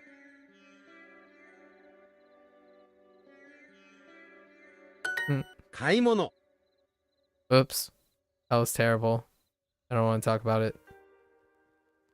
Ew! Okay. Sorry. 買い物 Sorry. No. They changed it up. 買い物 They changed it up. So now you have to go back. 買い物 That's how they're doing it now. It's different now. There are lessons for old 買い ones, 物 and those old ones take place 買い物 of the chance of getting the writing lesson now. So they're in the pool.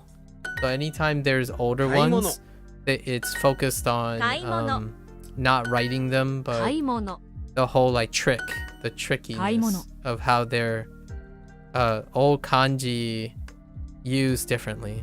So now the pool is adulterated. Yeah. 買い物 So you don't get these sessions as much anymore because there's a possibility that it's with the old ones too.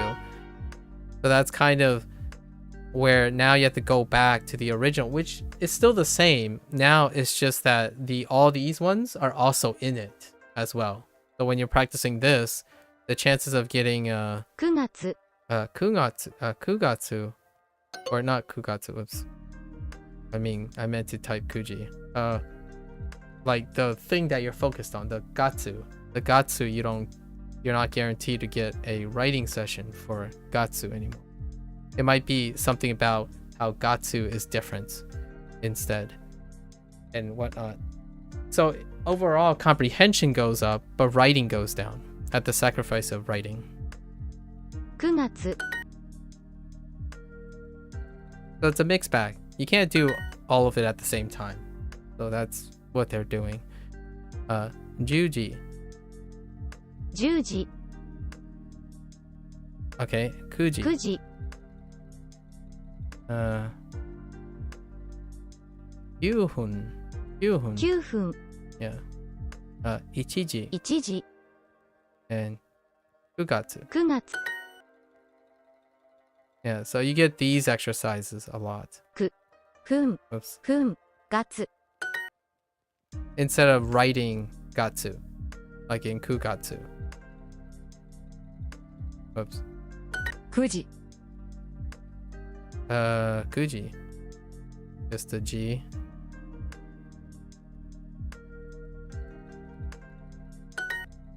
They get like a lot more mixture of stuff.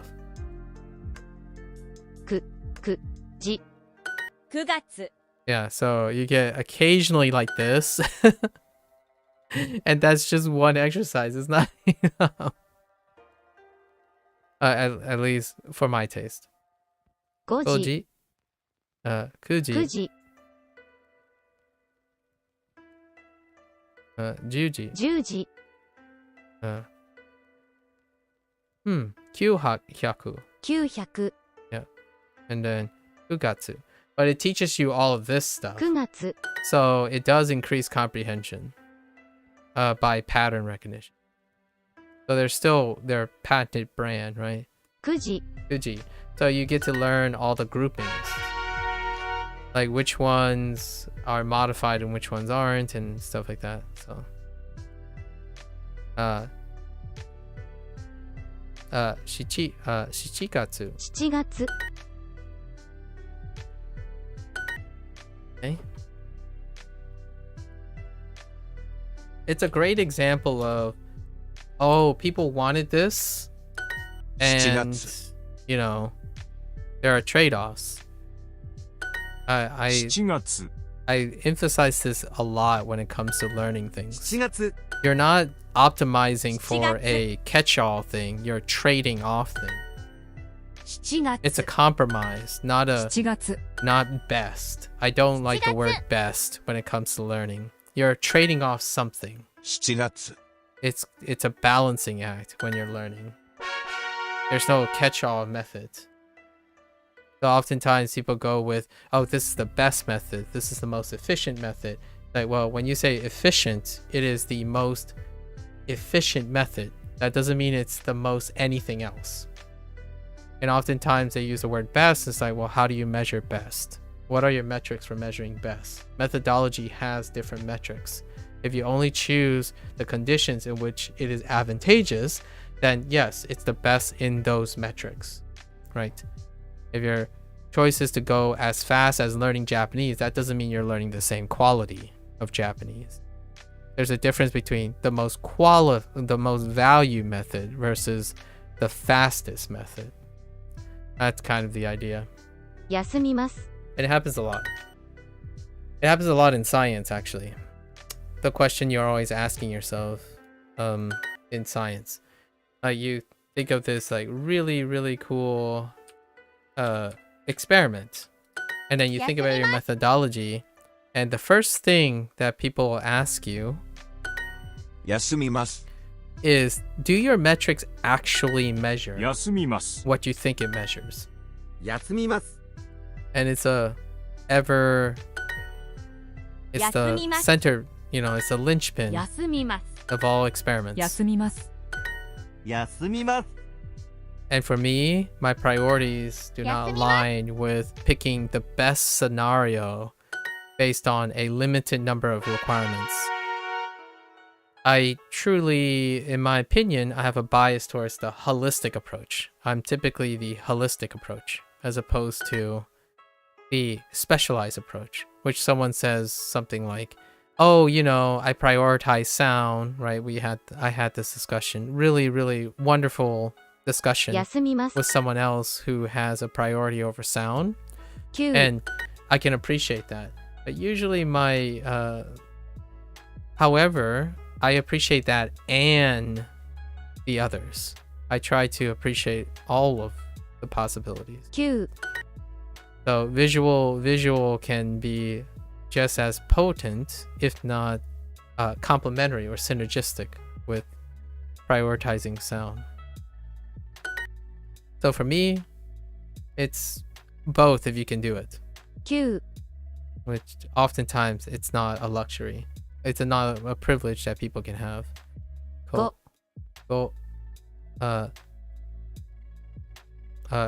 Yomimasu. 読みます Yasumimasu. 休みます 10 9 You. 9 This also goes with Yasumimasu. anyone who Cute. who struggles with learning, right? Even beyond certain things. 9 9 The more holistic you can do, the more likely you'll be able to find out what works for you. 読みます So then you tweak it. You tweak the balance of things in order to get it. But exposing the person to all the methods first is exceptionally wonderful. 休みます And it's kind of the silver lining about the whole total immersion technique, because it's kind of a catch-all in the sense that you're hoping, the assumption is, if you expose yourself to many things, you'll be able to pick out the things that work for you 9 5 over time. 100休みます That might not always be the case because of the environments that are available to you. 休みます So, 見ます pretty interesting. 1000 5 Like, whoops. 5 Like right now, 9 my routine is built around already, 休みます you know, I make things work for me as Ikimasu. opposed to asking the thing to do it for me, right? So right now I have to readjust how I'm going to do this now, because it no longer focuses on writing anymore. 9 So I basically, last evening I started writing 休みます instead. Oops. 休みます6 5 9読みま Yeah, so I started writing all these on my own now. Because, whoops. The Duolingo doesn't emphasize that anymore. And I actually think what they're changing is largely due to criticism. So, that makes sense. 高い And I just adjust to it, right? Adjust to it. 高い It's one of those things when people say, oh, I want this and this. 高い Well, is it possible to have both? Are you stepping back and holistically looking at if it's feasible to have both? That's why my criticism 高い of the critics about saying Duolingo is very slow, 高い and yet they also want it to be comprehensive. Things that are comprehensive are unemphatically guaranteed to be slower.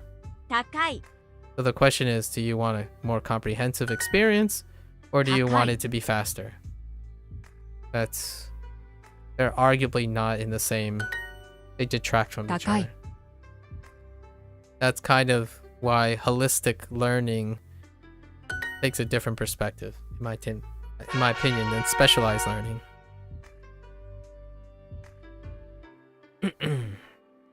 中山山 The ultimate goal, in my opinion, for holistic learning is you throw something at the wall and you help that person to be motivated enough to try enough things until they can settle on something that meets their goals. 10分 And it can be a very long time. It's very inefficient. So whenever someone says, well, you're taking too long, and it's like, yeah, well, that's the point. 2分山 That's the trade-off I'm willing to 中山 take, right? 山 And then I settled on something. And then sure enough, right? Duolingo throws a curveball, and it makes it refreshing. Like, I absolutely love it that it's 中 different. 山 山 So now my evenings are different. My evenings have changed. Now my evenings are full of more writing kanji than exposing myself to kanji. Nakayama, Hon, Hon, Tanaka, Yoji, Yoji, Yama. Yama. Because if they state the same way, then I probably learn writing from this. It's not gonna happen now.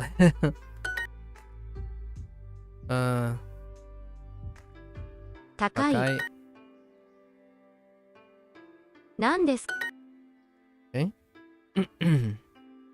何です It's very hard to talk while doing this. But it's a challenge. 話します。話します。読みます。読みます。何何でかですすか高高い。い。小小さい。何ですか何ですか高い。高い。何ですかん何です古い。古い。高い。高い。買います。買います。何何でですすかか飲み飲みま。ますす。高い。はい。高い。食べべまますす。小さい。大きい。oops 大きい。oops. The moment was too late. 高い。買います。買います。なんでですか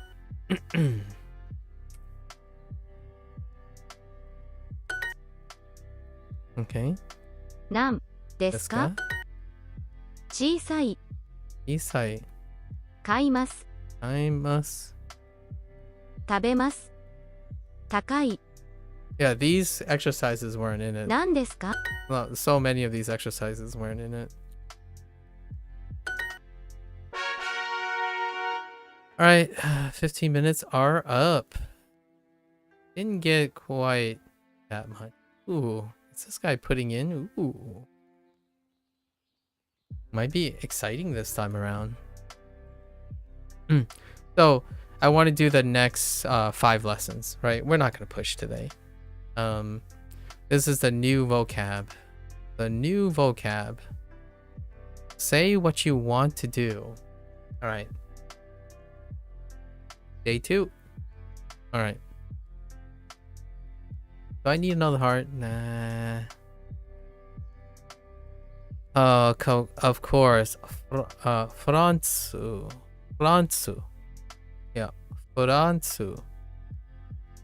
フランス No, Furansu.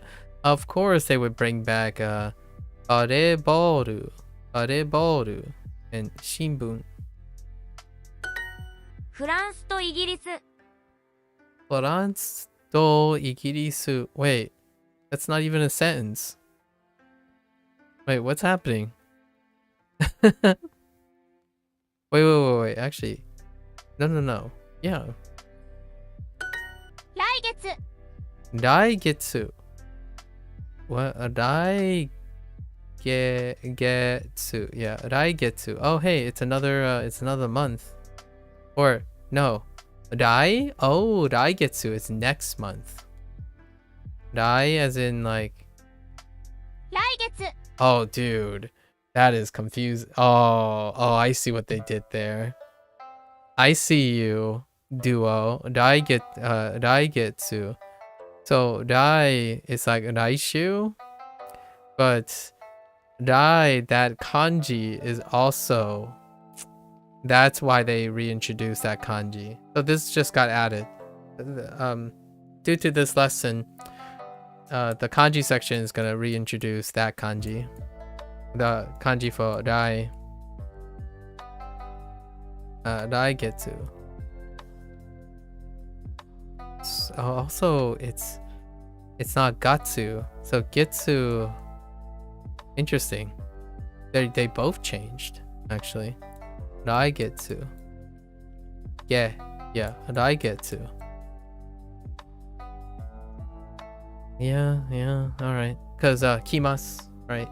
Kimas would be the first exposure to this kanji. Yeah. Kimas. To come. Iru. No, not Iru. Wait. Not Iru. Kuru. Sorry. Kuru. Yeah, kuru. Kuru had this kanji. 行きましょ Ikimashou. Wait a minute. う。行きましょ Oh, you're not gonna explain this to me? Alright, it's fine. I う。 like 行き this. ましょ This is a phrase that I'm familiar with because it's let's go. Ikimashou. Okay. Next to yatta. Ikimashou. So, let's look at this. It shares, you know, it shares ikimasu, right? It shares ikimasu, but this is the command.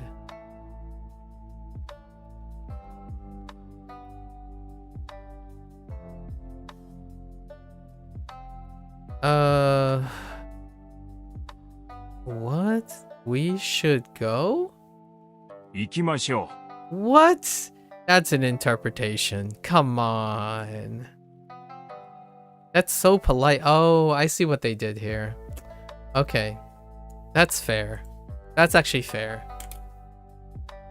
Let me make sure.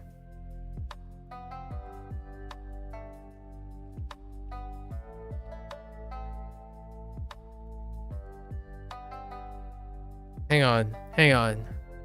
I need to look this. I need.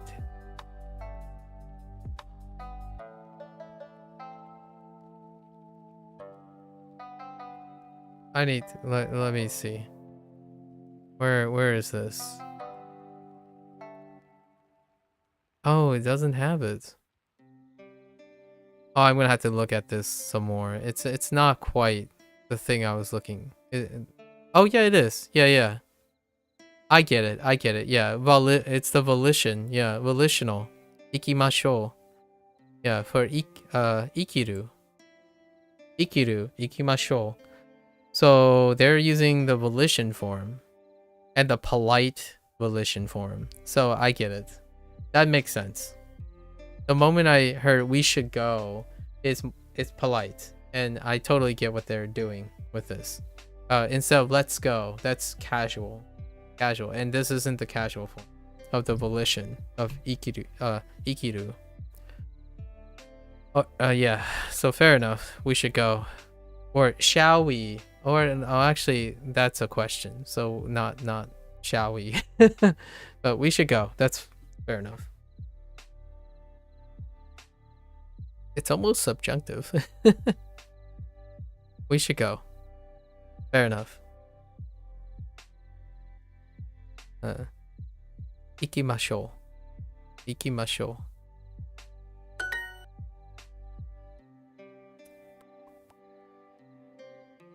France no yumei na adjective. Yumei na Oshi? Oh no. Oh wait, that's not a city, that's a country. Sorry. Tokoro works. ところ Tokoro ni ikimasu. Ikimashou. Oh, okay. I got you. I feel you.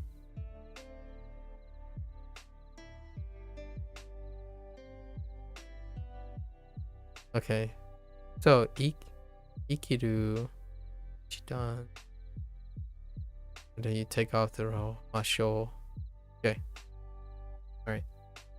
Sorry, I'm going over my, like, conjugation stuff in my head. Fransu no yumei na tokoro ni ikimashou. We should go to famous French places. 来月海に行きましょ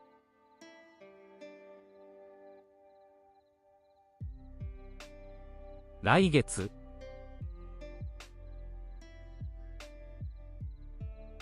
What? 来月海に行きましょ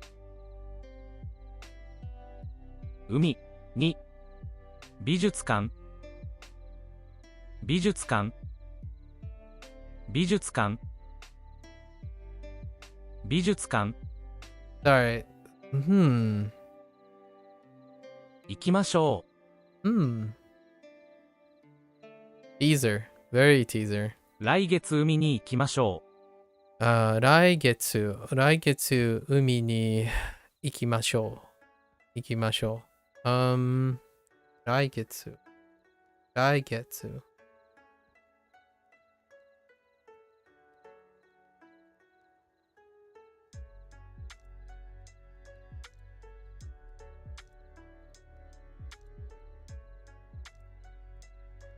I'm sorry, I'm kind of wondering if that requires a topic marker, but maybe it's functioning. Huh. It's probably because how it's expressed. We should go to the beach next month. Okay. 楽しい旅行。楽しい旅行。旅行。旅行。trip。旅行。Oh no. Why? 旅行。旅行. And then we have what? No. 旅行。旅行. Yeah. 旅行. 旅行. As opposed to 旅行. Man. Okay. 旅行. Okay. 楽しい旅行. A fun trip. A fun trip. Do I need the A? I need the旅旅行. Why does it sound like you're saying 旅行? 旅行はどうですか？旅行はどうですか? How is the trip? How is a trip? How about a trip? No, how is a trip? What the? Wait. Hold up.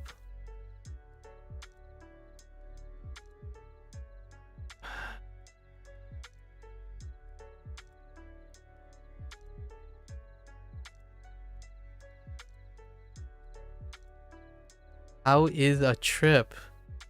Wow. I haven't ever heard of it that way before.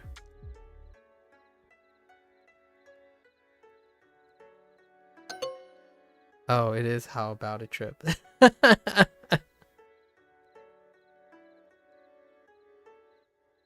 How about a trip? Are you serious right now? Oh, I guess how existent about what? How to be what? Oh no. I think this is cursed. But okay. I guess because of the dole. Sure. But how it 何をしましょうか I don't know about that one, Chief. We'll just have to get used to it. Nani o okay, another one. Nani o shimashouka. しましょうか Yeah, because of the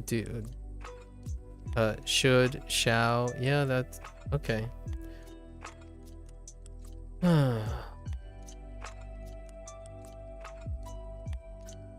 Yeah, sure. Yeah, sure.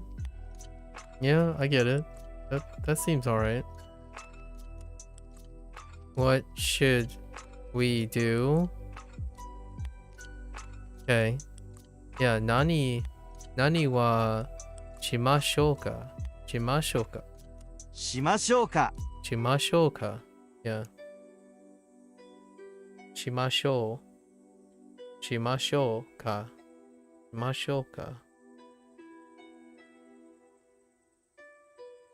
Okay. Sure. 今何をしましょうか？ Okay. 今何 Nani? お Oh, 行きましょう。行きましょう。 I heard しましょうか Shimashoka.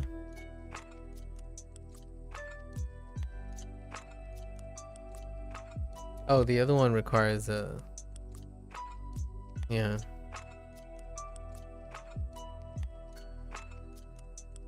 I'm paying a lot more attention to questions or formats of questions because they're far more interesting to me, or probably far more useful to me than statements. 今何をしましょうか Ima nani o shimashouka? Okay. What should we do now? 来月何をしましょうか。 Raigetsu. Oh, I see how you're getting that. Raigetsu. Raigetsu. Nani o shimashouka? いえ、ここは浅草です。And then we have パスタに行きましょう。パスタは Wait, not pasta. Canada. I said pasta. I'm like, wait a minute, what am I saying? I guess we're going to pasta. We should go to pasta for sure. Canada ni ikimashou. Okay.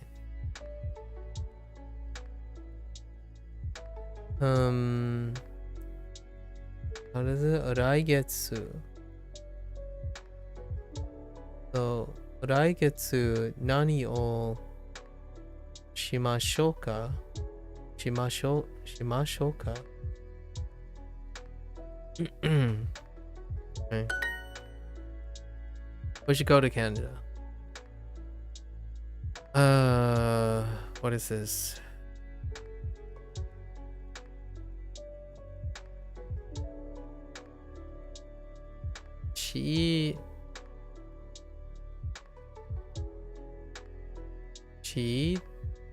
Detsu.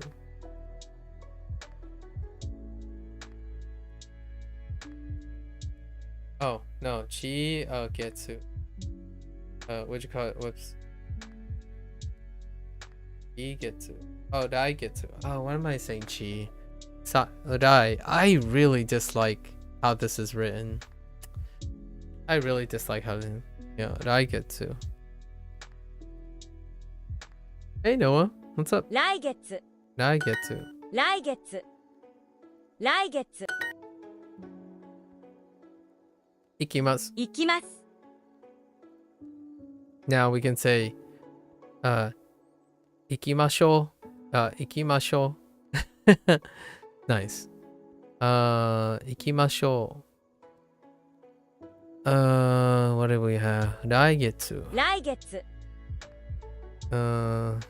休みます。休みます6田花中か良子良子旅行 of course you would Nakadaka 旅行 sure 旅行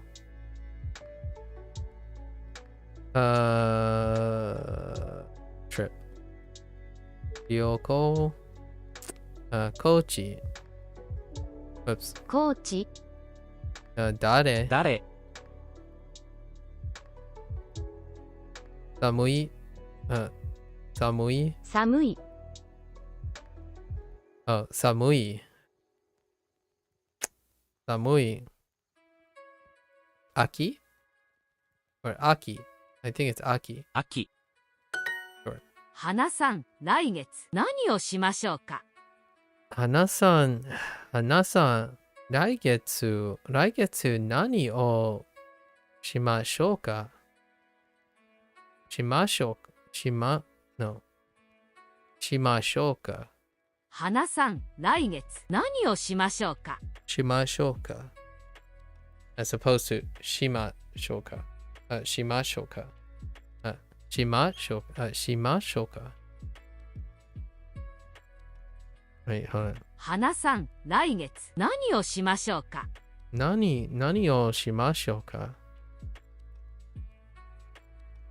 Okay. ベトナムに行きましょう。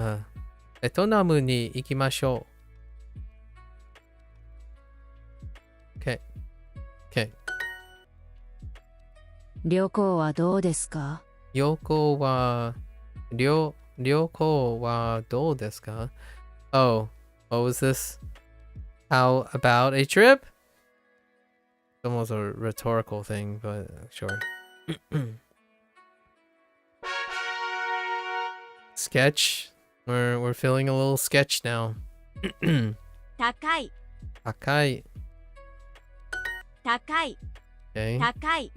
Wait, why are you reintroducing takai? 合います。 Aimas?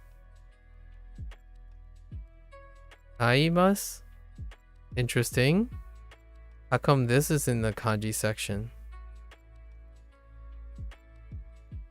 Okay. Chichi? 父、 Takai. 高い、 Aimas? 合います。 Kuji. 9時、 Raigetsu. 来月。 Ah. 合います。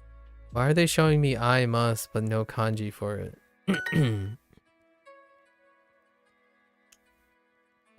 Suitcase.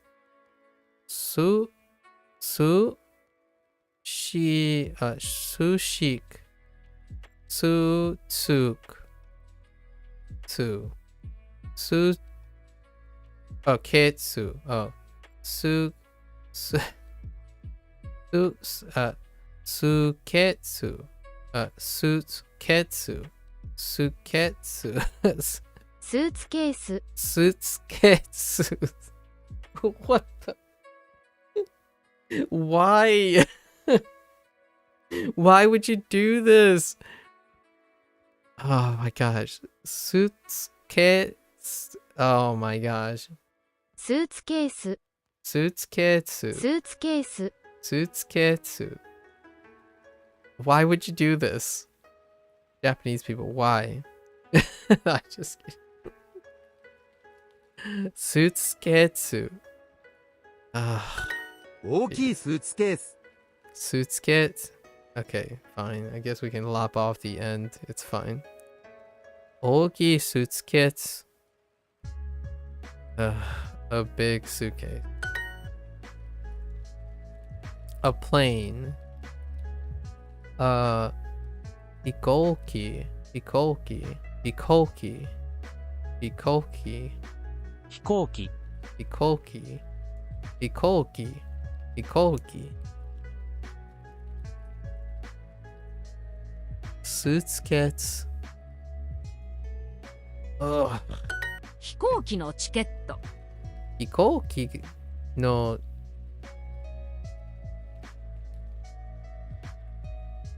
Chiketo. Oh, チケット the other word for ticket. Chiketo. They introduced both of them. Kipu, Kipu and Chiketo. So they did introduce Chiketo. In this case, チケット it's interchangeable in this case. However, I don't know Chiketo also can be used for something else. Anyways. Hikoki. Hikoki no chiketo. 飛行機のチケット Chiketo.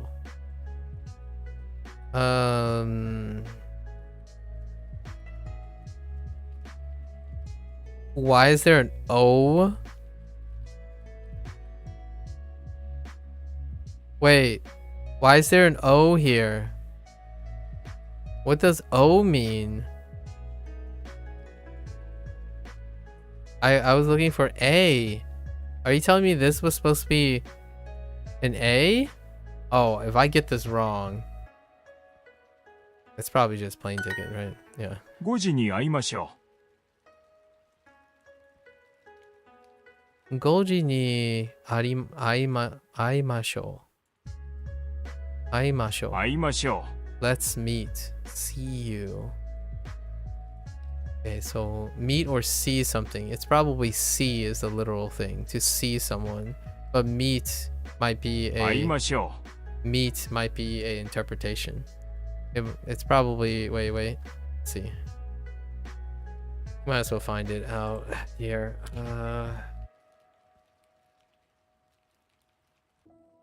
Aimasu, probably. Meet? Oh, it is meet or encounter. Interesting. So. Aimasu? Aimas?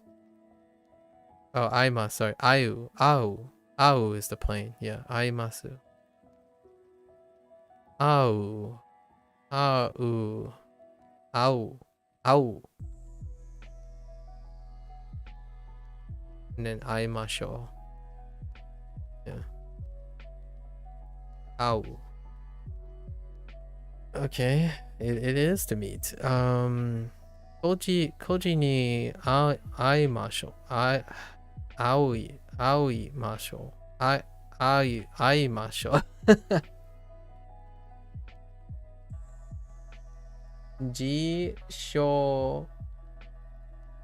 Jisho o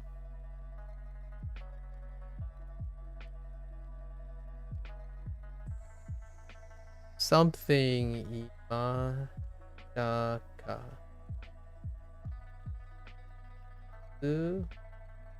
Suka ga imashitaka.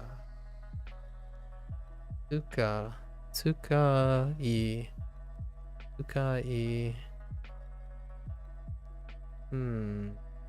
Suka.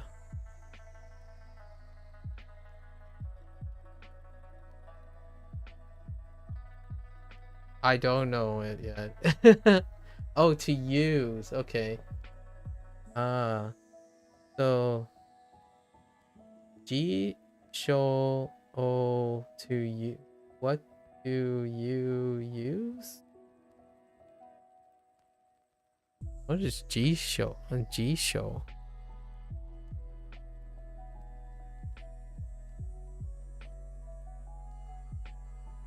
I don't know any of that except for ka. Oh, dictionary. Oh yeah, that's right. G show. I do know that. Wow. You know what's weird? I haven't so far. I only saw this, and then the moment I couldn't I couldn't see. I don't see this, right?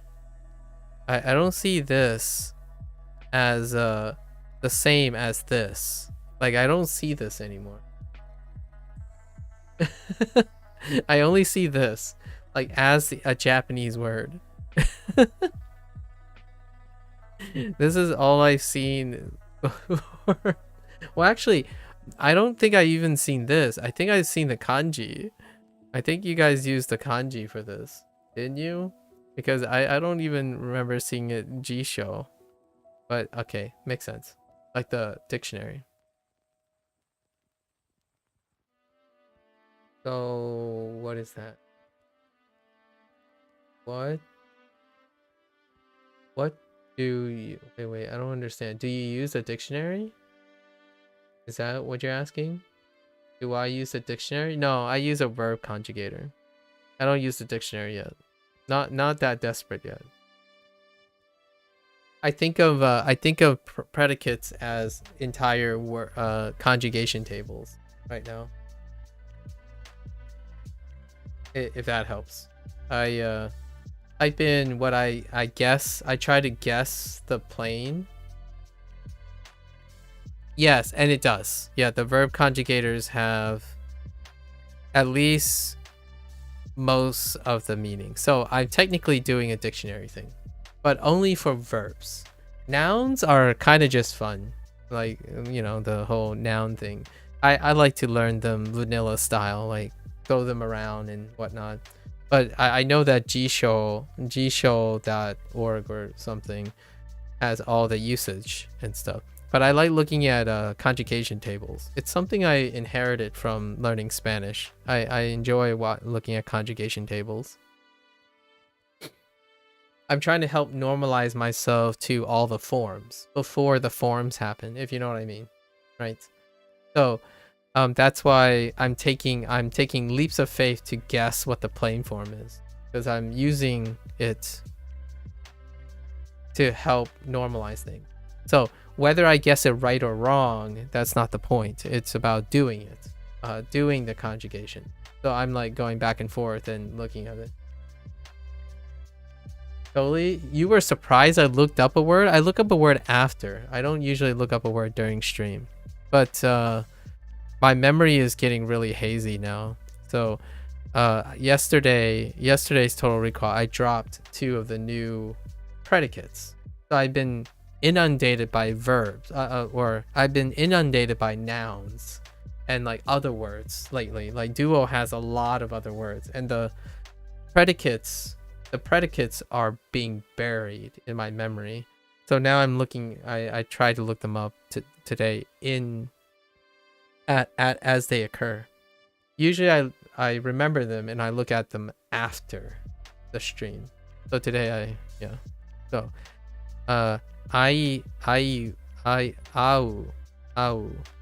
so aimasho. It's fun though. I love it. It's to practice. I'm basically practicing seeing all the conjugations in their kana form, which you can't really get that in Duo. They don't place them side by side, so you don't often see. You might be able to see pairs, right? Like for example, I could imagine a time when someone says, I don't know if they do this, Lotus, you can tell me if they do later, in Duo, where they would have 2 sentences next to each other, right? It will make a statement about the present or the non-past, and then it will make a statement about the past, and then they will use the same word. Like, I learned Japanese, I am learning Japanese, I learned English, and there will be 2 statements. It'll be fill in the blank, and then they will use learned, right, or whatever they're going to use, learn, in the 2 different conjugation forms in order to put them next to each other so that they can encourage you to see that, oh, implicitly this is 2 different tenses of the same verb. And I can see that them doing something like that, but I don't think they're going to do it in an extent where you can see aimasho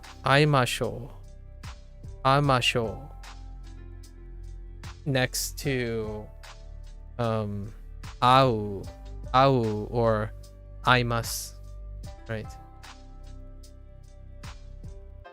What do you mean you haven't gotten cool questions like that?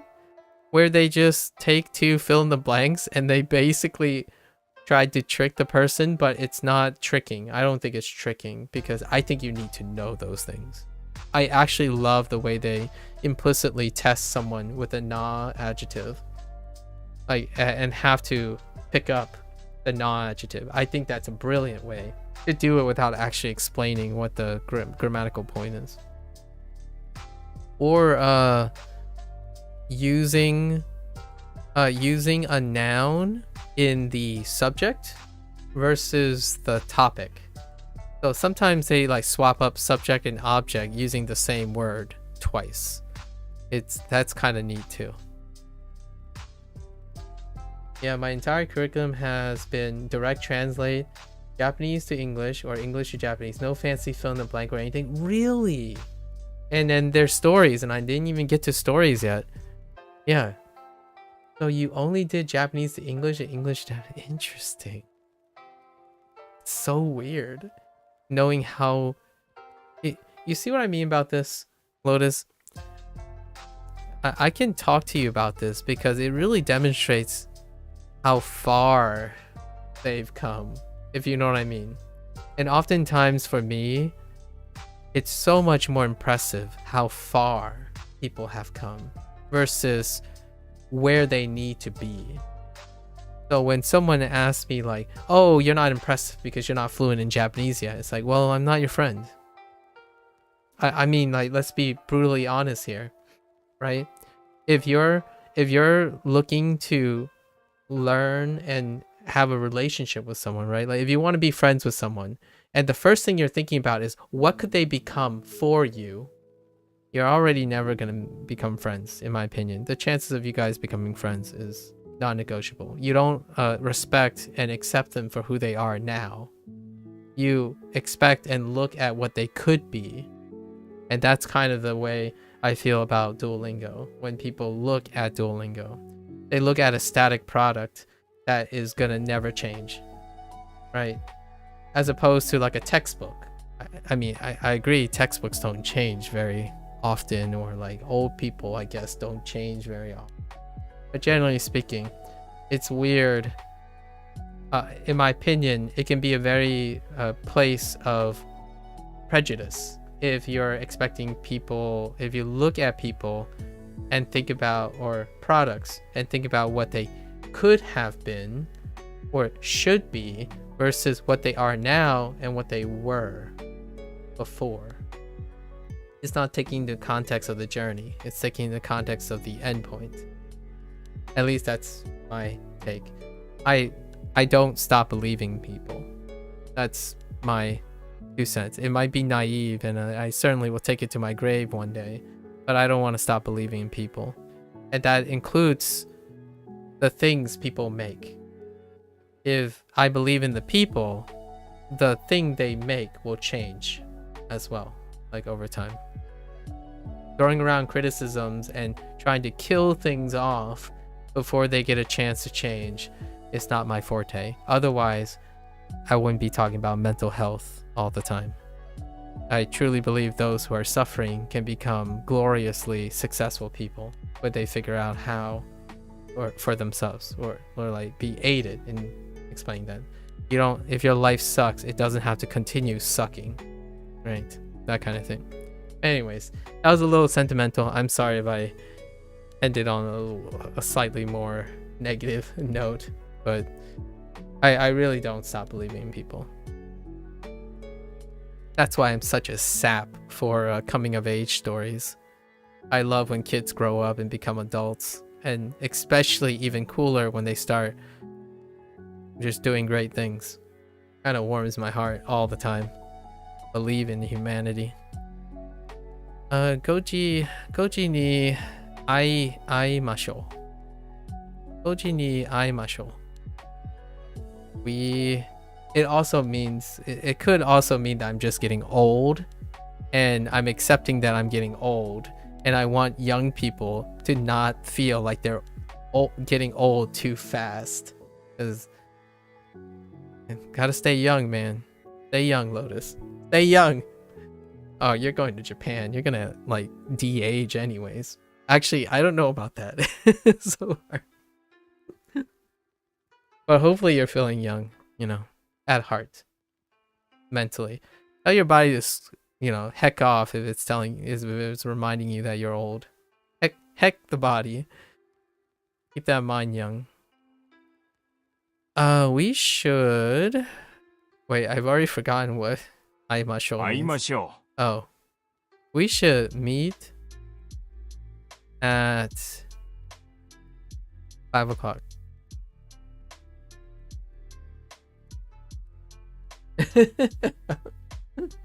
Peace with a skateboard. I am looking forward to seeing what your Japanese adventure is going to be like. Your Japan adventure is going to be like. I can get secondhand tips from you by being when you're immersed in the Japanese culture, you know. We should meet at 5 o'clock.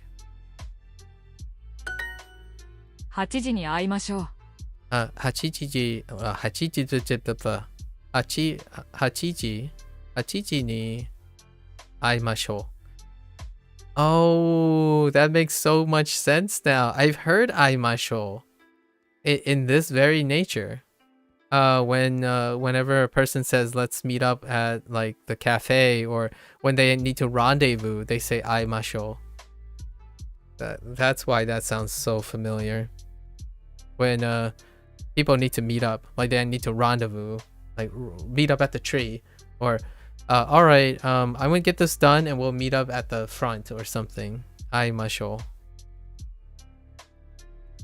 Now, if only I know a bunch of locations and times and other vocabulary in order for aimasho to be really, really useful. Okay. いいですね, of course. いいですね. この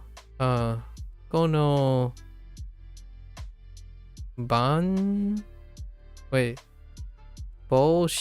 この帽子はちょっといいですね. How does this work? Wait, how does this work? Wait, hold on. いいですね.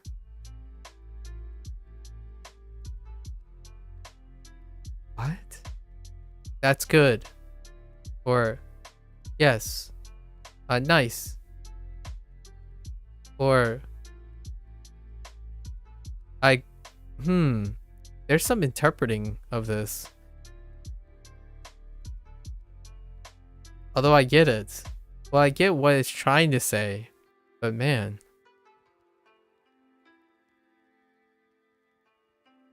8時に会いましょ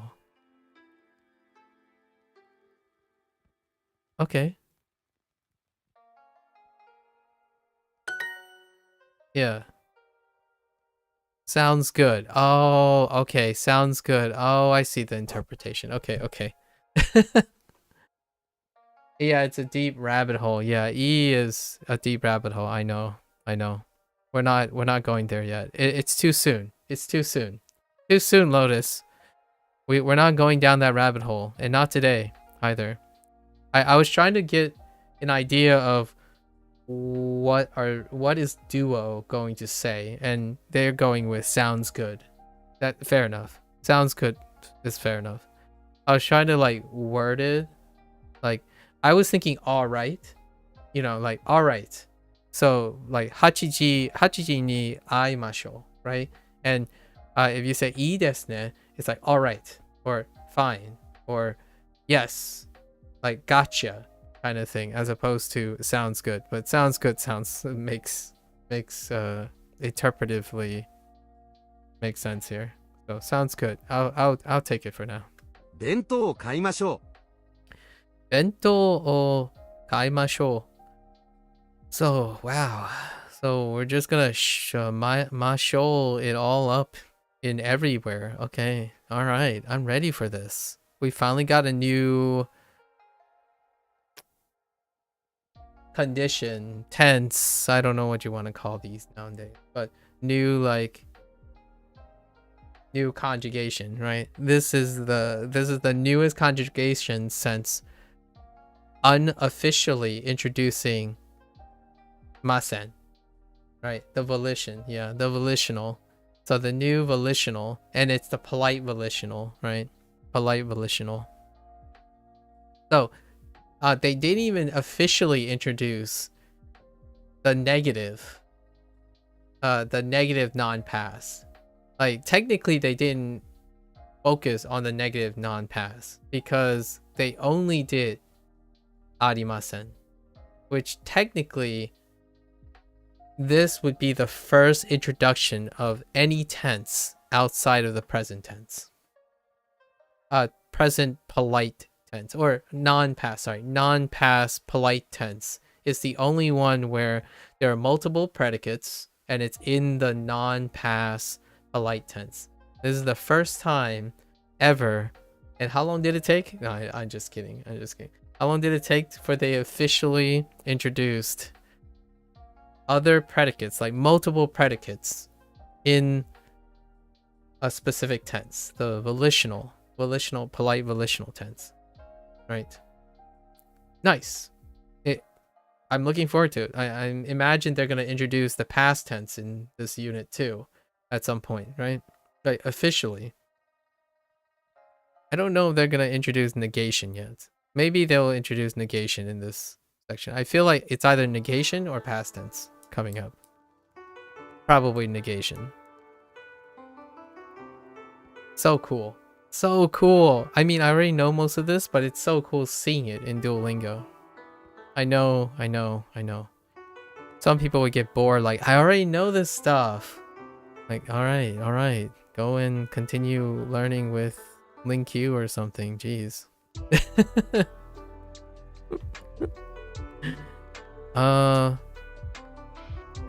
We should buy box lunches. I can get behind this. Bento o kaimashou. I can, oh, some of these, oh, wait, what else can we say? Oh, okay, sorry. Volition is great. I love volitional. I don't know how long they're gonna, it's gonna take before they introduce continuous, right? Continuous perfect. Future perfect continuous or something. That would be nice. Or just continuous in general. Like you have started doing something and continue to do it, which is involving the te form, right? You need to at least be a little bit well connected with the te form to some extent. We should buy box lunches. Bento o kaimashou. Oh, and here's another thing that hurts me, or like not really hurts me, but I haven't done. In the evening, I don't speak at all because I'm resting my voice. So all the new stuff, when people are typing te forms in chat and I'm reading it, I'm going to say wrong sounds even though I'm reading it. Like, oh, I get what that means, but if I'm repeating it, I'm not actually speaking it in the evening. It's kind of like the people who they read a lot but they have trouble speaking, right? Even though they know exactly what to say, that doesn't necessarily translate to speaking. But I'm resting my voice, so all the like new stuff, the only time I get speech practice with the new stuff is if it shows up on Duolingo, because I definitely do not have the stamina in my vocal cords anymore by the end of the day. So anyways, bento o kaimashou. Actually, let me hear this again. 買いましょう。 Yeah, 買いましょう。新しい服を買いましょう。新しい。 And it's a great time to use 新しい。新しい。Wait. What were we gonna buy? 新しい服を買いましょう。服を買いましょう。新しい服を買いましょう。Nice. 10時に会いましょう。10時に会いましょう。いいですね。Rabbit hole. Don't add. 飛行機のチケットは高いです。I would say いいですね before already. Like, if you pick up a phrase in anime, いいですね is definitely one of them. It's almost a rabbit hole to catch everything. It's like saying 大丈夫です。いいですね. It's a soft, I think it's even a little bit more positive than saying 大丈夫です. It's a little bit more encouraging. The essence of it. When you say いいですね as opposed to 大丈夫です.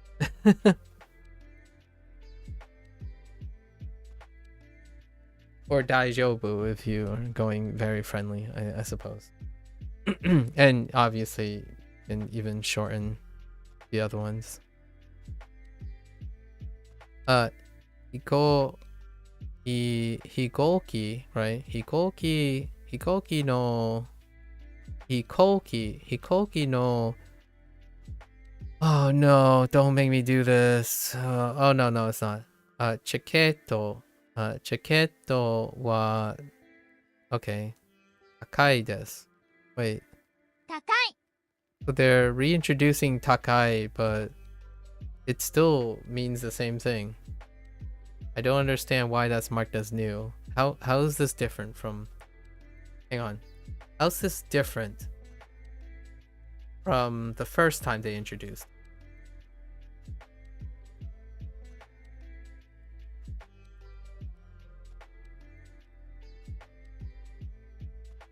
No, I don't see how this is different. It was tall the second time. It was tall the second time. The first time was to describe clothing. So like saifu, when they were talking about how much things cost. So like oh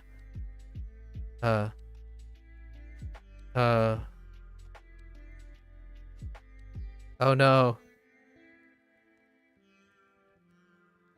Oh no. Kutera? Kura? Oh no. Maybe it's the first time as expensive with the kanji. Oh!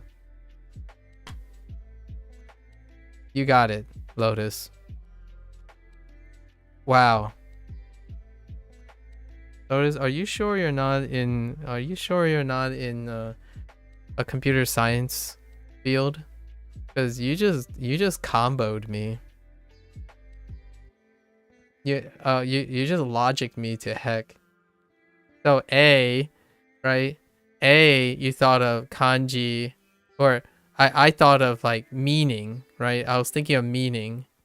But then you're like, nah, it's meaning and kanji with B. Way to go. So I was thinking like, oh yeah, we have A1 and A2. And now we're back to A1.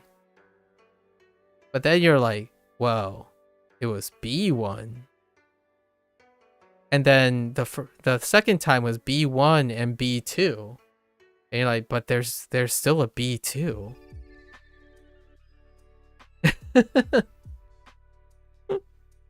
Way to go. Thank you. That helps a lot. That actually does.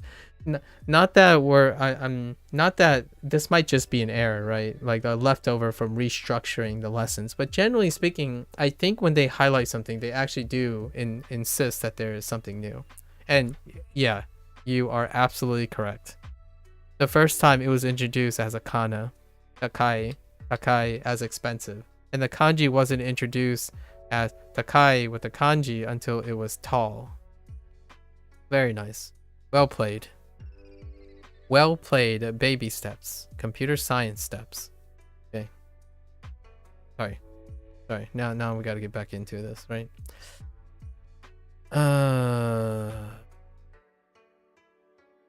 Okay. Hikoki no jacket wa takai desu. Okay. Hikoki no jacket. Okay. Alright, so we should know. Plane tickets are expensivo. Okay. Alright. Oh no. Why? How did it go again? Suitcase. Oh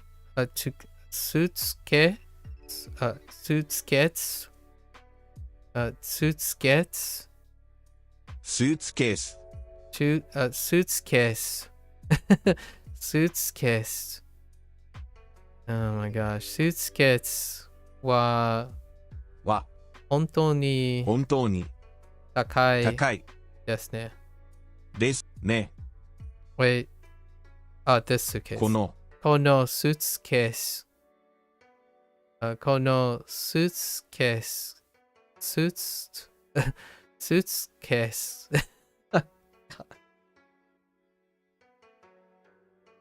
この suitcase. この suitcase は本当に高いですね。You heard me. Don't even at me right now. Plane tickets are always expensive. So 飛行機飛行機のジャケット、チケット、チケットチケット、チケットはは高高い。い。Oh, いつも。いつも。です。Okay. いつも飛行機のチケットは高いです。Oh. Oh, I saw an alternative. I saw an alternative answer. I get it. I see where I could move いつも。綺麗な絵。綺麗な絵。なえ。絵。Really? 絵。絵。絵。絵。絵。絵。 I didn't know "eh" meant this. 絵。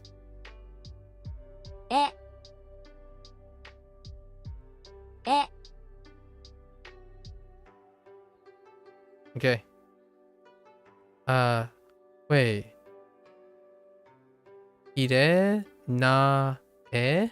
Oh, yeah, 綺麗な絵. Oh my gosh, that is so confusing, but it's okay. It's a fragment, so fine. A pretty painting. 綺麗な, bringing back the na adjective. 綺麗.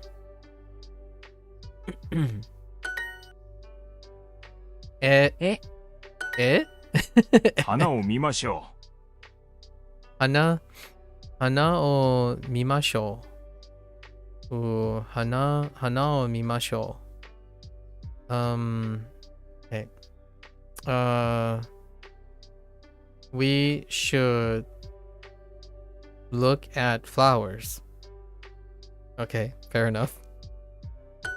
有名な絵を見ましょう。Okay, 有名なを見ましょう。Wait, was there an object? 花? 有名な絵を見ましょう。Wait, what? 有名な絵を見ましょう。Oh, oh my gosh. な絵を見ましょう。 Oh, that's gonna be so mean. Why do you make... Oh, I am not... Oh no. Oh no. Oh no, this is bad. Oh no. I already have trouble hearing two kana objects and nouns. But really?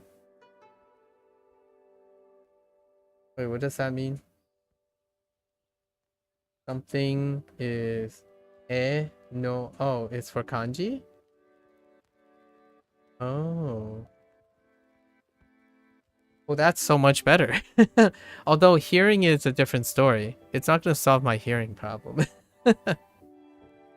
Oh no. Well, I guess if I... Dude. 有名な絵を見ましょう。有名な絵を見ましょう。 How can you hear that? 有名な絵を見ましょう。有名な絵を見ましょう。 Yume naeo. It's like a it's like a triple diphthong. Heckin triple diphthong. Ao I'll mimasho. Like yume naeo. Holy heck, dude. Like what you call it?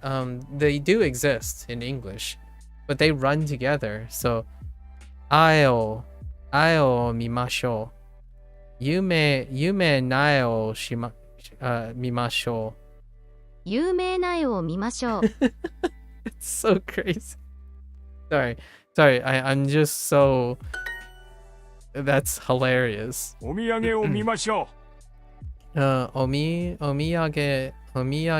を見ましょう。Okay. I mean, that's a little bit nice. We should look at souvenirs. That's a great way for omiyage. Omiyage to bring back omiyage. Omiyage o mimashou. Okay.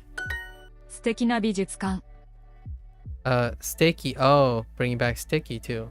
Sticky na. Oh, I heard this earlier. 美術館 Mijutsukan. Really? Mijutsukan. Mijutsukan. Yeah, Mijutsukan. Oh, oh no, Bijutsukan. 美術館 Bijutsukan. 美術館 Okay, alright. This one's gonna be hard to remember. 美術館 Bijutsukan. It kind of reminds me of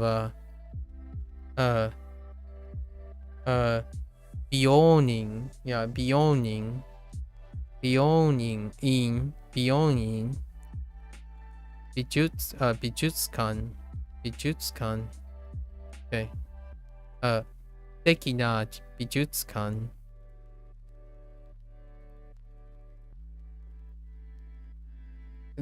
Oh, jutsu? In the middle is the kanji I just learned. Oh, same as jujitsu. Oh, I get it. Jutsu. Oh, jujitsu. Oh, neat. Neat. Very neat. Very neat. But that still reminds me that I need to catch up on Jujutsu Kaisen.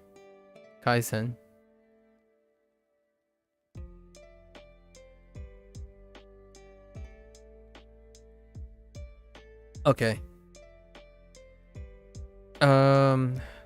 A lovely art museum. Sure. Suteki na bijutsukan. Bijutsukan. 美術館 美術館 美術館 素敵な美術館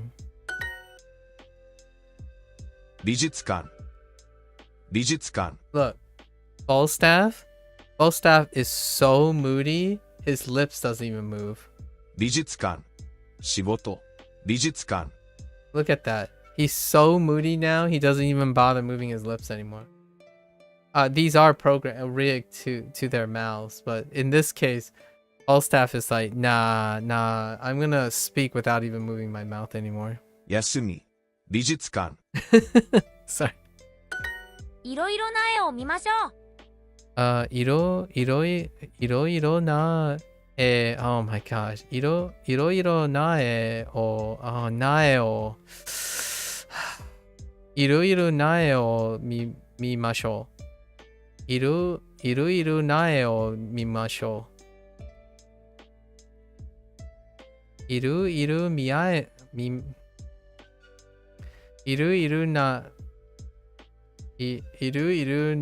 絵を見ましょう。It kind of sounds awesome if I weren't tripping all over the place. We should look at all sorts of bath. No, I'm just kidding. Paintings. コーヒーを飲みましょう。コーヒーを飲みましょう。Aw, that's awesome. Now, Duolingo, can you please teach me bubble tea, boba tea, anything? Give me milk tea. Just give me milk tea, even. I guess you could go like Kyunyun no ocha. Or just Kyunyun. Is Kyunyun even a na adjective? Kyunyun na ocha? I don't even know Kyunyun.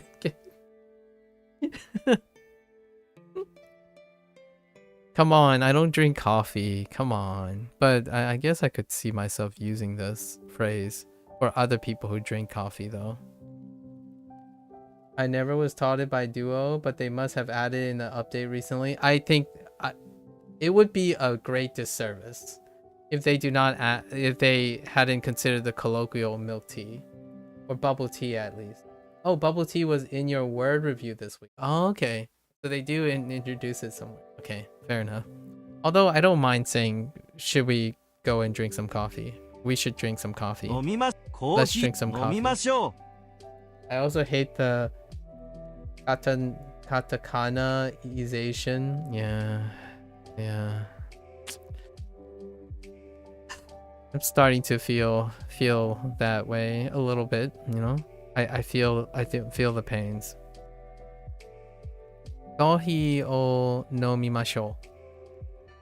I can get behind this phrase. We should drink coffee. How would you express we should drink some coffee? Or is it expressing that too? Because of English. You can still say this would say we should drink some coffee. That it's still the same thing, right? Like, it's weird, but Duo decide not to place. You see what I mean? Like, this is inconsistent with the way Duo interprets things. So sometimes they want to remind you that there's amounts. What is the sum? Because there are more than one coffee.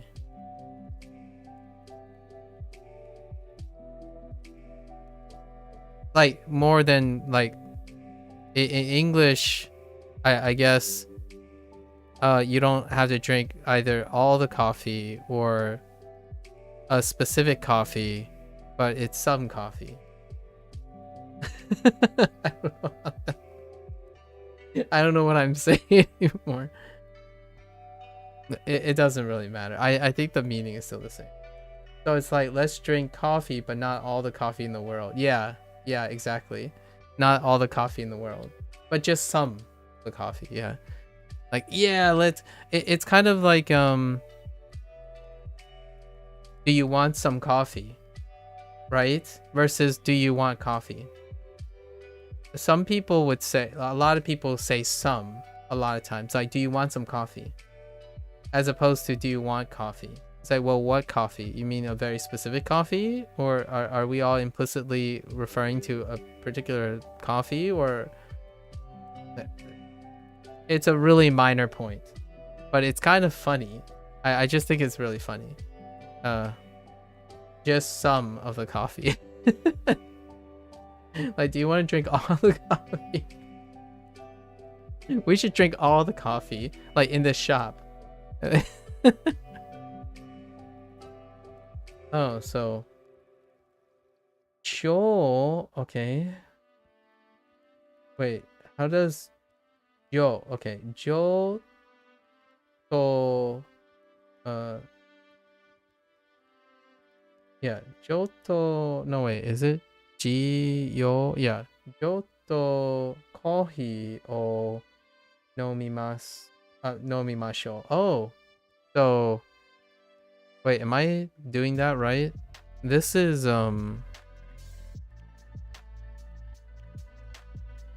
this, right?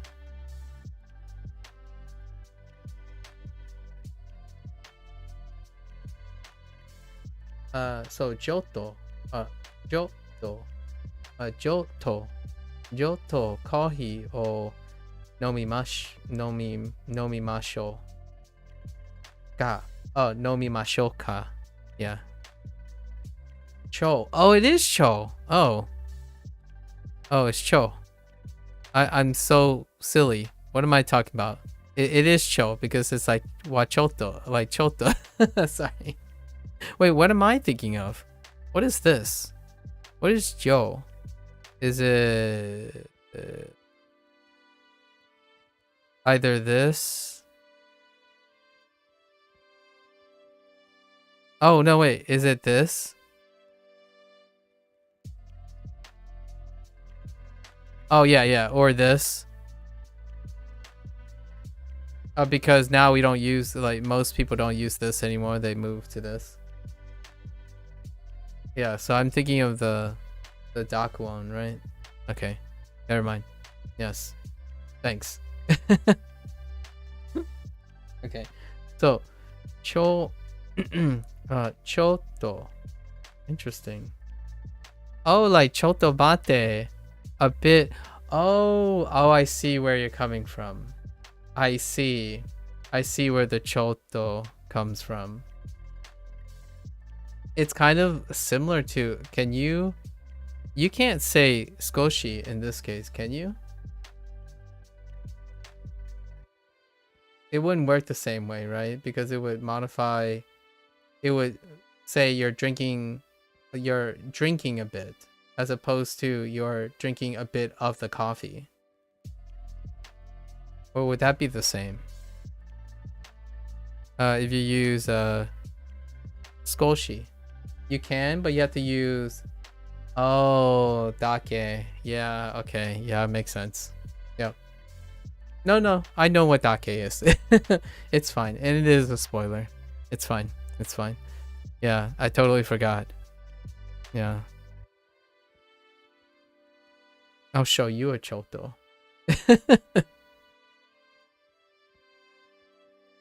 All right. Fair enough. That's enough brainstorming. No, we'll know. We'll know now. I won't. カフェでコーヒーを飲みましょ Wait, are they actually really introducing... う。で、 Oh, yeah. Nice.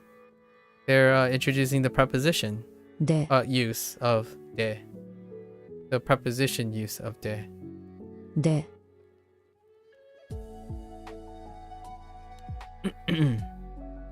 It's more like a sequence. More like sequencing. But で、 it's funny because this was used as like a addendum note in the で、 grammar site, the Tofuku. Like, oh, hey, here's another fun way of using this De. stuff beyond the basics. Or で、 I guess this would, honestly, this would be more of a basics thing. Cool. Okay. で、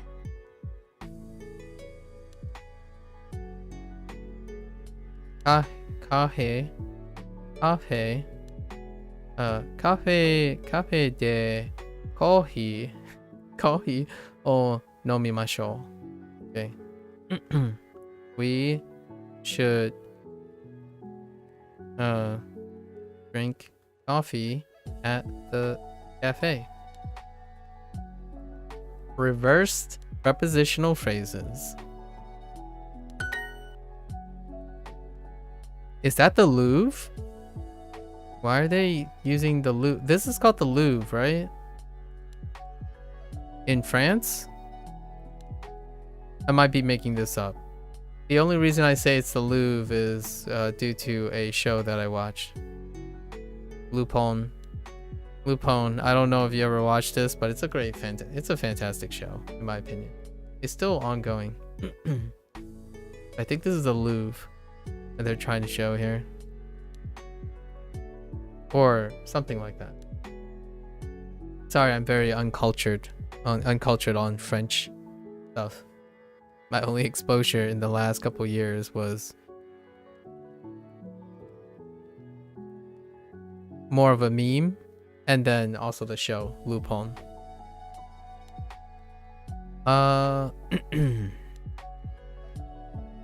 Ashita, oh no.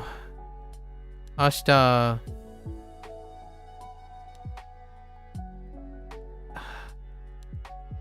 Bijutsukan. Bijutsukan.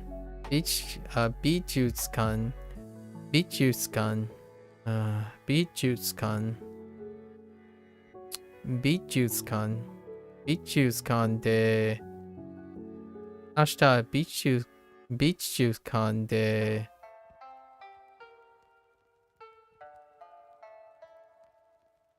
Aimashou. Aimashou? What are the other ones? Yogimas? Heck no. Arimasen? Interesting that they included arimasen. We were just talking about that. The only version of negative non-pass. Negation non-pass, which was unofficially introduced, technically. And then kakarimaska. Kakarimaska? Okay. How does this read? Let's see. Oh, okay. Tomorrow we should meet at Tomorrow we should meet at. Or we should meet at the art museum tomorrow. Regardless. Tomorrow before or tomorrow at the end. It's acceptable. カフェでジュースを飲みましょう。 Okay. カフ Kafe ェ de juice ジュースを を飲みましょう。 Kafe Kafe de juice を飲みましょカフェでジュースを飲みましょう。う。Kafe de coffee, you know, ice coffee. Of course you would throw in iced coffee. アイスコーヒー That most certainly doesn't look like a specific brand that we're all familiar with. It's a coincidence that it's green with white placeholders, of course.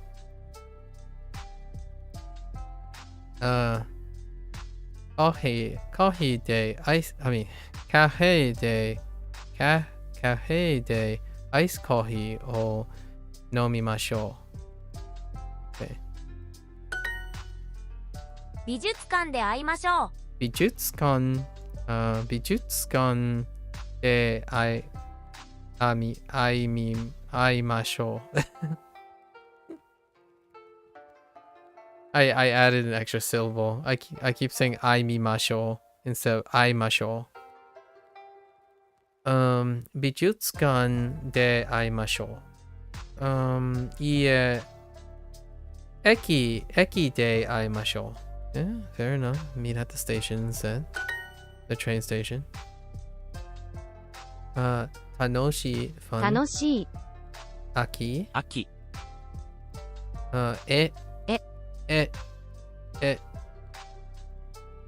天気天気雪雪。 Okay. 美術館美術館で会いましょう。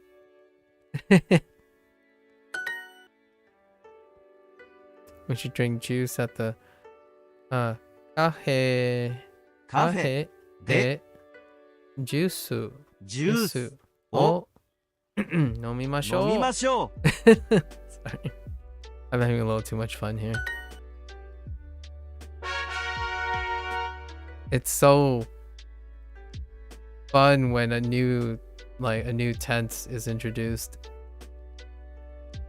The zoo. That's a long kana for zoo.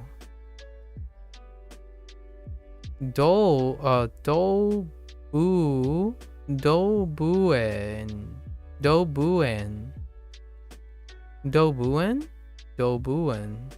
動物園 Oh, dobutsu. Oh, tsu. Whoops. Dobutsuen. Whoops. I actually thought that was an oo because I got in the dobutsuen. 動物園 Dobutsen. 動物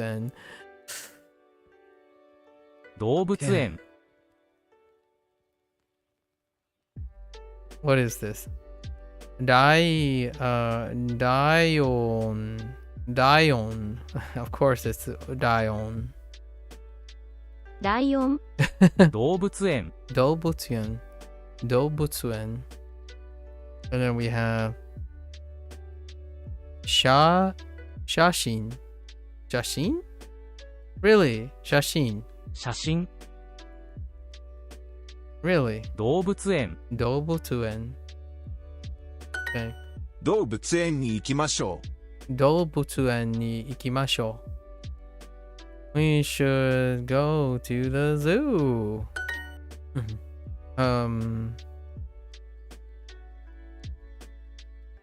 Something に英語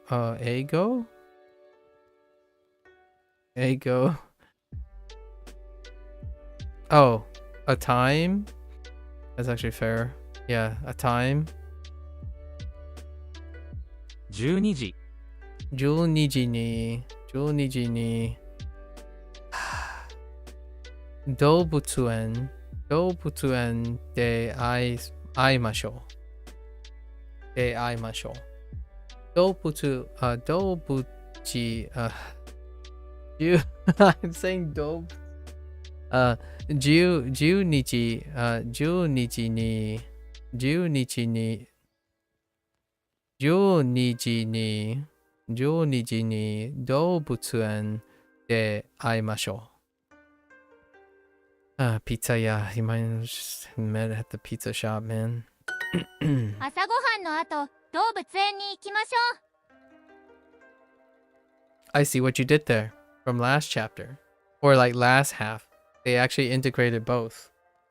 So,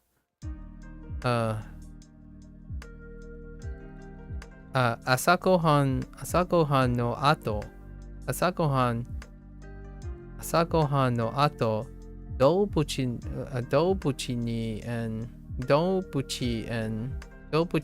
に行きましょう。Okay. 動物園に行きましょう。I think their lessons are getting better. If not, because they're integrating both now. Interesting. I think these are nice. Okay. So, after breakfast, we should go to the zoo. 動物園地 oh my gosh 動物園に行きましょう。Okay. 今日何をしましょうか？ We'll put in the repetition. We'll get it later. 今日何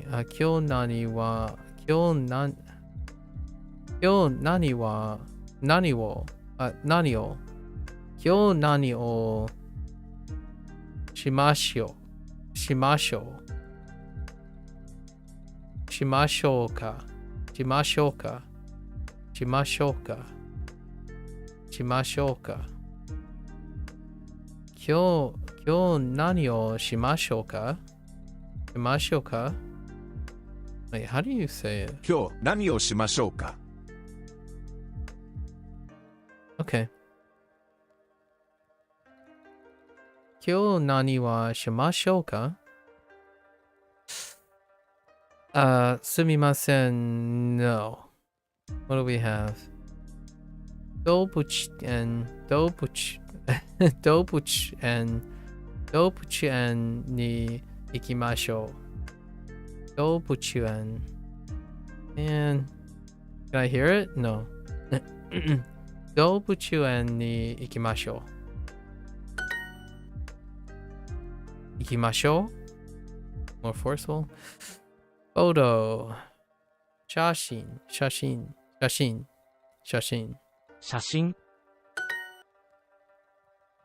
How does it go? ライオ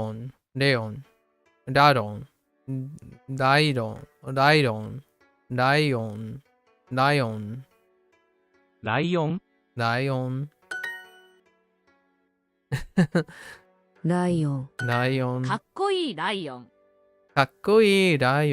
Okay, sure. I can get behind that. 写真を撮りましょ写真を撮りましょう。う。撮りましょう。We should take. Wait. 撮りましょう。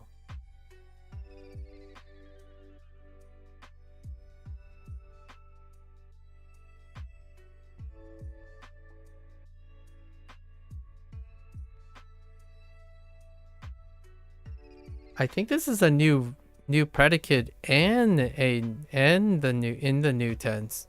撮りましょう? Really? I actually don't think I have this.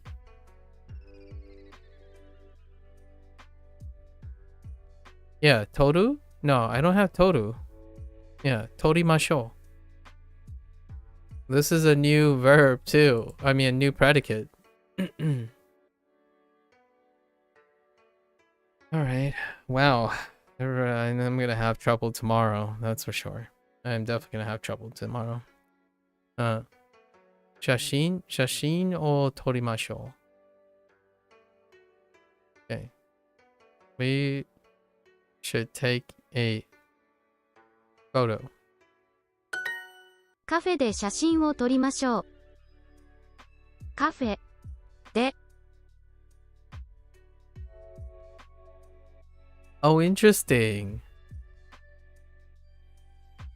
Oh, okay. Yeah. Okay.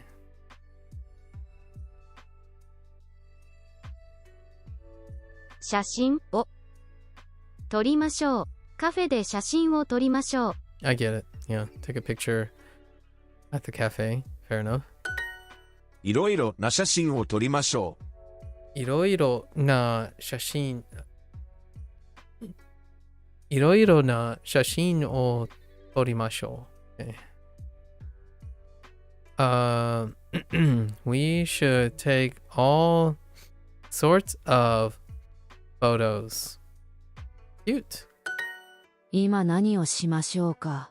今何をしましょうか。しましょうか。今何をしましょうか。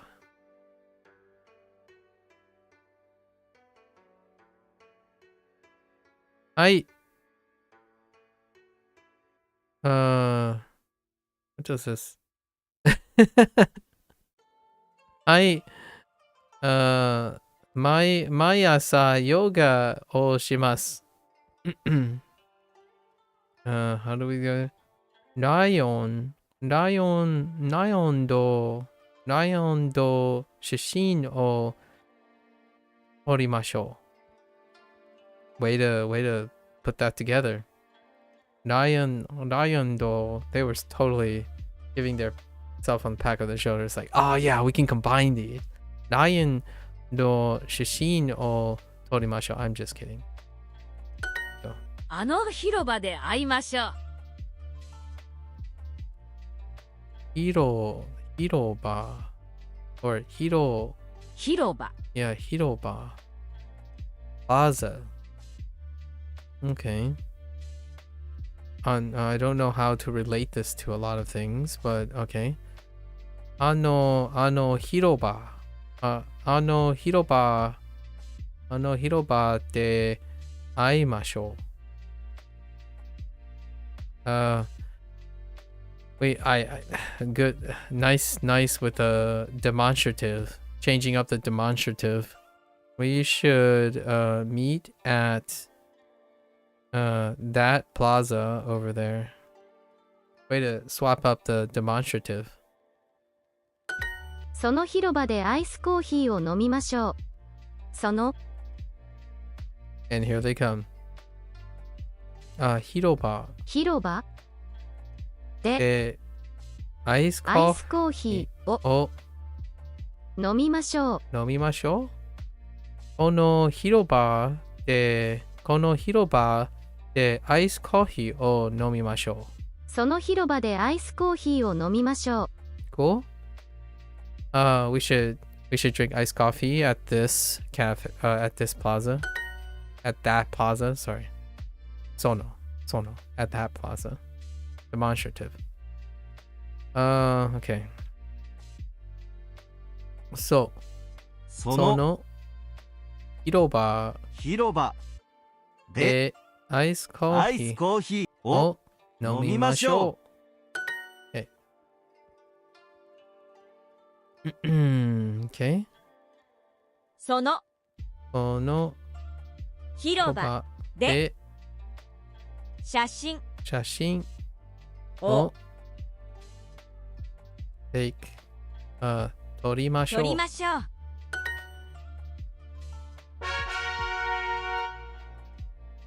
One more for the day.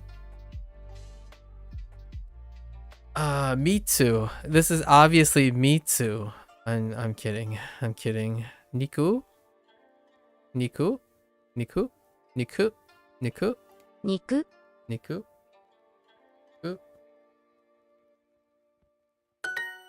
おいしい肉。おいしい肉。Okay. この肉は本当に美味しいですね。Probably. Yeah. おいしい。Sure. 休みましょう。休みましょう。Oh man. We should rest. We really should rest. 休みましょう。I can get behind that.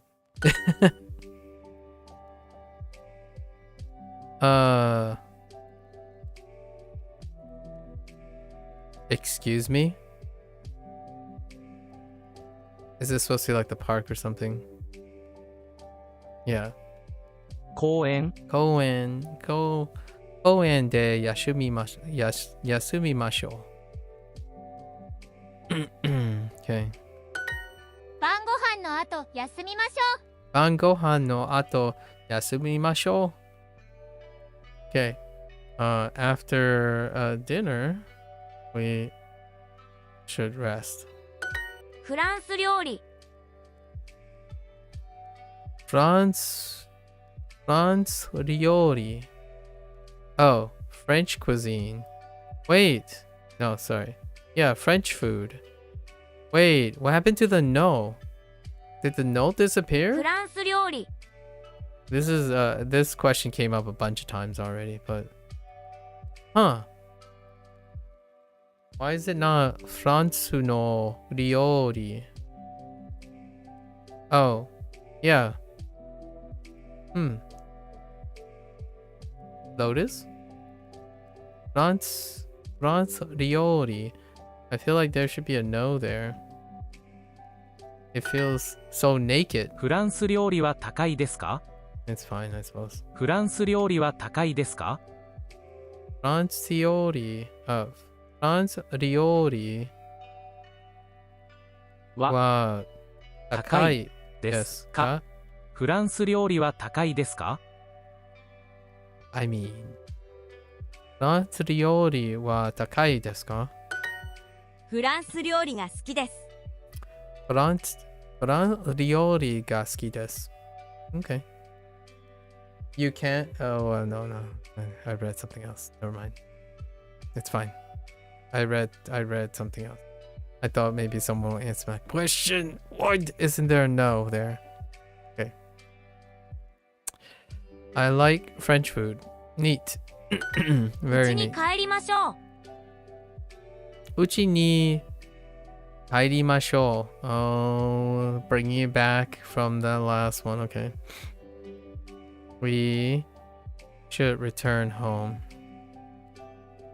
うちに帰りましょう。Nice. I like that. It's a hotel.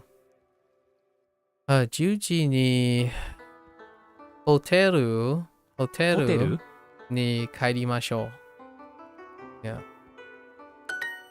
フランス料理は美味しいですね。フランス料理は美味しいですね。French food is tasty, isn't it? ケンさん、次は何をしましょうか？ケンさん、次は何をしまし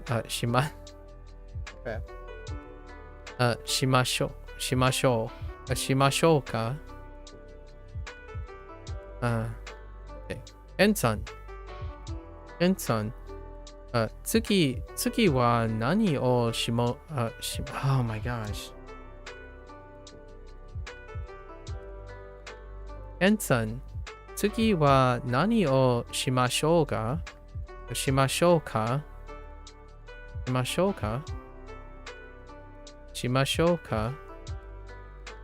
does shima isn't coming out?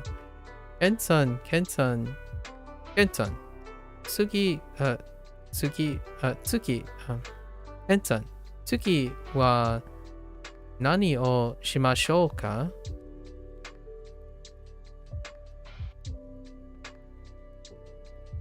次は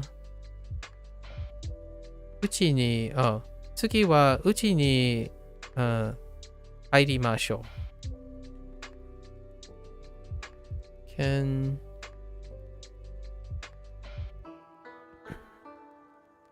What are you gonna do? What are you going to do next? What should we do next, sir?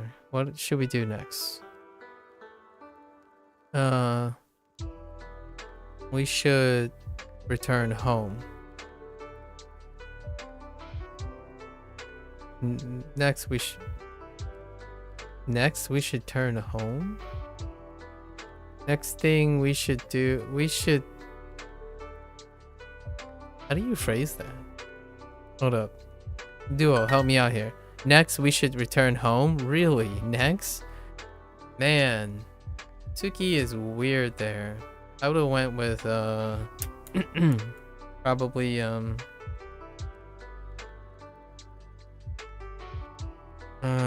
it wouldn't make it any less.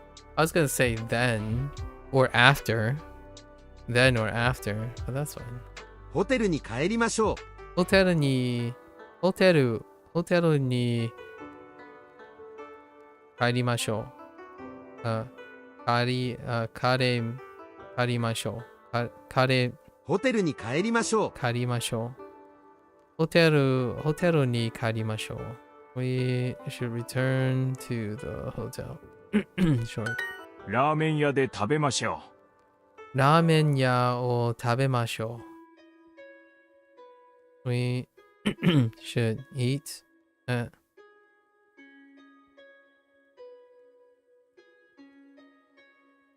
at the ramen shop. Okay. 有名なピザ屋を食べましょう。で食べましょう。So, 有名なピザ屋で食べましょう。有名なピザ屋で食べましょう。Oh no. レストランで晩ご飯を食べましょう。食べましょう。レストランで晩ご飯を食べましょう。 Alright. We did it! Got some time to spare too. We could be really ambitious tomorrow and clear out. Actually, tomorrow is Tuesday? Yeah, we're pretty good. Okay. We're pretty good. Decent day today. Alright, folks. That's a wrap. I think tomorrow's Total Recall is going to be bonkers.